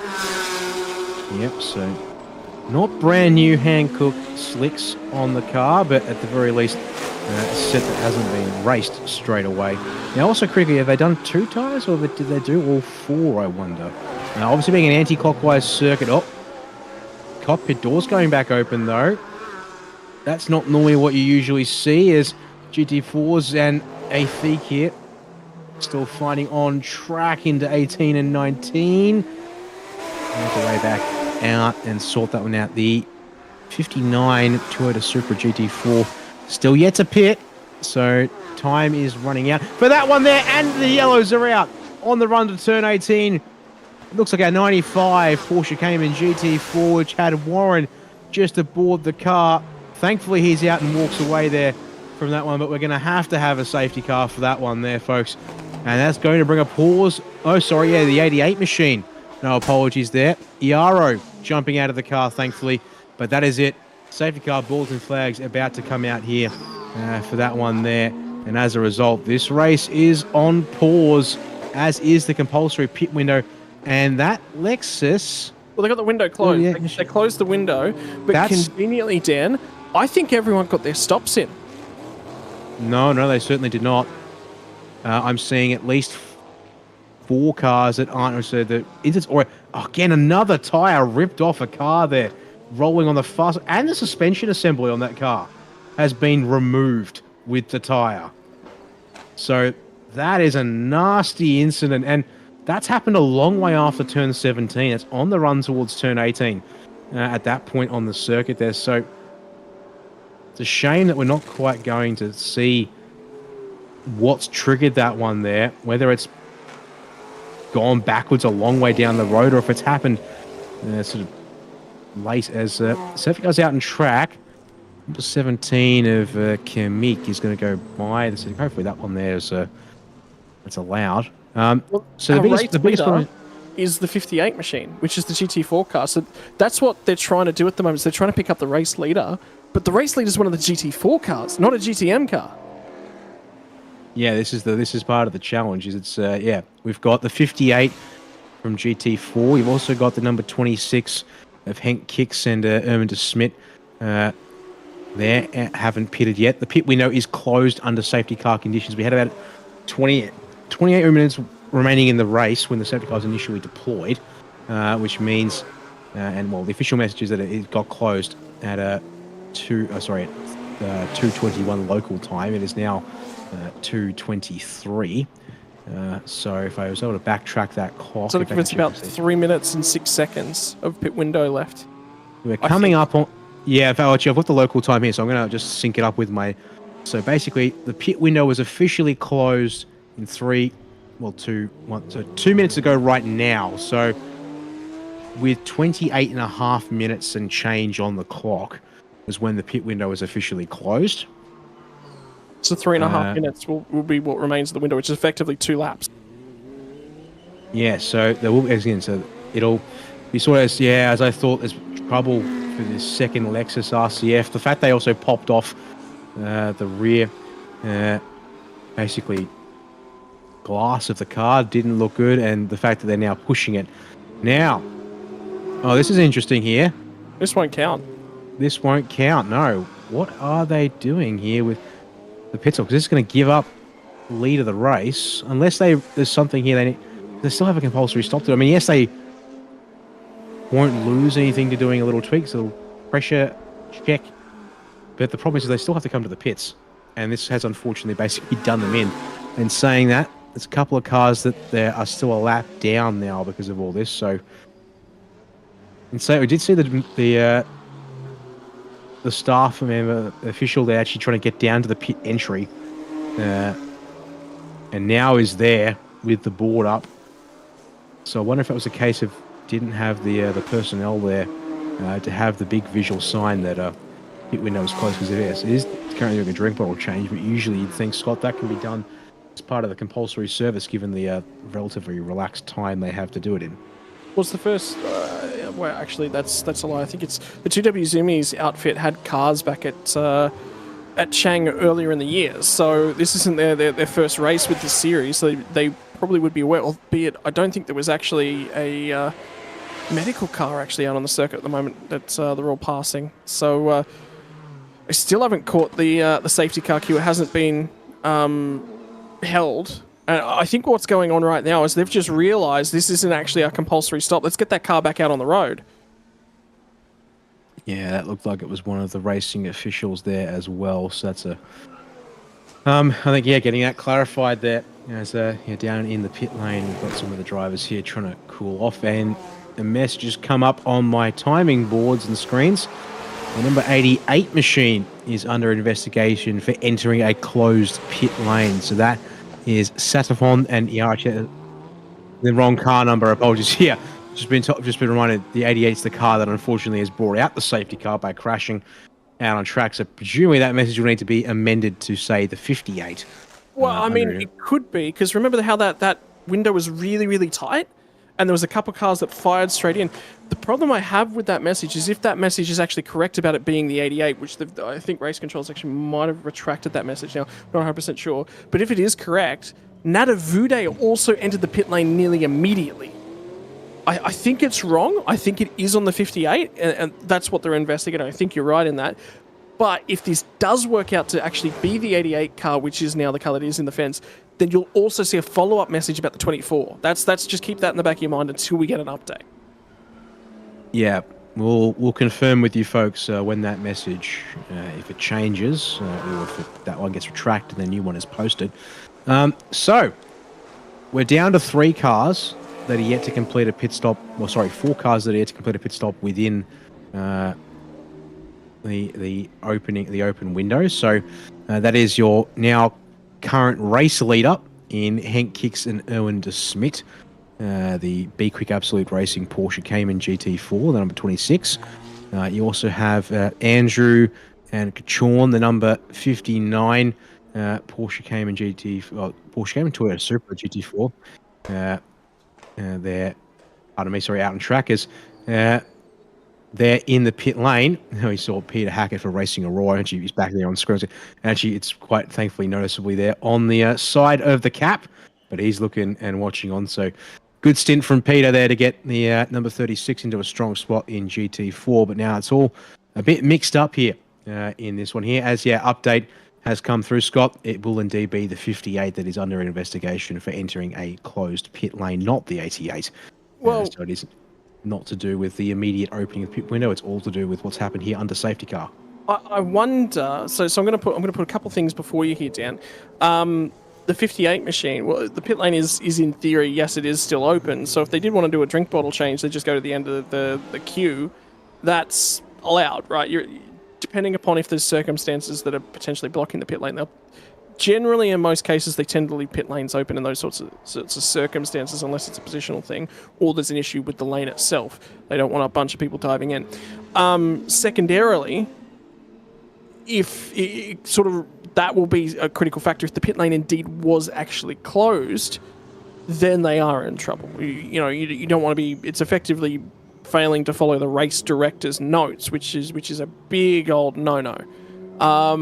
It could be a language barrier in that understanding, though, which is always worth noting.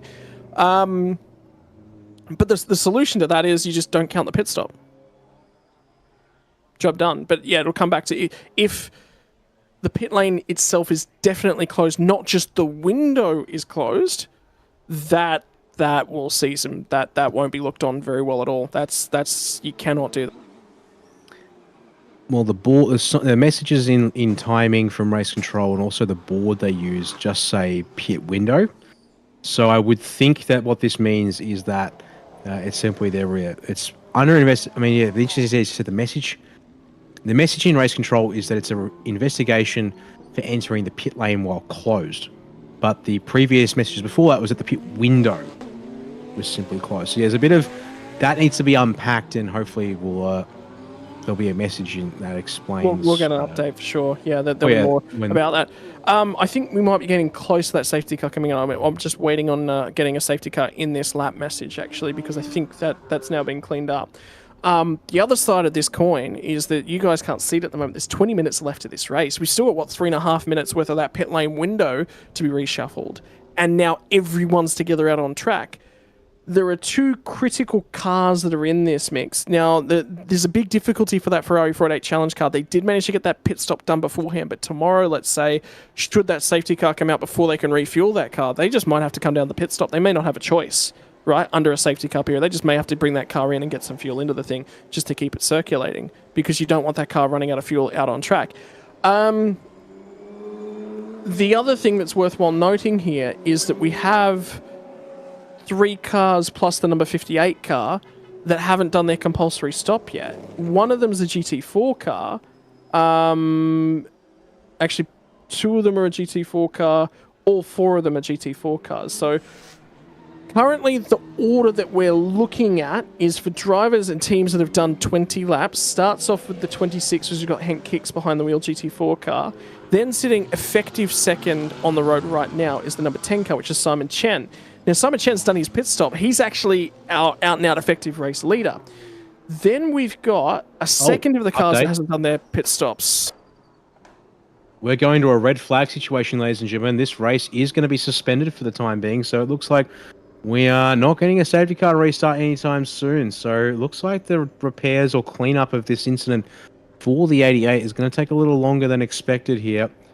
So drivers are going to have to wait and see as to how we go here. But yeah, the other big thing is that the order is a complete jumble. We've actually got the first car in the train is the 17 of Kimmich, who's technically almost a lap down on the Hank Kicks number 26 Porsche Cayman, but is trapped behind the safety car in front of the race leader. And then the order is jumbled up. We haven't reset the order or waved cars around. So clock though is still counting here despite the red flag. We've just crossed into 18 minutes left in this race. But I don't know, the cars are now showing on time is entering the pit lane. So I believe they've issued the red flag in time to send all the cars to the pit lane. They'll then, yep, here we go. They'll bring them around and park at pit exit and stand by. Well, this gives us opportunity. So there's a few things. Race control, what will be happening from a logistical standpoint at this point in time is that were they scrambling to do a pit stop and then told you can't work on the cars under the red flag situation? Is that what just happened there? I kind of get the feeling that was, yeah. The 59 machine, though, got to the box before that happened. So Andrew and Kachorn, that's not ideal. It also means now, yeah, our timing screens get a little bit scrambled, though it is to be fairly obvious because it'll be a case of which cars now have just one pit next to their name versus the cars that have 2 pits next to their name. So flags are out. We've got another track vehicle there on circuit heading around. The good news, though, the big news that we can say out of that one is that Yara got out of that car and walked away. Oh, yes, indeed. Thankfully that happened. Yeah, we saw that straight away. It's just that, yeah, everything's in a bit of not confusion, but it's not entirely clear. There we go. Some of the fans finding the camera there. There's a camera keeps an eye on the grandstands for a moment here. Sort of a smile for the camera moment, ladies and gentlemen, if you can see that you're on the screens here. There's got a couple of drivers, so maybe getting some information and updates where they can as well, perhaps. So there we are. All drivers and teams parked up in the pit lane. Get your sunshades back out as well. Yeah, indeed. Try and cool off. Doors open. And also got some air blowers for some of the teams to keep air going through those inlets to help keep the cars relatively cool and steady here. So the timer on the race hasn't stopped, if you've noticed as well, Dan. Mm-hmm. If they've got 15 minutes to get this race restarted, they've got to try and allow if this race is still ticking, the problem they've got here is if they get through to the end of this race without resuming, they've got a really difficult situation to unpack. And the difficulty in that is we have 4 cars who effectively, and remembering we're including the 58 car in that, because we're under the impression that pit stop was not valid for that team. Now, if that is the case, we've effectively got 4 cars here who have not done their compulsory pit stop as of yet and haven't done a driver's swap. So right now, behind the wheel of our race-leading car, based upon current timing and scoring, we'll run you through the order, is the 26 car, which is Henk Kicks behind the wheel, due to hand over to Erdogan de Smet, the B-Quik Porsche Cayman GT4. But it's a GT4 car.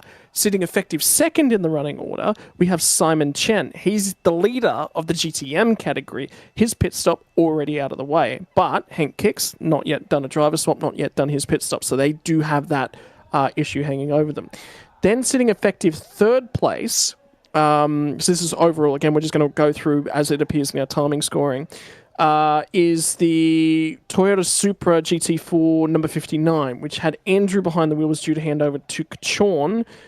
They haven't done their pit stop. So right now you can kind of put a line through both of those cars out of the overall standing. So your GTM leader is the number 10 of Simon Chen in the Porsche 992 car. Then in second is Natavude in the Lexus RCF. Then comes Superkit in the Ferrari 488 Challenge car. That's how they stand on the road as well, just with your two other cars mixed in. Your GT4 leader who has done his pit stop is Kazuhisa Urabe. He sits 6th overall. He's the last car that's completed 20 laps at this point in time. Natachak is the next car through, but he's only completed 19 laps, which means he's effectively a lap down in the GTM category. Then you have Peter Hackett and Hayden Heikal, and remember Heikal's very, very quick around this place as well. They've completed their stop. They sit 4th in GT4, which should effectively be P2 in GT4. Then you've got GTM, which is the 77, which has got a Feek now behind the wheel, the Malaysian driver. That's the Lamborghini Super Trofeo. Then we get back to Sudapong, who also has not done compulsory pit stop. I believe they might have been, no, they weren't in the middle of their pit stop when that one was called. That's the second of the GT4 Supras. Then you've got the 18 car, which has done their pit stop. Kennedy behind the wheel. Warren's behind the wheel, the 95, which is the next Porsche Cayman. And then you've got Anand Thorne in the Aston Martin, who has also done his pit stop. Then we have the 38 car, which was still in the pit lane, and they were struggling to get that car done. So that's another one of the cars that effectively have only done one pit stop. So I wonder whether or not we may not see that car back out again. So that's the running order as it currently stands. That is incredibly complicated, and there is a lot in that, and that is not simple. And I mean, yeah, that's the order from 1st to 13th, technically. So, yeah, we haven't seen... the pit stop timing is currently logged at 18 minutes and counting for that number 38 Lexus RCF from when it last came into pit lane. So it is probably in a state that it is likely to not make its way back out on the track, despite this red flag potentially being a chance to get things going. On saying that, I do not see a red flag anymore. I now see a ready to start instruction on my screens. Get a bit of a wheel time. Actually, it's a nice little hold of that circle there, young man. Able to keep that one going around in a nice little 360-degree trip there. There's someone apparently not particularly keen to be on the cameras from the grandstands there. In saying that kind of reaction definitely helps you stand out a bit more there amongst the crowd. Although that there is some very impressive ATV control. We've lost him though again. He's moving too fast for our camera's position there in that particular spot. Somebody sign him up now. There's your next driver of the future. Get him into the Thailand Super Series in the future. That could be a successful young driver already with his motor skills based upon that performance. Quite possibly indeed. So the other big thing I want to sort of note here is just that it's whilst we've run through the order as timing and scoring shows 1st through 13th. The big issue is that the order is that the drivers are not parked in the pit lane in that order. They're all shuffled up in a mix. So there is the case that we're going to have cars out of position in amongst all that. So it's basically Simon Chen, if he can clear Henk Kicks quickly, possibility that he'll be able to build a gap to Natavude and potentially have a crack at the GTM race win. Speaking of updates, we've got another one that's just come through. I'm seeing checkered flags on our timing and scoring screens. I haven't seen a message to confirm that the race will not be resumed yet from race control, but there's a possibility here, Scott, that in order to keep the schedule going, we're going to have to leave it there. But that puts us in the question of, how are we scoring this race? Because we have cars that didn't get their pit stop done in time. So I'm going to make about 2 or 3 different comments upon this one and take each one of these as you will. What I would say, and a big wave from the family who are down over there enjoying all the racing action from the beach of Bangsaen as well, down by the lovely picturesque walk just down near your monument. And okay, so there's a fair bit to unpack here, and we're going to get you guys a shot at the timing and scoring, just because we sort of need to explain this one. What I'll say, and this is my thoughts about what's going on with this race, is potentially some extensive barrier damage here. They had 15 minutes on the clock when they got the red flag out, got the cars back in a pit lane. You've got 15 minutes to repair the barrier and get the race restarted, and you've got to try and re-enable that pit lane window. I think that was not possible, and what we're seeing as a result of that is that the stewards have just gone, this isn't going to happen. Let's checkered flag it now, and we'll work through building the race results. The reason we've got this shot up is that we need to talk you through what's going on here. If you have a look, this is actually our running order as we currently stand. Now, if you have a look to the far right-hand side of that, there's 2 columns there, pit and pit time. Pit is the number of times that they've been through the pit lane. Now, for all the teams that have a 2 there, they've been into the pit lane once to serve their compulsory pit stop, and then again right now under the red flag period. That's the second time they came down in. For the teams that have 1, they're on the end of the pit lane under red flag conditions and have failed to serve their compulsory pit stop. The problem being for race control, the stewards in the event at large here, and they'll have a procedure for this. So we're not 100% what that process and what that procedure will look like, but there is a process and a procedure for this. And it will be, if you haven't completed your stop by the compulsory window, your time is this. Alternatively, they may just jump back to before the pit lane window open and just award points at that point in time, because that is the most reliable point in time they have to score things. So there's a few different options there. I can't tell you which one, and I don't think it'll be we'll jump back to the end of the 25th minute of racing, because that's just too far back, and we've had a lot of racing since then. Yeah, there's a lot of question marks on that. Also, the fact is, well, exceptions to your comments there. Don't forget the number 58 car in GT4 of Kazuhisa Arabe. That car got its first pit stop done under safety car conditions when the pit window was closed. And yeah, as has already been noted in the chat by Taylor, I presume, Taylor, you've got the live timing website up on your end as well, because you've copied and pasted the message into the broadcast chat. But the team manager for 2W Zoomies in the number 58 car was instructed to report to the stewards several minutes ago immediately. So that there says that, yeah, the whole situation regarding that car's pit stop, and also the fact that I think it was the car that got into the pit lane when the red flag was called. They brought that car into its pit box and started playing with tyre pressures and checking on the car whilst it was in the pits there, which it appeared was a bit of a no-no. So that there meant that they might be under a bit of double trouble there from the stewards for pit procedures in this race. So that appears to be all that we're going to be able to say and do about this race here today. And it means that part of that will probably be because of the fact that it's coming up on 2:45 p.m. local time, which is the end of the scheduled time for TSS Supercar, GTM and GT4, because we've got Carrera Cup, Porsche Carrera Cup Asia that needs to get underway at its scheduled start time shortly as well. Grid walk for that begins in about 10 minutes time. That is scheduled to start its race in about 25 minutes from now. So that's what's coming up next. And I get the feeling, unfortunately, Scott, that our GTM, GT4 races had to be cut short to keep that on schedule. Difficulty being the suspension was plucked off that car, right? So for it to pluck a tyre and suspension off, that there's a hit there.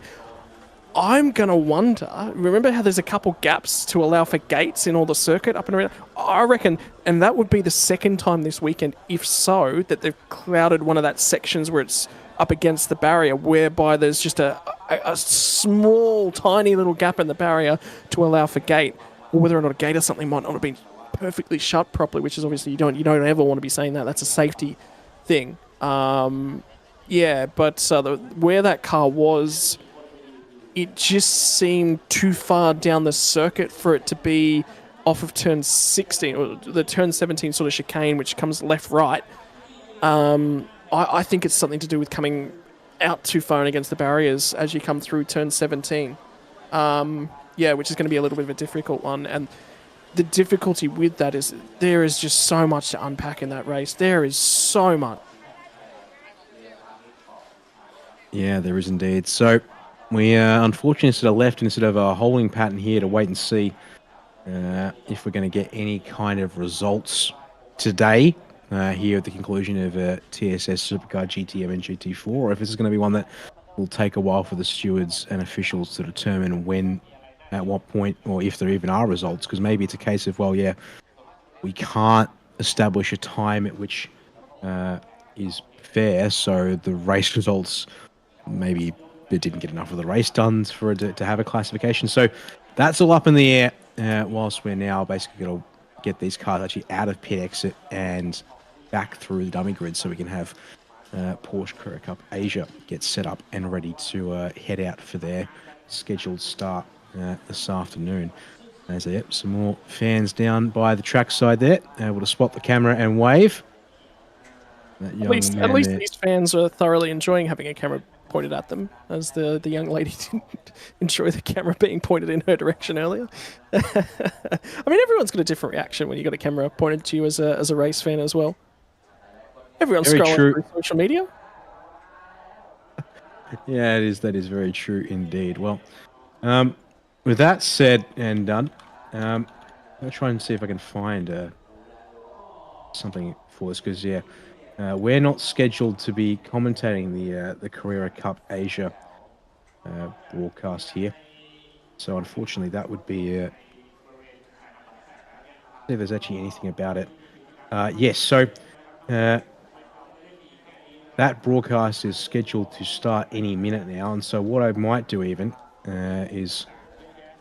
It's on YouTube under the Porsche Motorsport Asia Pacific YouTube channel, but for those who perhaps want commentary for that one there, since they have their own separate production of that event, because we'll basically hit a pause button here on this one. What we'll do is I'll drop that link in here. Well, this is in the Thailand Super Series broadcast YouTube channel, I should say. Don't forget. A separate broadcast link. For those of us, we want to say a big shout out to everyone that's joining us over on Facebook this weekend. I've been keeping half an eye over on the Facebook stream. So to everyone that's chilling out and enjoying, whether you're at the circuit, whether you're somewhere right around the world, give us a shout out, say hello, let us know where you're tuning in from. I know we've got a ton of international fans. We've been partaking in a little bit of banter back and forth over in the YouTube chat. So the Thailand Super Series YouTube channel, if you are over on Facebook, come and join us over there and say hello as well. Or if you're over on YouTube, don't forget to jump along over to the Thailand Super Series Facebook page and give them a follow as well. Perhaps even say hello in both streams if you're feeling a little bit adventurous. Yeah, and I mean, yeah, we're unfortunately, I just don't have enough screens to keep an eye. I think one final thing before we close for now, and we'll take a pause for Carrera Cup Asia to race here this afternoon. One more message has come through from Race Control. The manager of the number 10, so the Fire Monkey Motorsport Porsche 992 Cup car, that would potentially inherited the race lead post compulsory stops for everyone, of Simon Chan.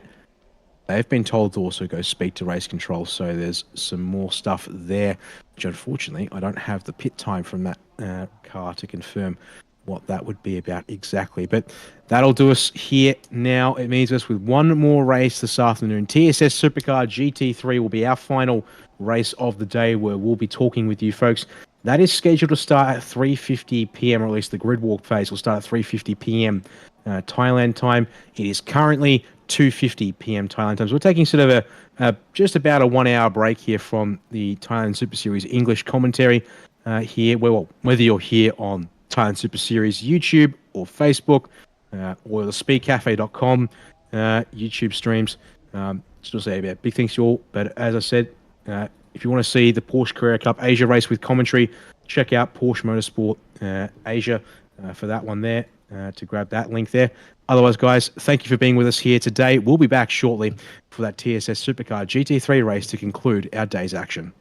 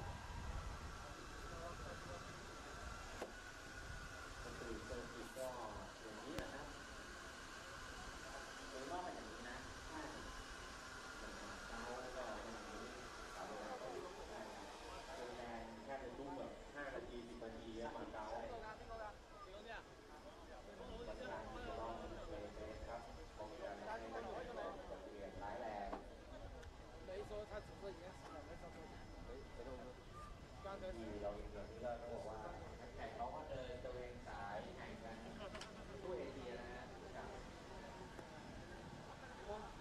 ทีมปอร์เช่นิวซีแลนด์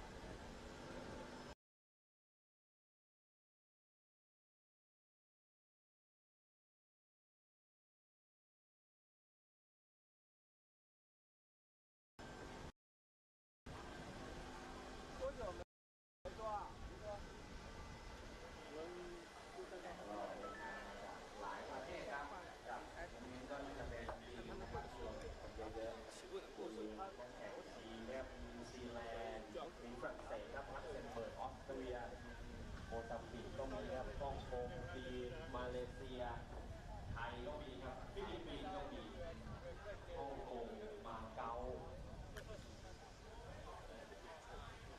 อินเดียก็มีครับนี่เหรออินเดียครับในดินนี่นะเป็นดินจาย่าครับในรุ่น88ครับแคนาดาก็มีครับคริสเตียนเชียร์โอ้เยอะฮะ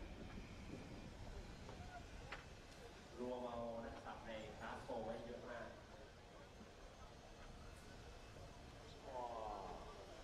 เป็นไงล่ะโอ้โห where you guys อยู่ตรงด้านคูนะ69นะ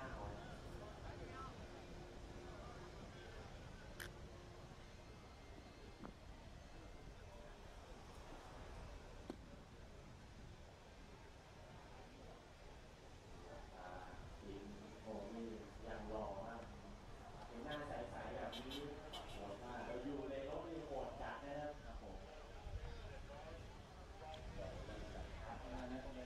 รับจะคือในต่างประเทศเนี่ยโดยเฉพาะโซนยุโรปเนี่ยนะครับเรียกว่ามอเตอร์สปอร์ตเขาทำงาน Okay, 6 minutes before 6 minutes. จริงๆตัวเลือกต่างๆเยอะแล้วก็ใช้บ่อยๆครับผมประสบการณ์เราเนี่ยก็ปรากฏมาในช่วงโซนครับผมบางทีขนาดนี้ก็ว่าคนอื่นเขาครับผมแน่นอนนักเตะเนี่ยโครงสร้างไม่ได้มองไม่สอบเขามันแน่นมากตั้งแต่ระดับเยาวชนขึ้นมาครับเนี่ยอุ่นขนาดนี้แหละเนี่ยเขาแข่งกันแล้วเราเห็นแบบว่าเด็กๆนะครับพ่อแม่ไม่จับ4 ล้อก็2 ล้อเอาง่ายๆในประเทศแต่ละประเทศเนี่ยสนามแข่งรถเขาไม่ได้มีแค่2 สนามใช่นะครับเอาแค่เอเชียเราญี่ปุ่นอย่างเงี้ยโอ้โหเทียบทุกจุดเทียบเพราะฉะนั้นนักแข่งเขาก็จะมีประสบการณ์ในแต่ละสนามเองประสบการณ์ส่วนตัวเองอะไรค่อนข้างเยอะนะครับในขณะที่เราเนี่ยอาจจะมีโอเคสนามช้างก็จริงมีสนามกีฬาก็จริงนะครับแต่ว่าก็มีแค่2 สนามนะครับเราอาจจะเก่งในบ้านเราก็จริงแต่พอเราไปเข้าประเทศทุกนับหนึ่งได้ครับ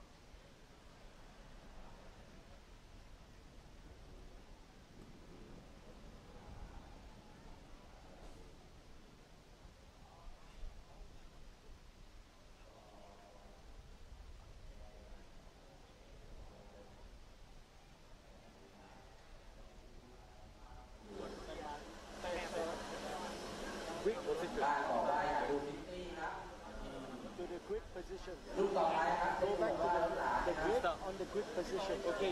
So grid and restart. Okay. อย่าลืมนะ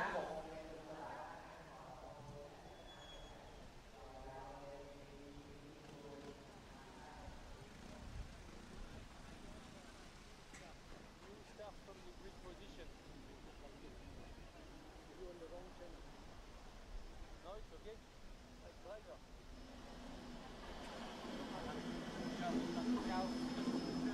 Okay, let's go. ปิดประตูแล้วครับ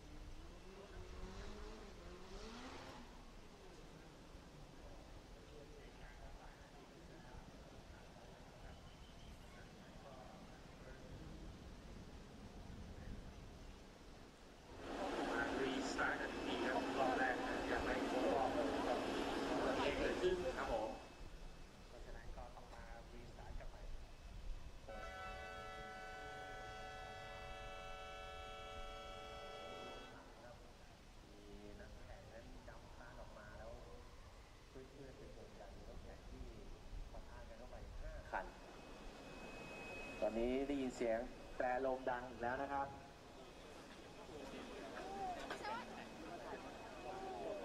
คือในช่วงของเราเรียกว่าแซนดิ้งสตาร์เนี่ยมันก็จะมีถามว่าคนที่เก่งได้จะง่ายไหมก็ง่ายถ้าเกิดมีคันใดคันหนึ่งเนี่ยติดปกติใช่นะครับมันก็จะเป็นแบบลูกโซ่เลยเพราะว่าคันที่ตามหลังมาบางทีเนี่ยมองไม่ทันนะครับครับล็อกได้แค่ล็อกเฮ้ยแล้วก็แน่นอนแต่ที่เราเมื่อก่อนมันต้องชิงจังหวะจริงๆไม่ได้หรอกแล้วก็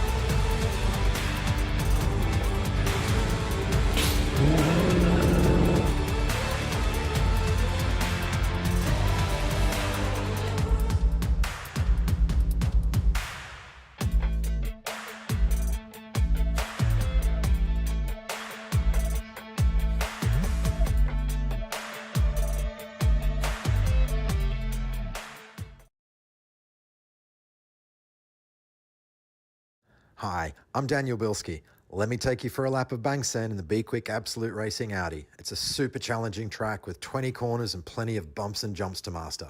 Let's go. Fifth gear, flat out, 240. Looking for your brake marker at about 100 for the uphill braking zone. Road's cambered, hug the wall to the right. This camber helps you slow the car down. Late apex for turn 2. Watch the exit bumps, get good traction, then position the car for the jumps. 1, 2, car goes light, full throttle. 170 down here through Monkey Hill. Use the whole track width, get ready for the next big braking zone, flow the car in, watch the exit wall, get ready to drop into the hairpin. First gear, 35 k's an hour, get the rotation, pin the throttle, ready for the big long back straight. Maximum attack through here, a lot of time to make up on the exit of the hairpin if you get good drive and stay away from the bumps. Getting ready for the next big break about 100 meters. Now, hard brake, first gear, use all the track width, flow the car in, short shift to second, kissing the walls. Get ready for the monument. Big commitment. Here. Pin the throttle. Let the car run wide. Big bump on the entry to the next curve. Full throttle through here if you dare. Getting ready for a short braking zone from 200. Brake hard. Second gear. Flow the car in. Watch the exit wall. Watch the bumps. Trying to get maximum traction.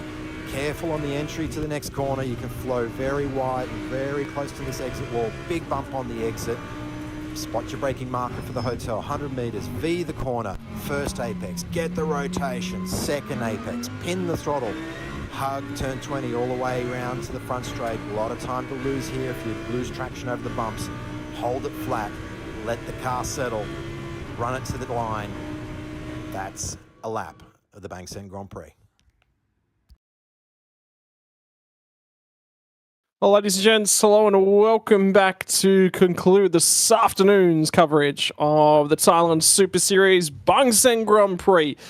And tonight, this evening, it is now time for the star of the weekend. It is your Thailand Supercar Series GT3 category. This is the fastest cars that you're going to see right across the weekend. But I tell you what, Dan, again, we were talking earlier today when we had a look at what goes on within the Porsche Cup categories. They're a really, really good benchmark for how good the series is and everything that's going on. They have struggled so much to get consistent running. And it just tells you, hey, maybe we underthought the challenge just a little bit. It is just a little bit more of a challenging circuit than we initially thought. I mean, saying the red flag there off the start. Well, you and I have been watching the Porsche Grand Cup Asia race there in the background a little bit there.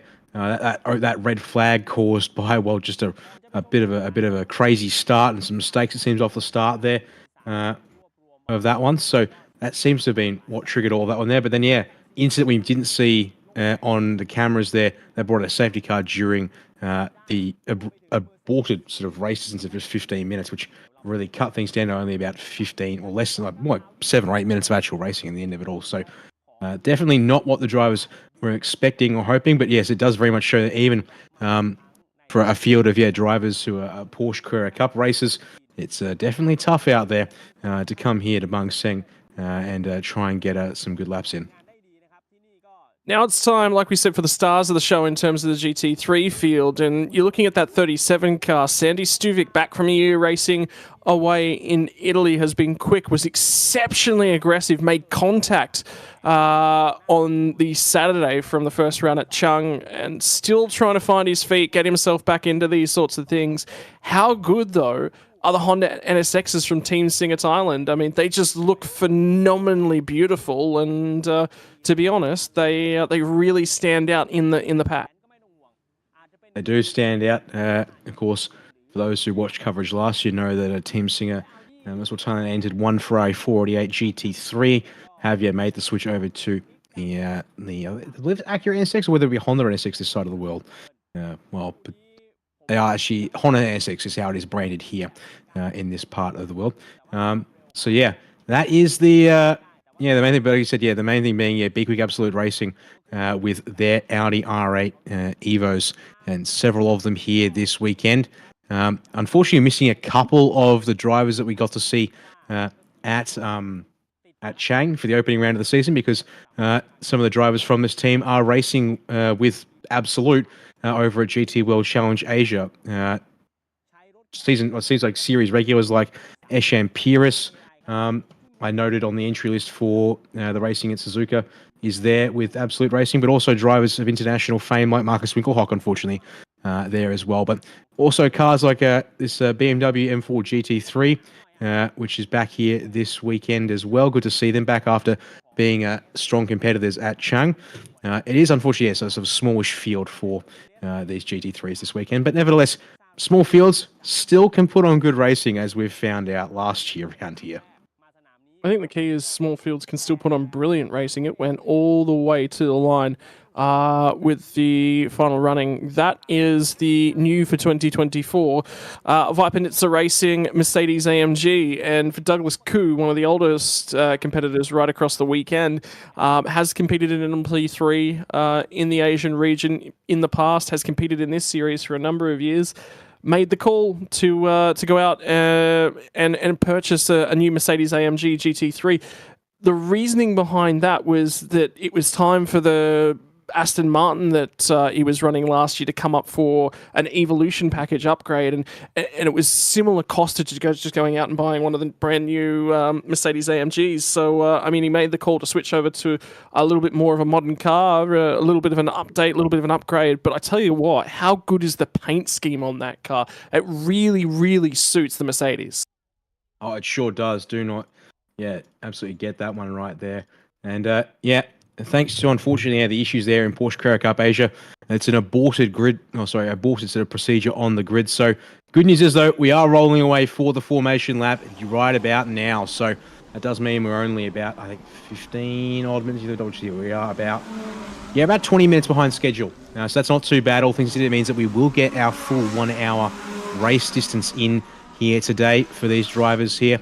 So that will be good to watch out for in terms of who is able to make things work. So as we said, 8 drivers starting, 6 of them in the Pro-Am division. There are 2 Am only category entries here this weekend. So that will be sort of a race within the race as well to keep an eye on. And awesome to see we're going to have some onboards here from the GT3 car as well. And this one here being the number 27 Meng model, sponsored entry from B-Quik Absolute Racing. So there's this car to keep our eyes on. You can see in the start of the race, I can tell you, the start of the race from 4th position. So on the outside of that second row, on the run to turn number 1. That'll be cool to keep our eyes on there. That red and black Audi R8 there coming up the hill past us now. Let's see what's got the 2 standard standard paint scheme, as it were, Audi R8s. In fact, here is one of them right now. I believe Henk Kick's there behind the wheel as we head up the hill. So the number 25. Audi R8 GT3, also kitted out and ready to rock and roll. And then, the 2 Honda NSXs there from Team Singer Motorsport Thailand, that Viper Nizza Racing Mercedes AMG, and the BMW M4 GT3 from Team AAI. Well, Scott, I'll leave it to you here to talk us through the grid for our final race of the day here at Bangsaen, the TSS Supercar GT3 field. 20 turns make up the tough and technical Bangsaen Street Circuit, where the walls are only just a moment away. 3.4 kilometres as well, and we'll be racing this afternoon on our official Hankook sponsored Ventus F200 circuit dry racing tyres. It's incredibly tough to get around this circuit. You're going to need some grip underneath you to do that. For race number 3, we are just about set to go racing. Sandy Stuvik will lead us to the green flag, put the car on pole position, be off alongside of Voravud Biram Bhakti. On row number 2, it's going to be Pitty and Hal Lin, who will be starting back there for Team Singer Motorsport Team Thailand, B-Quik Absolute Racing. Then we'll get back to row number 3, which will be Henk Kicks will be starting that car off alongside of Zhuan Yu. Both for the B-Quik Absolute Racing Team cars, and then Douglas Koo for the Viper Nizza Racing outfit up alongside of Chunhua Chen to make up our 4th row of the grid, and that is all 8 cars that are in attendance for this race here today. And the safety car doing an extra formation lap. I believe this will be to extend the sighting lap procedures, just because there's been some issues with the barriers and everything that's going on this evening. This is just a safety precaution. Give everyone the opportunity just for a little bit of extra sighting time and make sure that they're adjusted to the conditions as they currently stand, and bring those tyres up to temperature as well. Yeah, try and get a little more pressure and temperature in these Hankook tyres here would definitely be not a bad idea at all. So drivers get some time to, and also said critically, make sure they get a feel for how the track is looking at this stage. They'll have the rolling start, of course, in these GT3 machines, so there is that there as well. And see, I think on that car, I think the tyre pressure indicators, definitely under. Of course, with a rolling start, and well, the fact that I don't see any tyre warmers around the pit garages and something in a series like this, those tyres will definitely be under pressure still, nevertheless, to start, but at least, plenty of a chance here to be comfortable and ready to roll off the grid here. So recapping basically how things went at the first weekend in Chang. Well, on the Saturday, it definitely was a good day out for Team Singer Motorsport Team Thailand. The number 12 machine of Piti Birombakti and Kantasak Kasiri, the number 12 Honda NSX, which is going to be starting at a 3rd place. So that blue and yellow painted Honda there They were the winners of the opening day's race by just 2 seconds, though, from Chunhua Chen. And it was Jesse Cron in the Team AAI BMW M4 GT3 number 91, followed by Lin, pardon me, get that, Lin Hao, and it was the number 27, that Meng model, Audi R8, Lin Hao, and Marcus Winkelhock in that car.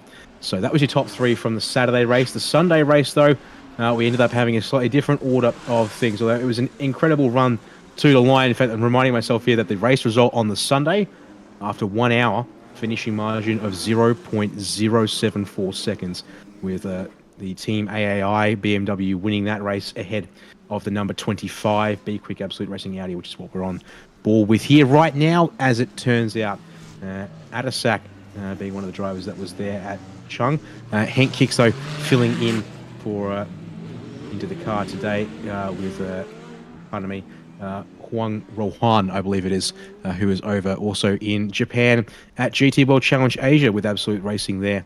Unfortunately unable to race here due to the clash this weekend. But safety car pulling away from the field here, Scott. So it's time to get the formation ready to rock and roll. Going to be, yes, it's only 4 rows, but we've got ourselves an hour of racing around the Bangsaen Grand Prix circuit here. As there's the instruction to get into 2x2 before the hairpin here, actually this time for our GT3. So make sure it's all ready to rock and roll for our final race of the day. Yeah, and trying to fire themselves down into that final corner. Still trying to warm up brakes. Still trying to warm up tyres.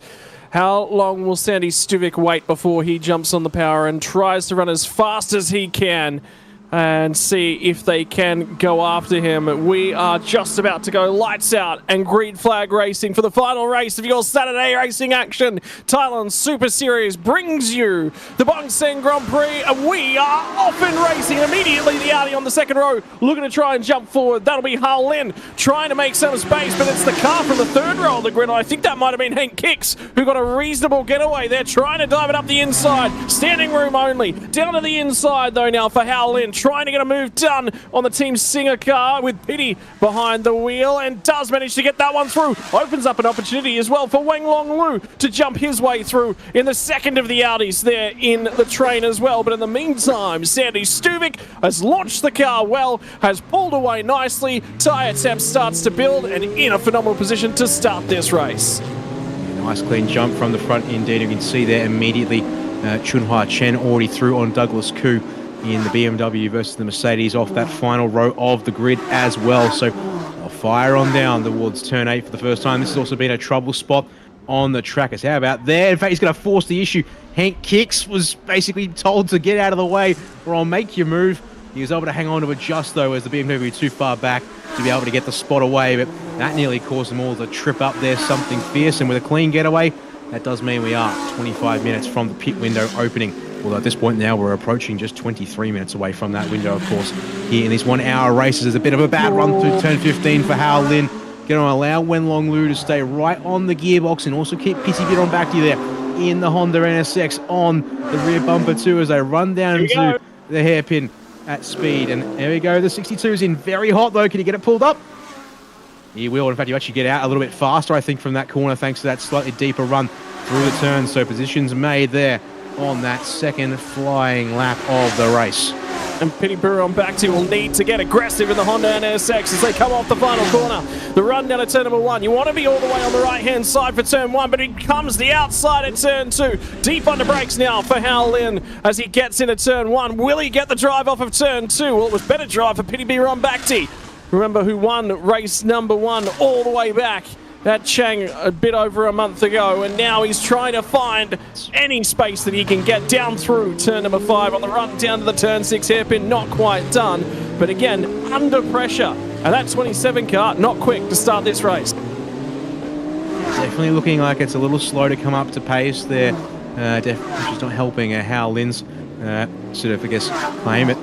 As long as he looks after the car, he then hands over to Christopher Haase in that machine there. So out goes Marcus Winkelhock, in goes in somebody else world-renowned for their GT racing experience, especially in the Audi stables there.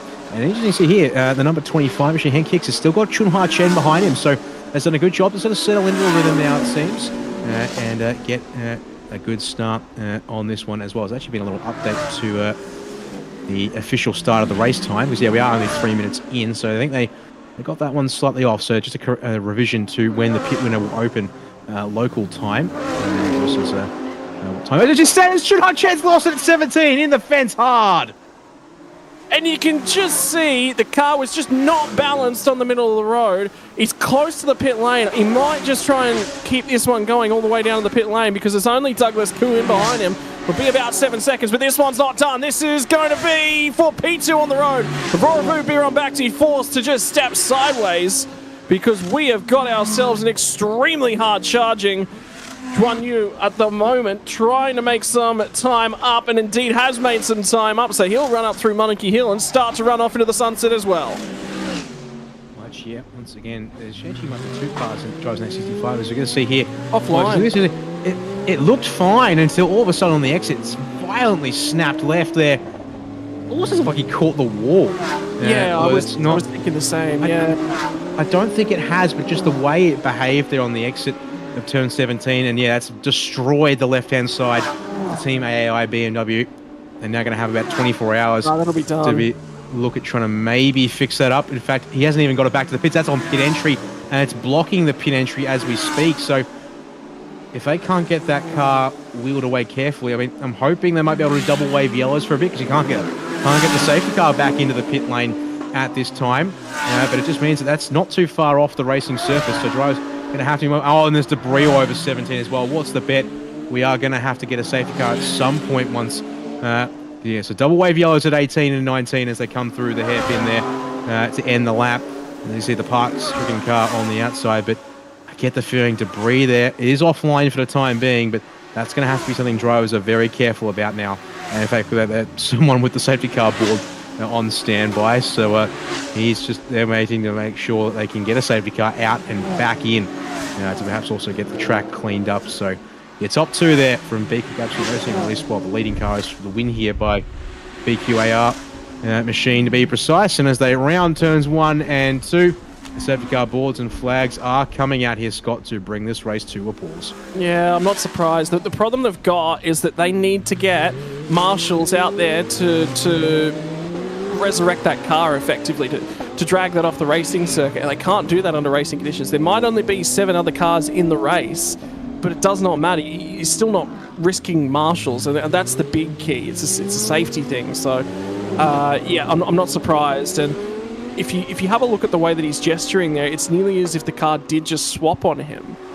They'll have data that'll be able to tell him whether or not he did actually make contact. If it was contact on the left front, on the Armco on the way into the left-hander at 17. Now, 17 is the left-right combination through there. It's not flat. You do have to lift. And then it's nearly as if as he went to grab the gas again, the car was just not weighted in the rear, and the rear just snapped around on it.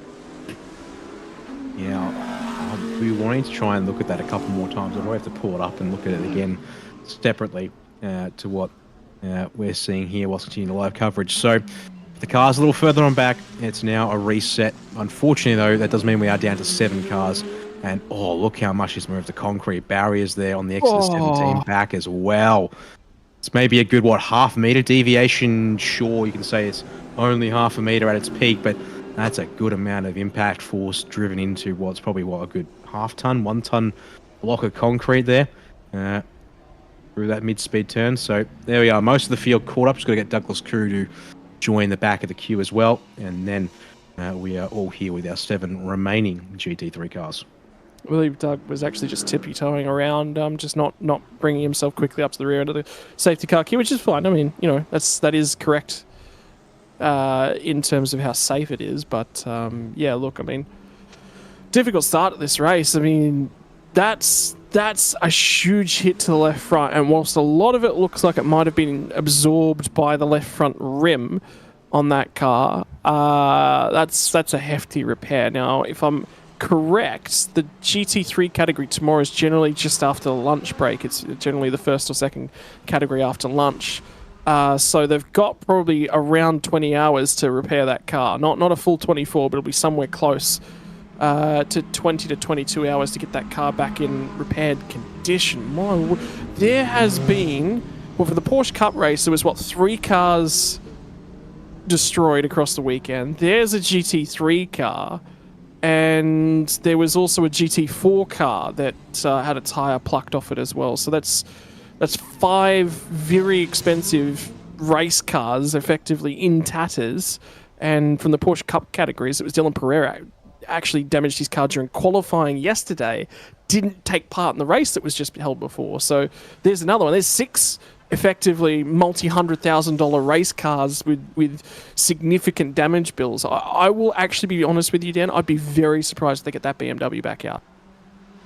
Yeah, true. It's also entirely possible as they won't be able to get it fixed in time. It takes a lot to fix these cars up in impact like that, it would seem. Speaking of tomorrow, yeah, actually it's just under 23 hours until the scheduled start of the fight, because TSS Supercar GT3 will be running again as the final race of the day tomorrow as well, but an hour earlier than today's, actually half an hour earlier, sorry, than today's scheduled start. So as of right now, as I'm saying this, we're about 22, well, we are scheduled time 22 hours and 50 minutes away from when that final race will get underway. We start a little earlier and finish a little earlier is the plan tomorrow at least. So that's the comparison to today's schedule. So pretty much a whole day, but they're going to have to see whether Team AI will want to try and get some sleep and then get up and start early, or if they'll need to start potentially work through the night to fix on that, try and get that thing fixed if they can. I think they've got to try and get it fixed through the night. I think the big concern is, you know, if you commit to going, oh, we'll get it done tomorrow morning, and then you get in there and something's a little bit more cracked or broken than you expected on first assessment, well, you don't have the time on your hands. Whereas if you do that sort of now-ish and you get in there overnight, you get halfway into it and you go, oh, well, there's actually a bar that's cracked a little bit further up. You give yourself the option to go, yes, we can fix this car at the racetrack, or no, we can't. You know, but you give yourself that option. If you don't have a crack at it until tomorrow, well, you don't have that as an option, so... Very true there indeed. Well, one of the things that we can afford to also talk about with the GT3s is the fact that being a 1 hour race, it does also have itself the compensation times for the pit stop, and we do have the updated information regarding the official document or a provisional document, which is also being through a revision. So given there's now only 7 cars to talk about, I'll walk you through them all. So once again, the minimum time for any category with the 1 hour races is 95 seconds from pit entry to pit exit. And then we start looking at things. If you've got an all bronze driver lineup, such as the case of Henk Kicks and Adisak Tung Pucharon in the number 25, that adds on no extra time. What they do have, though, is they've actually got success time from Chung added on. They finished second in that race. At least the number 25 finished second in that race. They will have to add on 10 seconds. So they've still got the second shortest pit stop of 105 seconds entry to exit. The shortest time of them all is slightly smaller. It's the Douglas Koo in that Viper Nizza Mercedes AMG. Because he's running as a solo driver in that car, they actually add on 8 seconds of compensation time to account for the fact that, well, there's not a faster or slower driver getting into that car. So that's the difference there. The longest time, though, this is a pretty nasty one, actually. So it's the number 62 entry. So it's Lu Wenlong in that number 62 Audi from B-Quik Absolute Racing.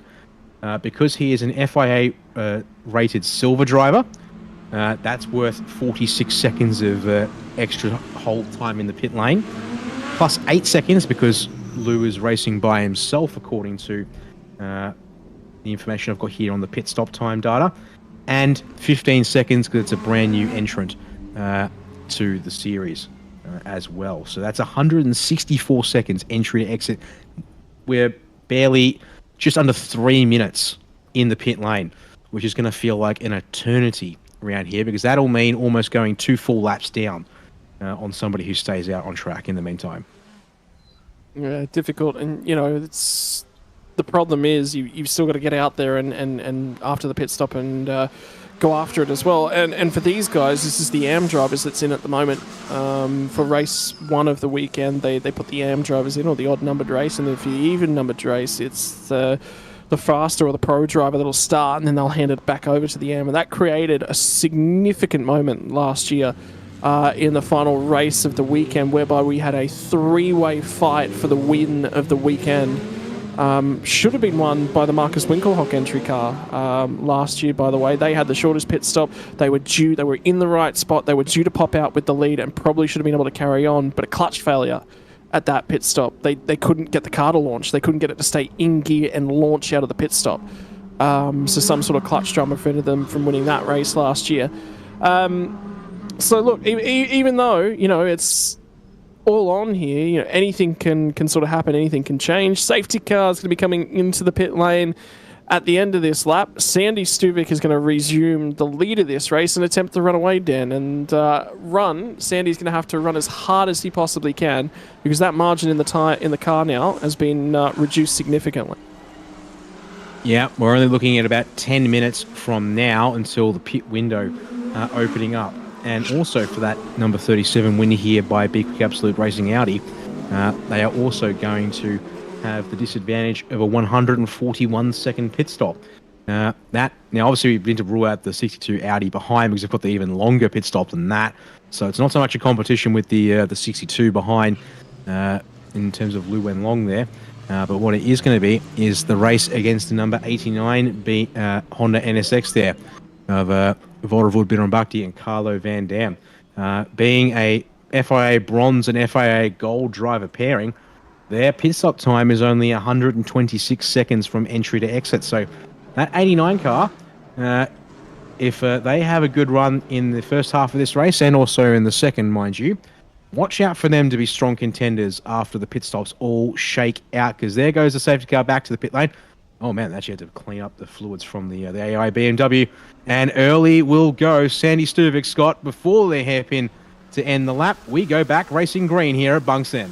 Yeah, but unfortunately for Sandy, Wenlong Lu was out of the blocks very quickly and trailing as closely as he possibly could. They're going to try and get some temperature into those tyres. And how much would Voravud Bironbakti like a win at the Bangsaen Grand Prix? He's got every opportunity to do it, but he's got to make sure he stays relevant with these guys. Stuvik was wide at 1. That means he's shallow on the entry to turn 2. And here comes the 62 machine. Wenlong Lu is out here with a vengeance, and he wants to lead this race.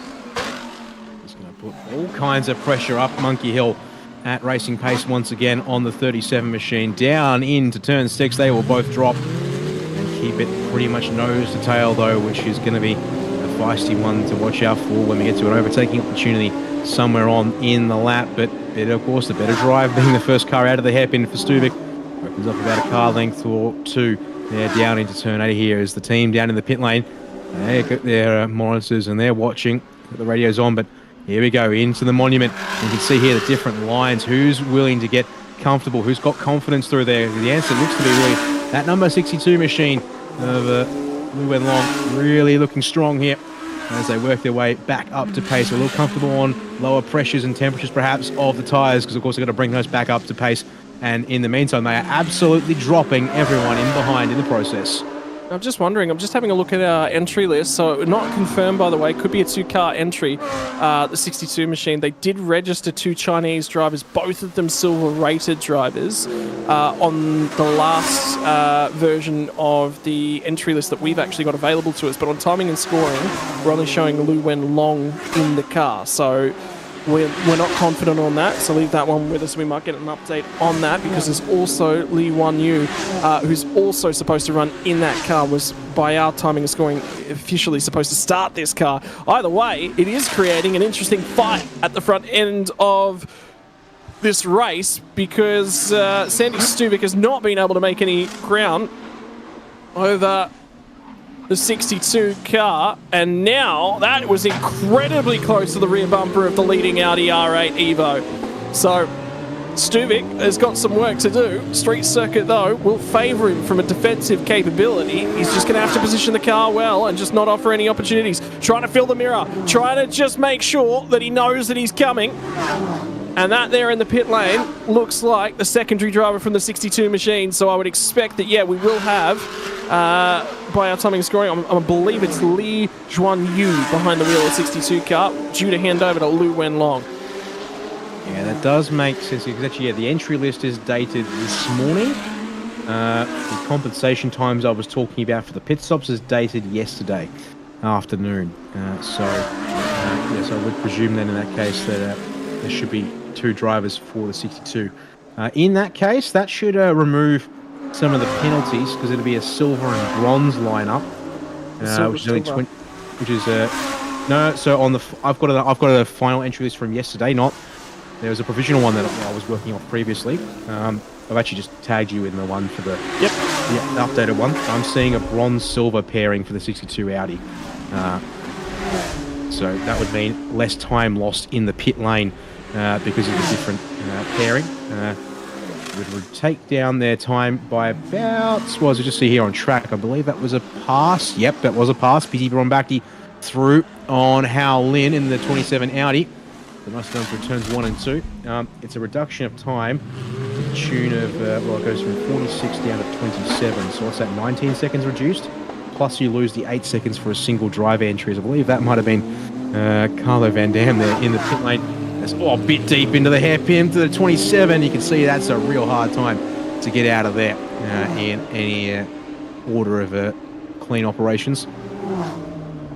It's about 5.5 minutes away from the pits lane window opening, by the way, so just keep half an eye on that. And this battle's still not going away. And have a look how close right now the 62 machine climbs on the run down to turn 15. You've got to be alongside before you get into the braking zone. You won't fire it in deep down there and get the move done because it narrows on the exit. Then it's this tricky part of the racetrack. You've got to carry speed. This corner, though, I think might be the best opportunity. You can just see forced Sandy Stuvik to cover towards the middle of the road, but you get the feeling that Xuan Yu has got an opportunity here to try and steal the lead of this race if he's close enough. He did get good drive. He is starting to close as they run down the front straight. Best opportunity would be all the way down here. Will he force Sandy Stuvik to go to the middle of the road? He's going to come to the right-hand side of the road. There's a little bit of curvature, a little bit of banking here on the inside and not quite far enough up, but he is just about getting there. 39 minutes, 50 seconds on the clock,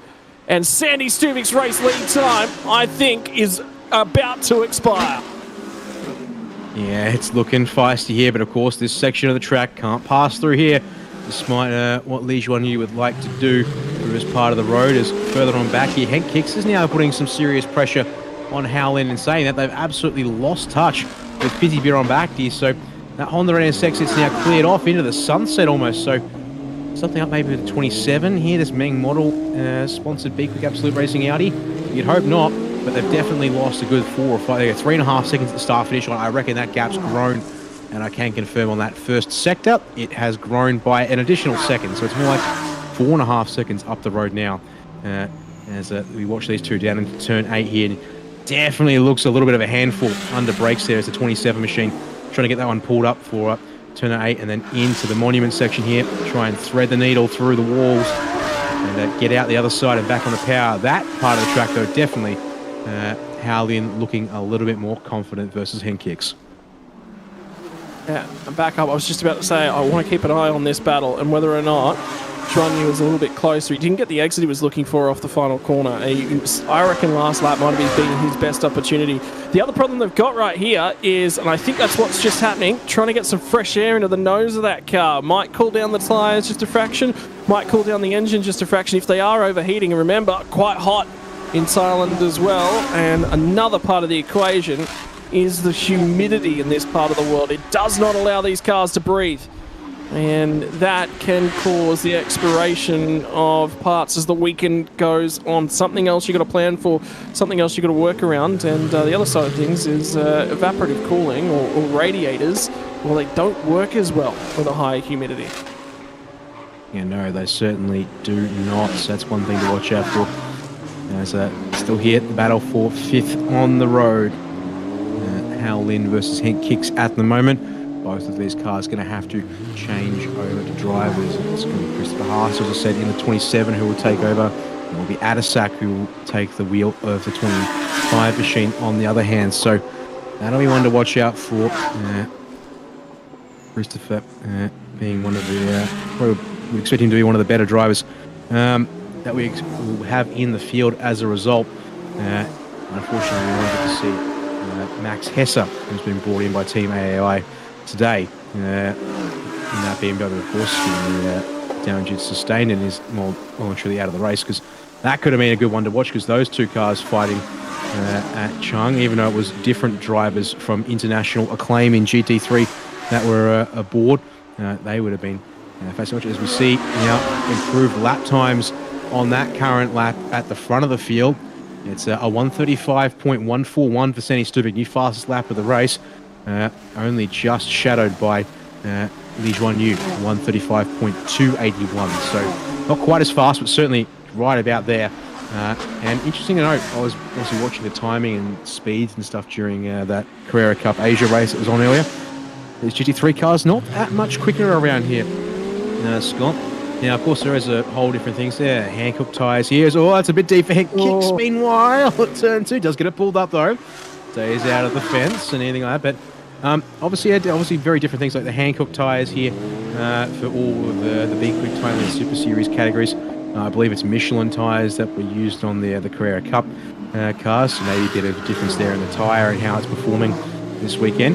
But also, you may be easy to note, I guess there's at the peak of the pace of both of those categories of car, that a track there's also probably not a lot of opportunity for Porsche Cup car to lose time on a GT3, perhaps, it might suggest. Yeah, I mean, yeah, it's interesting. So the Porsche Cup cars are a touch faster in terms of straight line capabilities, but driving aids is what makes the GT3 cars just a little bit better and a little bit more downforce as far as they're concerned. Also, just having a look at the 27 cars co-driver, brand new to the series as well, Christopher Haase. Capable driver, incredibly capable driver. Just how capable? Won the ADAC GT Masters Series for Rider Engineering in 2007. Also winner of the Nürburgring 24 Hours in both 2012 and 2014, and the 24 Hours of Spa in 2017. That's what you've got coming up for the 27 car in the back half of this race as well. At the moment, how far off the lead of the race are they? About 28.6 seconds, and they're in that battle with Henk Kiks and Adasak as well. So that's worthwhile keeping half an eye on, and the pit window is open. That might be one of the first cars you see dive into the lane. I want to hand on over to the platinum rated driver, release him and see what he can do in an Audi R8 at anger around Bangsaen Street Circuit. You know, I have to say, it's very interesting you bring up a stat. Was it 2007 you said for Christopher Haase winning the ADAC GT Masters? That just sort of speaks to, that's now a 17 years ago. To be noting a win back there as continue to wash out top two now into the 1 minute 34s. These Audi R8s from B-Quik Absolute Racing, they're only getting faster as the fuel burns out. The tyres aren't dropping off just yet at this stage of the race. We'll have to see if maybe there's spare tyres to go on these cars as well in the pit stops. So we're already a minute into the pit window as these drivers come to the pit entry. Will either of them stay to left of screen and come in? Was that? Yes, it is. Okay, for Lee Juan Yu, he will bring the 62 Audi into the pit lane as soon as they can. Get that service done here, but Sandy Stubik going to carry on for another lap here. Yeah, and it is going to be at least one tyre? Two tyres. Minimum two tyres, yeah. They're going to change working side tyres. The right-hand side tyres are probably going to go on board this car, and it'll be the all-Chinese driver pairing behind the wheel of the number 62 B-Quik Absolute Racing car. And of course, Rorovu Biron Bhakti is going to hand on over to Carlo Van Dam, will be his co-driver. The gold-rated driver from the Netherlands. He's been racing in this series for a number of years now, and has come back for another crack here this year. They're doing a 4-tyre change on the Singer Motorsport Team Thailand Honda here by the looks of things. Because now also they've just started on the right front now, working on the left front as they go. More of the B-Quik Absolute Racing Audis are in. Henk Kiks, his stint here is done and dusted. He'll hand over to Adasak for that one. As I'm just trying to say, I don't think I saw a driver change happening on the 62, so we might only have, either of, I think it would be Lu Wen Long. We'll have to see what the pit time is for that 62. If it is up around that 164 second mark, then that will confirm it's Lu Wen Long in the car as an FIA-rated silver driver.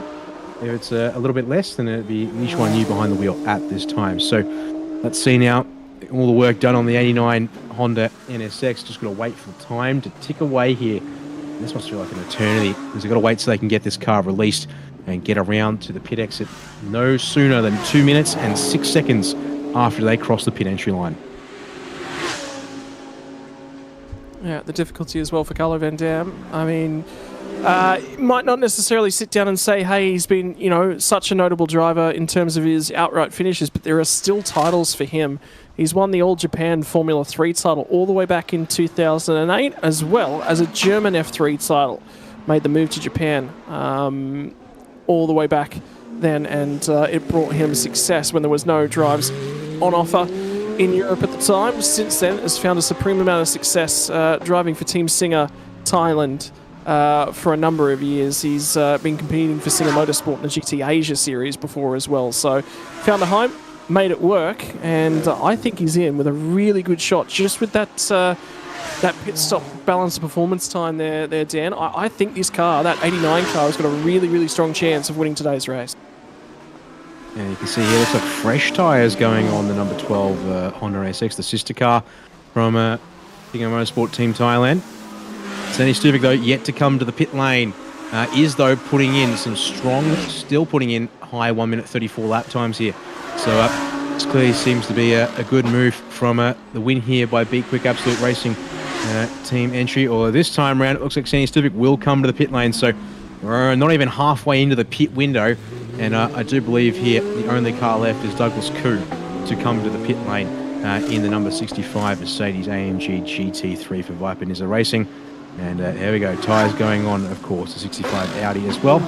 Sandy Stuvik, his time for the race is done. It'll be Yi Deng jumping aboard this number 37 Audi. And Yi Deng's had a phenomenal start to the 2024 China Endurance Championship, coming out and winning the first race of the season in the number 37 Win Here car.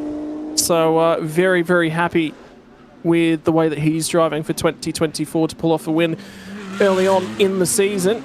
He'll be thinking at this pairing with Sandy Stuvik. Sandy's done a phenomenal job to hand that car over in the lead of the race, but silver driver pairing meant that Sandy did have to try and pull some time out, and that right now is the number 89 machine trying to find a way down the inside. At a sack at the wheel of the 25 car. He does pull that pass off. That will be for position on the road, and that will be for effective position. Both drivers now completed their pit stop. The entire field have done their pit stops, by the way. So next time by the start-finish line, we'll get a cleansing of the field. We'll get an opportunity to see who is on top. And having a look at the pit time for the number 62 Audi, it is definitely Lu Wenlong, the only driver in that car, because the pit stop time, 2 minutes and 47 seconds. That's 167 seconds in other words. As Douglas Koo will be our final driver into the pit lane, and that will complete the pit cycle. As you can see there, the instruction, it looks like to fire up the 37 Audi in the background, although now, look at that there. Oh, they've actually got to push it back to make sure he can get clear of the Mercedes. It's pulled in front. So that's a couple of seconds potentially lost there as they try and get that car sorted out and able to get rolling as the pit stop in front continues here for Douglas. And yeah, get himself a bit of an extra drink in. And despite all the cabin comforts that you can get in these GT3 cars, it is definitely still going to be hot and thirsty work behind the wheel here at Bangsaen. Yeah, and that humidity is quite high up at the moment as well. So we are now into the second half of the race here this afternoon, and it's starting to get to the point whereby you've got to press on, and you've really, it's sort of everything's in your own hands at the moment if you are going to find a way to press forward. But that Audi's been sat there for quite an extended time. At the moment, they finally got that one rolling out of the pit lane. So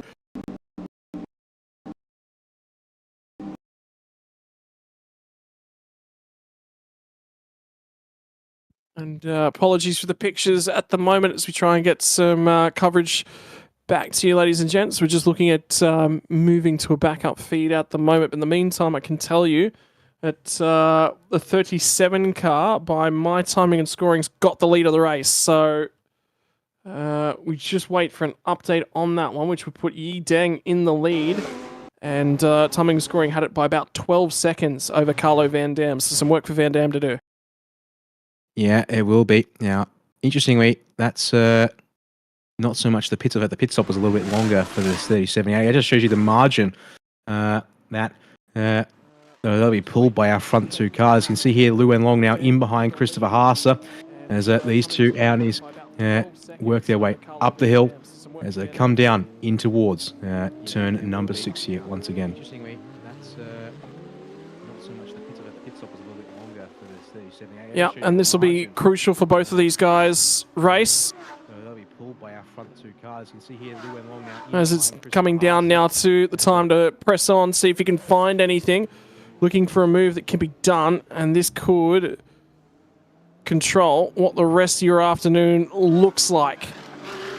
Because if that 62 machine cannot get the job done on Christopher Haase, and they're starting to make a little bit of time on the next car up the road as well. I think that is AEST they are. So we're about to see a 3-way fight for 4th position on the road. Oh, my word. Parking lot when they get down to turn number 15. Someone's going to have a crack. And I think it'll be on the run down into 18 and 19. I don't think they'll wait. All right, the flip-flop through 17 now on the left and the 17 right now. Who's going to carry the speed? Looking for the run down the inside. Here comes the 62 machine and the 27. Both of them fire on down through on the entry. And then the 62 has got the power cooked up to this thing as well. So I think there might be 2 overtakes in one straightaway. One on the way in, one on the way out of the front straightaway now for Wenlong, and he is not hanging around. He is looking to get aggressive with the 27 car. Run down to turn number 1. The kink at the crest of the hill and just covered nicely. Positions the car very defensively for the 27. Christopher Haase behind the wheel. Well, Christopher Haase, you've got your work cut out for you. Yeah, he does indeed. Liu Wenlong is looking absolutely fired up. Yes, oh, it's almost in the Armco as the wall comes back across there. So Christopher's not holding back, and then a little nudge. He runs a little deep in, and Lou was not able to get the car pulled up without a tiny nudge there through the exit of the turn 6 hairpin. That will give the 27 the breathing room it needs as they work their way on down towards turn number 8. Try and keep our eyes on the lap times, and like looking at things at the moment, I don't know if I'm seeing it on the last lap. It might have just been a little of a slow warm-up lap for Yeaman, perhaps. As here's another look at that here into turn 6 for Haase. The car just misses the inside line, and as a result, little touch there in the left rear corner of the 27 Meng model Audi there. But thankfully, no harm, no foul. They carry on nose to tail, though, back with live pitches we are. Yeah, and now back up towards this battle as well. By the way, margin for the lead now down under 9 seconds. We said it was over 12 when they first come out. So yeah, you might have been right. They might have just been phasing that tyre in for Yi Deng. Now he's got it all in his own hands. What do the sector times start to look like? Well, I can tell you, Carlo Van Dam is taking small chunks of time out of him in each of the sectors. He's taken about 1.5 tenths in the first sector. There is time on the clock, but he's going to need to get that down in under 5 seconds and then have a go at him. So that'll be the big key. Oh, and by the way, Christopher Haase goes ahead and is very, very quick as he's trying to make some time out of this one. And on the run down to the hairpin right now. And then on the way out for the number 27 Audi. And on the way out, picks up fastest first sector of the race. The times are starting to improve. All of these cars, the entirety of our top 5 running in the 1 minute 35s. So that we've got a difference of a low of a 135.1 all the way through to 135.7s at the moment. And surprisingly, Van Dam was actually the slowest of that group in second place. I mean, yeah, the only problem for drivers like Christopher Haase and Liu Wenlong, they might be 2 of the faster drivers out on track at the moment, but 20 seconds down the road, thanks to the way the field spread out before the pit stops. It's not so much because of the pit stops, really, because the car, apart from Liu Wenlong, the 62 has obviously lost a bunch of time thanks to the way its pit stop worked out for it. So 135.472, by the way, for Yi Deng on this lap as he comes on through. For Carlo Van Dam, slightly slower, but a personal best for the number 89 Singer Motorsport Team Thailand Honda NSX, 135.516. Cantersack, Kassiri across the line, 35.634 in that number 12 machine, looking decent. But then you see it there on screen, Christopher Haase, 134.34 for being hustled by Liu Wenlong, 34.449. So they pull a second back in on everyone else, well, the top 3, to be precise, of course. The question is, they need more than that if they're going to get closer over the course of the race. The question is, though, maybe they can go and hunt down Cantersack Kassiri here for 3rd at a very minimum. That should be achievable based on the gap there on screen. Yeah, I mean, that'll be achievable, but the problem is Are they taking too much out of the tyre? And are the drivers up ahead protecting the tyre just a little bit, trying to give themselves more to work with in the back half of the race? Temperatures coming down over in Thailand as well. We are in the back end of the afternoon, 5 o'clock now local time. And that means the sun's now come off the circuit, which means the track will be cooling down as this one progresses. Have a look at this one. Although starting to make some time is Christopher Haase. He still has Wen Long in that rear view mirror. And look at, he has made about a car length there, Dan. So he is starting to stretch that margin just a little bit. Again, maybe just a bit of confidence thing, just starting to run lap after lap after lap in a race situation to build up and know how the car's responding as it's improving, as you're improving as well as they work their way down into turns 18 and 19. You can see here, really try and get a nice strong double apex and power back out the other side here for this, then sweep through turn 20 and stay in the power for the start-finish straight. The line they will come. It was a 135.0 for your race leader, 35.4 for Van Dam in second, 35.2 for Kantersak, and a 34.312 and a 34.364. So again, pulling back nearly another second on Kantersak on that last lap. So they will definitely be after him and get there in time for a good scrap for third between the three cars running third, fourth, and fifth at this time on the road. Whoa, again, turn 5. That left wing mirror, Scott, is definitely at risk on the 27 machine of disappearing. I think the wing mirrors on everyone are at risk at the moment because I think everyone's just stepping up. And reminder, they've got to put this car back on the road again for tomorrow. So, you know, and we've already got one car in the pits and retired for the day with a lot of damage. At this rate, what level of risk are these guys driving? Is this 9/10 or is this everything they've got and perhaps a little bit more? The best can lift under circumstances like these. How good is this drive, though, from Lu Wen Long? You know, really managing to stick with Christopher Haase. Is this an opportunity as well? Is he just sitting here and just watching? He's braking a touch later here. Okay, I can adjust. I can go with him. There was a touch more in the car that last time by. Do you think he's lifting his game just to match Christopher Haase? Oh, I would have to say that definitely looks to be the case because on this current lap, he's got the two fastest, or the fastest Sector 1 and fastest Sector 2 of anyone in this session. It's not by much, but it'll do nicely as they come to the line for both of these cars. And it's not an improvement in Sector 3, but it is a 134.163 for Lu Wen Long, the fastest lap of the race. Not too far behind is Christopher Haase's time, but critically also, Kantersak Series just lifted as well. You can see there, last lap time for the number 12 with 34.395. So all of a sudden, the gains we were seeing from these two relative to third have just suddenly stalled out quite massively. They have still gained nicely on Carlo Van Dam and Yi Deng, but the gaps up the road for them, that's quite a bit more. And was more, I wasn't expecting those gaps to fully close down even with 20 minutes still in this race. It was more about the fight for third, which may have just sort of responded in due course, thanks to Kantersak, as you said, perhaps just taking it easy and now being notified of, okay, they're coming. It's time for you to step up and show us what you got. But how good's the pace compared to the race leaders as well? Because they took 0.7 of a second out of that race leader on that last lap by, and about the same out of Carlo Van Dam as well. The margin from Yi Deng to Carlo Van Dam is now about 10.6 seconds. Something's happened to Van Dam. That car is not performing at the moment, and I think they're going to get there. I think there's every opportunity that Kantersak is actually going to come up on the back end of Carlo Van Dam at the tail end of this race. If that happens, well, the other side of the coin is, how quickly do this pair start to close in? Are we going to see a four-way scrap at the end of this race for second place? I think Yi Deng is 10 seconds down the road. I think that's enough, Dan. I think he's safe from here because relative to these two cars, it's about 18 seconds. Well, they've just completed the 21st lap of the race. Yi Deng, 134.439 last lap. That's an improvement we haven't seen from the 37 in this stint so far. Van Dam, actually the outlier of the top four, on 135.677.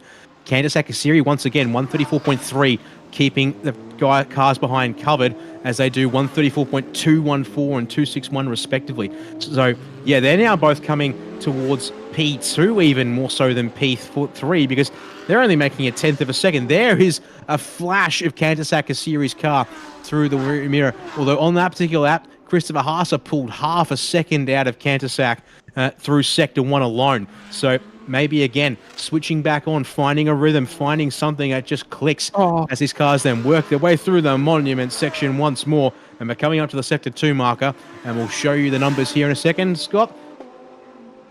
It's pretty much dead. In fact, it's actually fastest car through Sector 2 was Lu Wenlong, then it was Kantersak, and then Christopher Haase in that order for your fastest three.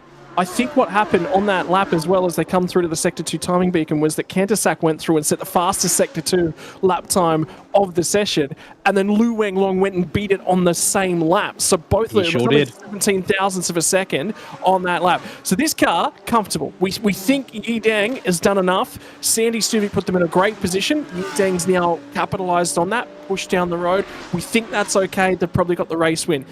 But second place, that's where all the money is off. I just don't know. It's going to be a tough battle. Yeah, that's the expectation there indeed. As we'll quick things around here. Keep our eyes on Yidang though as he works his way around. He's now lapping in the mid to low 134s. So Yidang, yeah, I think he's doing enough. He's building his margin to second place. In the form of Carlo Van Dam, which is going to be really important at this stage of the race as the clock continues to tick down past 16 minutes remaining. Critically, though, Christopher Haase, first car into the 1 minute 33s, a 33.695, which was the fastest lap of the race we've seen so far. Well, that was deep, though, from Yidang through turn 15. Scott nearly throwing that one in a bit too hot on that occasion. Yeah, well, if he loses half a second a lap from here to the other race, he's still going to win by like 8 seconds or so at this point in time. So he's got a lot of margin up his sleeve, and I think he's going to be relatively okay. So somebody from the wall might just want to get on the radio and just say, hey, race management, you're doing a really, really good job. You've got a huge amount of margin. How about the margin, though? Kantersak's managed to find some more time again, although Christopher Haase is reasonably quick at the moment. But that last margin, you see that it was about 6 seconds. I think those numbers are actually wrong, because if I look at my timing sheets at the moment, the margin from Kantersak to Christopher Haase is about 2.7 seconds. And the other side is Kantersak's only 3 seconds now behind Carlo Van Dam. But Van Dam looks to be responding now in terms of his lap times as well. He's got that car back down into the 34s, just set its fastest lap of the race. The life in that tyre might be at the back end. They might be running the pressures a little bit lower, and now it's up to pressure. That's quite possible, yeah, because the two Audis here on screen right now, 33.829 for Haase, 33.923 there on that last lap. So they're still chasing after Kantersak. So there's Carlo Van Dam, second place. The first of the Singer Motorsport Team Thailand Honda NSX GT3s, having done a 34.617 on that lap. Is this a case of just knowing to look after the tyre and bring it in really gradually and have pace at the end? That could be a possibility. He's just crossed the Sector 2 marker, so we'll keep you updated like I mentioned the cars behind. He lost in the first sector. About half a second was the maximum loss to Christopher Haase in Sector 1. Then in Sector 2, actually gains back some time versus Haase, but lost time to Kantersak and Lu Wenlong by about 0.3 of a second. So the ebb and flow now starting to come on a sector-by-sector basis.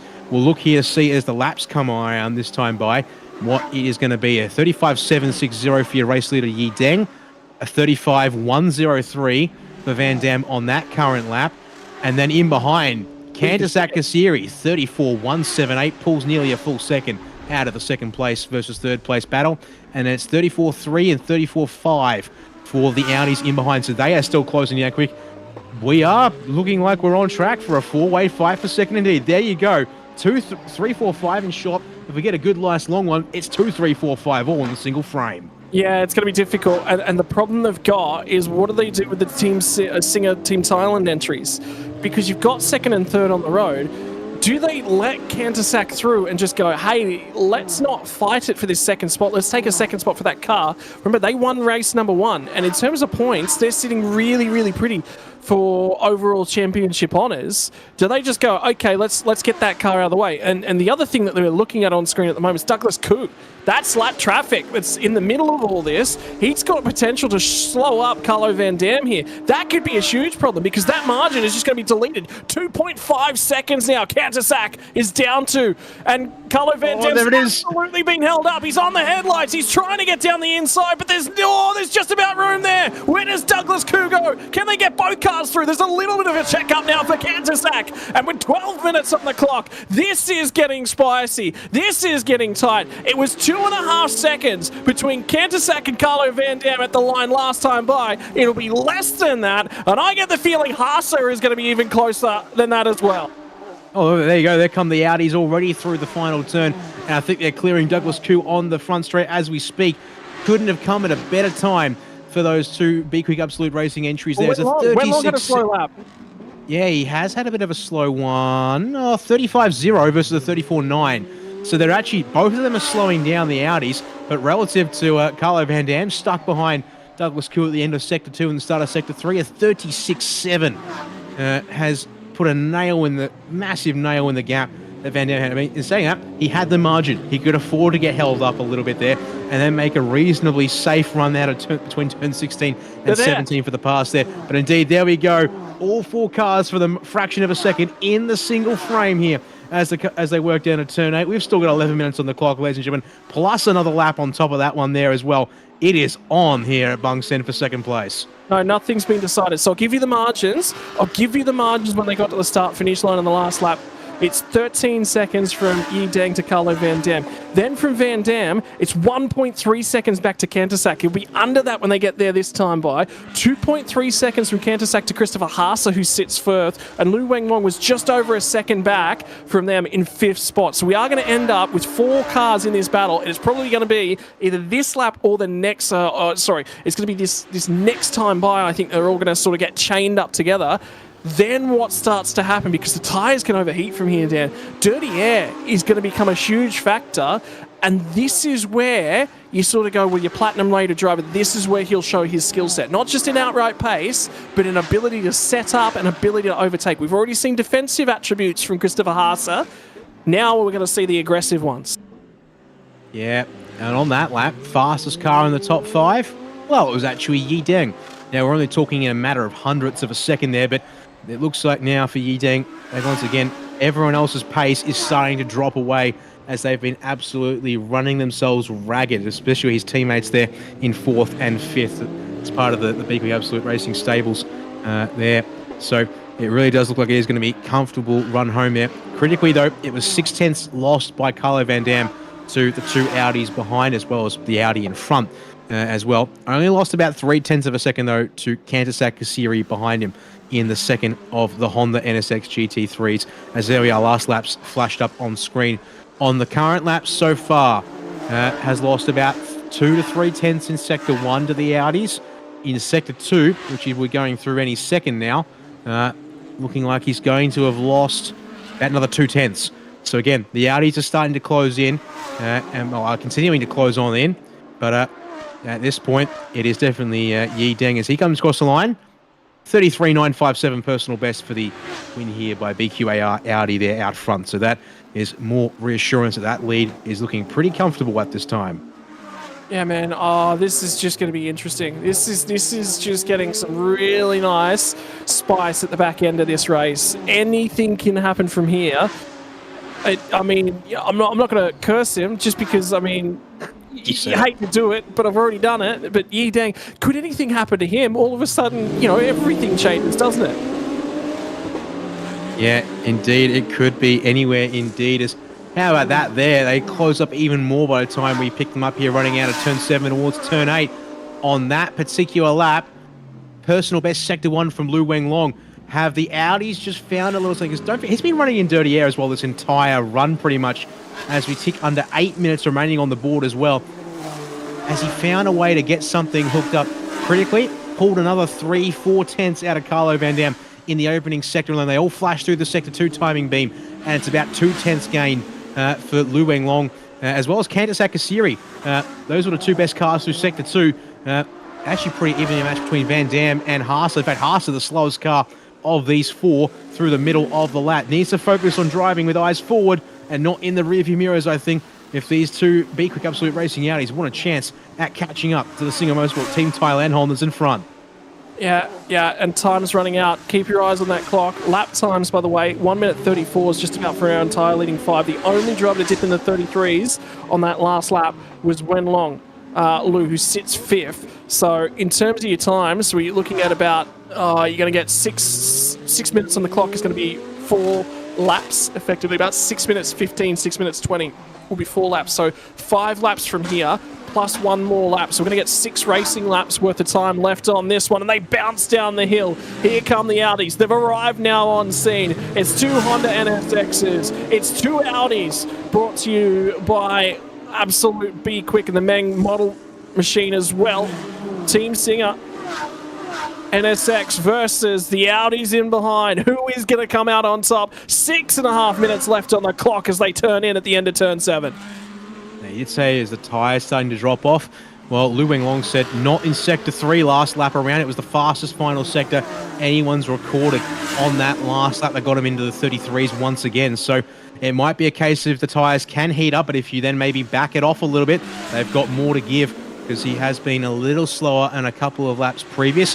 On this current lap, it is fastest of these guys to Sector 1 is Christopher Haase by about half a second, fastest to slowest. Second sector though, fastest driver, Lu Wenlong, once again to the tune of nearly 0.4 of a second here. So they round 18 and 19 once again. And also watch them here as they come out of the final corner. All of them now sticking to drivers right down the start-finish straight and all getting every little wisp of slipstream they can get before they'll move themselves back over to the left-hand side and open up the run into turn number 1.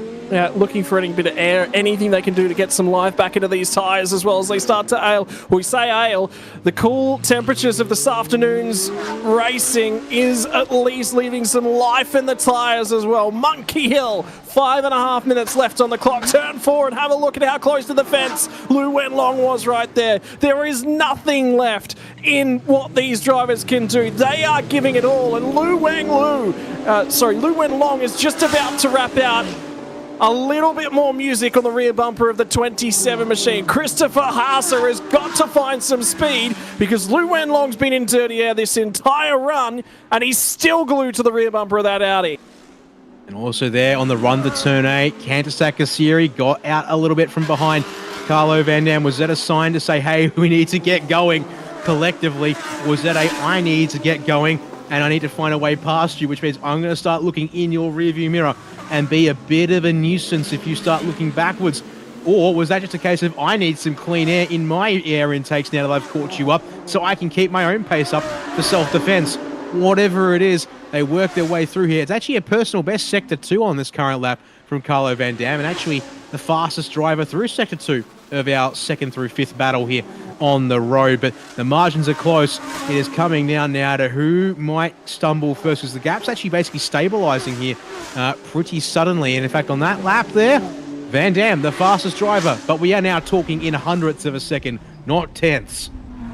Yeah, fastest lap of the race still sits in the clutches of Christopher Haase, 33.695. But I tell you, it's by less than 1/10 of a second to Lu Wenlong behind the wheel of the 62 Audi right now. It was the 33.784. None of the race leaders just gone down to the 33s. 9.57 was his next best time. And then it's Kantasak, 34.178. But the tyres are starting to ale. All of these cars, every single one of them, ran a 34.5 on the last lap. How close to a 34.5? Well, Carlo Van Dam didn't actually run a 34.5. He ran a 34.499. So 1,000th of a second out of the 34.5s. That's how close this group is. Now they've all been tagged together in the dirty air, and that just might be the breathing room Carlo Van Dam needs. Yep, well, we'll come back to the race leader Yi Deng here as he rounds turn 17. When he crosses the line, it will be 3 laps to go. Don't forget, time has to run out before we see the final lap board here at Bangsaen in this TSS Supercar GT3 race. So even though the time will reach 0 before he completes the next 2 laps, it'll be 2 laps plus another one there as blue flags on display as well. The car in front of him on the track is the 25 Audi of Adisak, currently behind the wheel. Unfortunately for him, he has not been able to recover after running a little bit behind the pace of our front runners tonight, and now on the verge of going down a lap. As back to the battle for for second. We will look. And again, they're all so even now at this point in the race. Van Dam, again, the fastest driver of the 4. Then it was Lu Wenlong. Then it was Christopher Haase. And it was Kantasakasiri looking a little bit vulnerable there of these drivers. All to the tune, though, of only about 3/10 fastest, the slowest.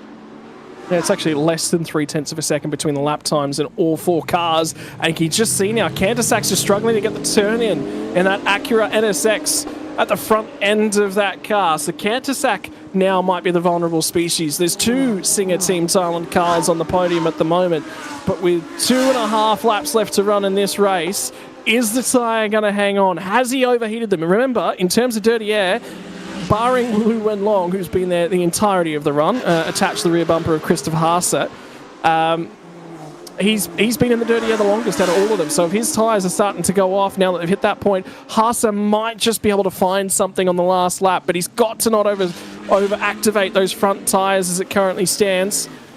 And that is the run out of the final corner. I think that's Adasak that's just been put 1 lap down as well.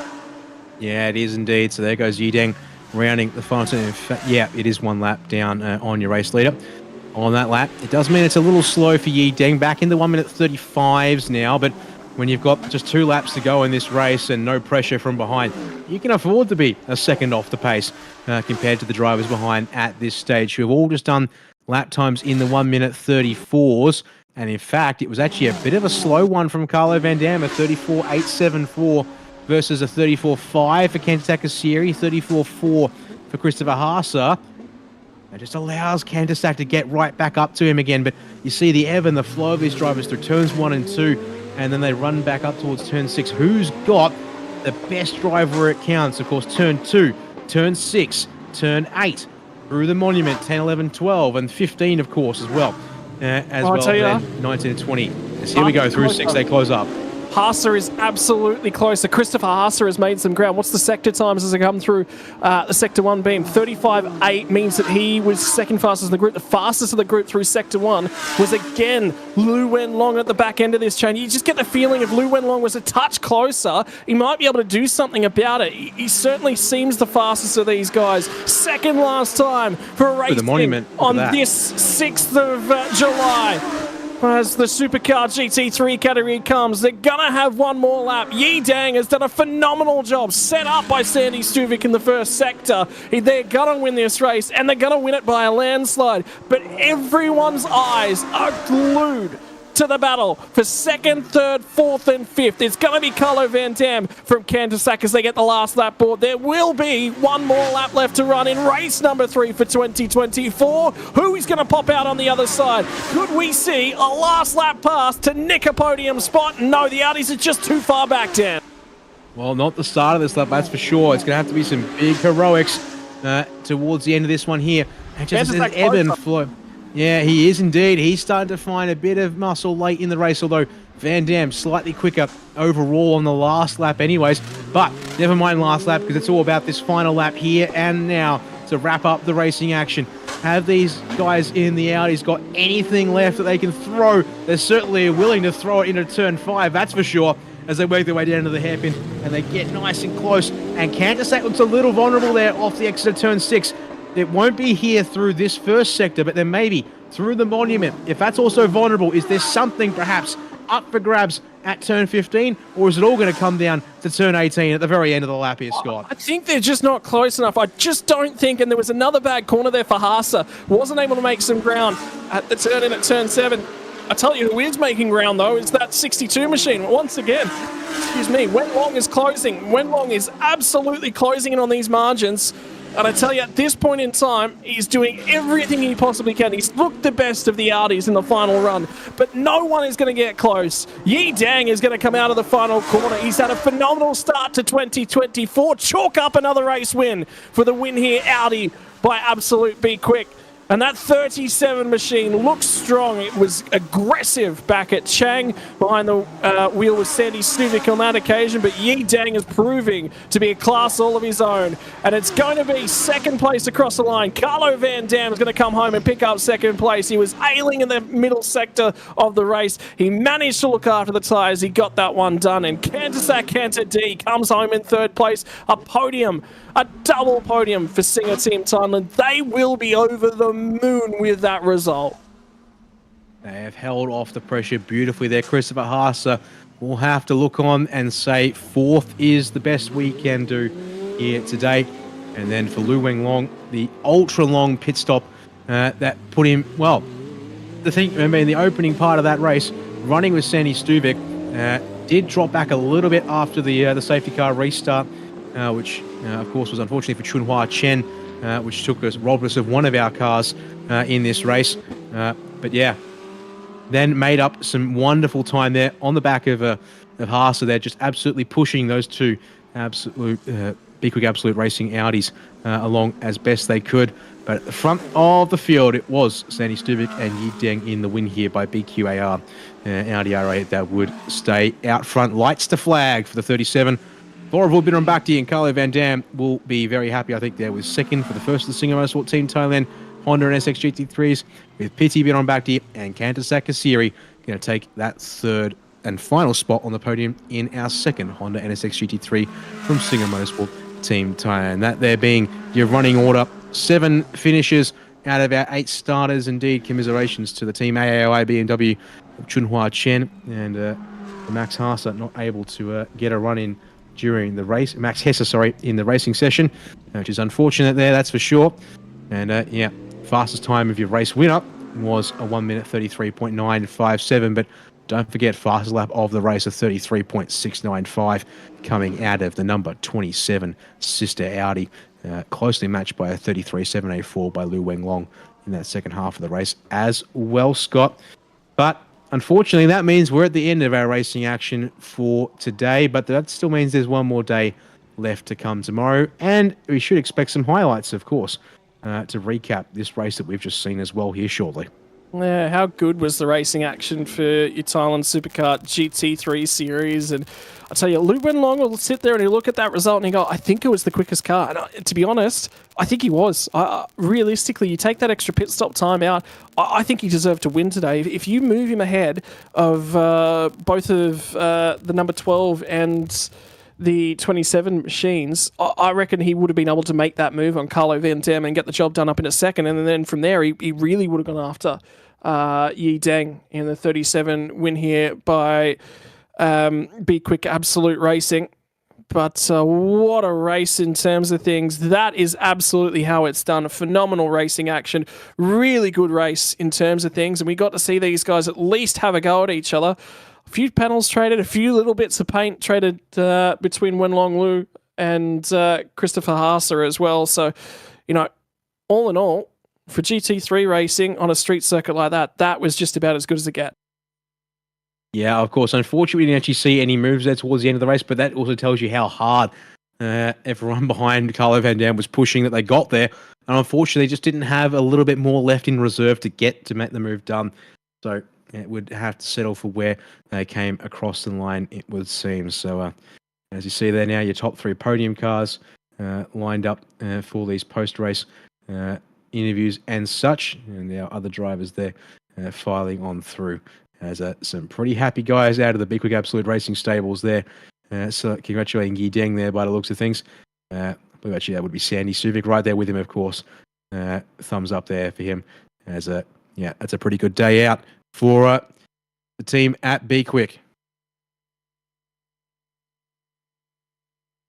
Hey, you can just see them. They're just chilling out and just enjoying the racing action at the back end of that one. And phenomenal drive from all the drivers up there and on the podium as well.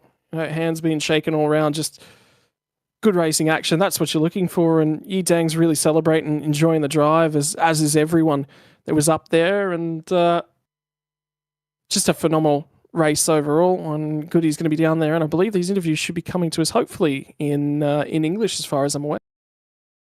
Yeah, for some of them, yes.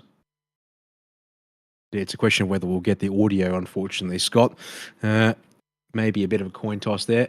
And look, unfortunately, we might be having some issues with the video feed as well to make things different. But in case we don't get the audio from Goody, so thinking about what we are getting set to have on our schedule tomorrow. We have 4 races back to back to start your Sunday morning. Well, at least a Sunday morning in Thailand. It'll be a Sunday afternoon-ish for us here in Australia, but wherever you are in the world, we've got 4 races to start the day. In fact, actually, pardon me, there'll be 5 races in a row. No break there for any of those. Kick off our day. Then there'll be a short break for the second and final race of Porsche Carrera Cup Asia. And then the drivers here of Thailand Supercar or TSS Supercar GT3 will be back out to conclude the day's action. So that is a total of 6 races of English commentary, plus the 7th, which will be hosted over on Porsche Motorsport Asia Pacific. Their channel there. We'll make sure to get you the links when that broadcast starts up in the afternoon then. But noting it will start a little earlier tomorrow, 11:30 a.m. Thailand time for the beginning of our commentary and coverage as well. We're getting off to a nice early start tomorrow morning, Scott, or at least the drivers at the track up. For us, it's a little bit more relaxed in terms of when we get underway. Yeah, certainly. Have a look at the fans, able to get down in there, get right up and close to all the GT3 cars as well. And you can see they've been moved sort of into a parc ferme, and they'll indeed be checked for the ride heights as well, just to make sure they passed the post-race inspection limits as well. But look, I mean, how good was that? When you come here, it is difficult to get good racing. You know, it's a very slow track, and GT3 cars do tend to struggle with when you've got a little bit of a narrower track. You know, you get a little bit more runoff, you do get more racing, but at the same time, that comes with the risk. It comes with the risk factor. Those walls are going to be close, and there was a lot of risk taken by a lot of the drivers. None of those guys were driving within their limits. They were pushing that. All of them wanted to be able to go and nick that podium off, and hey, you know, sometimes it's going to pop out like that at the other side as well. And don't forget, for the viewers that are watching along at the moment, tomorrow it'll be the inverse. So what we'll see is all of those pro drivers will actually start the race, and then they'll hand off to their amateur counterparts, or stay in the car in the case of both Douglas Koo and Lu Wenlong. So, you know, it's going to be an interesting race to see the inverse of that. Last year that created exactly what you just saw there, but for the race win instead of being for P2. So, you know, it's not over and done with. And like you said, we've got Super Compact to come your way tomorrow. We've got both of the Super Pickup categories, GTM and GTC racing action as well. And the conclusion of Porsche Cup Asia as well over on their channels. But my word, Dan, honestly, I don't know what it's taken, but it's the racing feels like it's stepped up another notch again this year. I think the racing this year was better than it was last year. I think we have seen some more exciting racing out of the Thailand Super Series categories, that's for sure, across nearly all of them there this weekend. And we've still got a day left to come. So, yeah, start off with Thailand Super Pickup Division 2 in the morning with their final sprint race of the weekend. And then the TSS Supercar GTC, that our category, which will include those Toyota Supras, the Trans Am V8 cars, that Daytona Coupe, the Nissan R35, the Lamborghini Gallardo Super Trofeo will be on. Then you got your Division 1 drivers in Super Pickup. So we get our 3 sprint races out of the way, and then it's into our Super Compact race to finish off the season, or finish off the weekend for them. Then it'll be the final race of GTM and Supercar GT4, like we saw them earlier. They'll go again. Then is it Carrera Cup Asia, and then Supercar GT3. That's a brief rundown of the order and how we'll go for that one there tomorrow. And yeah, look forward to seeing in those longer races for Super Compact, for GTM, GT4, and for GT3, like we saw right here, as you said, flip the order of the starting drivers, and we'll see how that affects the race results when they all come to their checkered flags. Well, ladies and gentlemen, that is going to bring us to the conclusion of today's racing coverage. We hope that you'll jump back on board and witness everything that we've got in store for you tomorrow. I want to say a big thank you to the entirety of the team from Thailand Super Series, all the marshals that have had a very busy weekend with repairing barriers, and the recovery crews as well. And for the teams that are down there and have some cars to repair overnight, we wish you all the best of luck. Hope that you get some sleep overall. For all the fans that have been joining us right across the weekend, thank you very much for tuning in. We'll be back again tomorrow for some more racing action and to conclude the weekend of the Bangsaen Grand Prix. But for now, ladies and gentlemen, we will see you all tomorrow. Have a lovely evening, and we'll be back again then.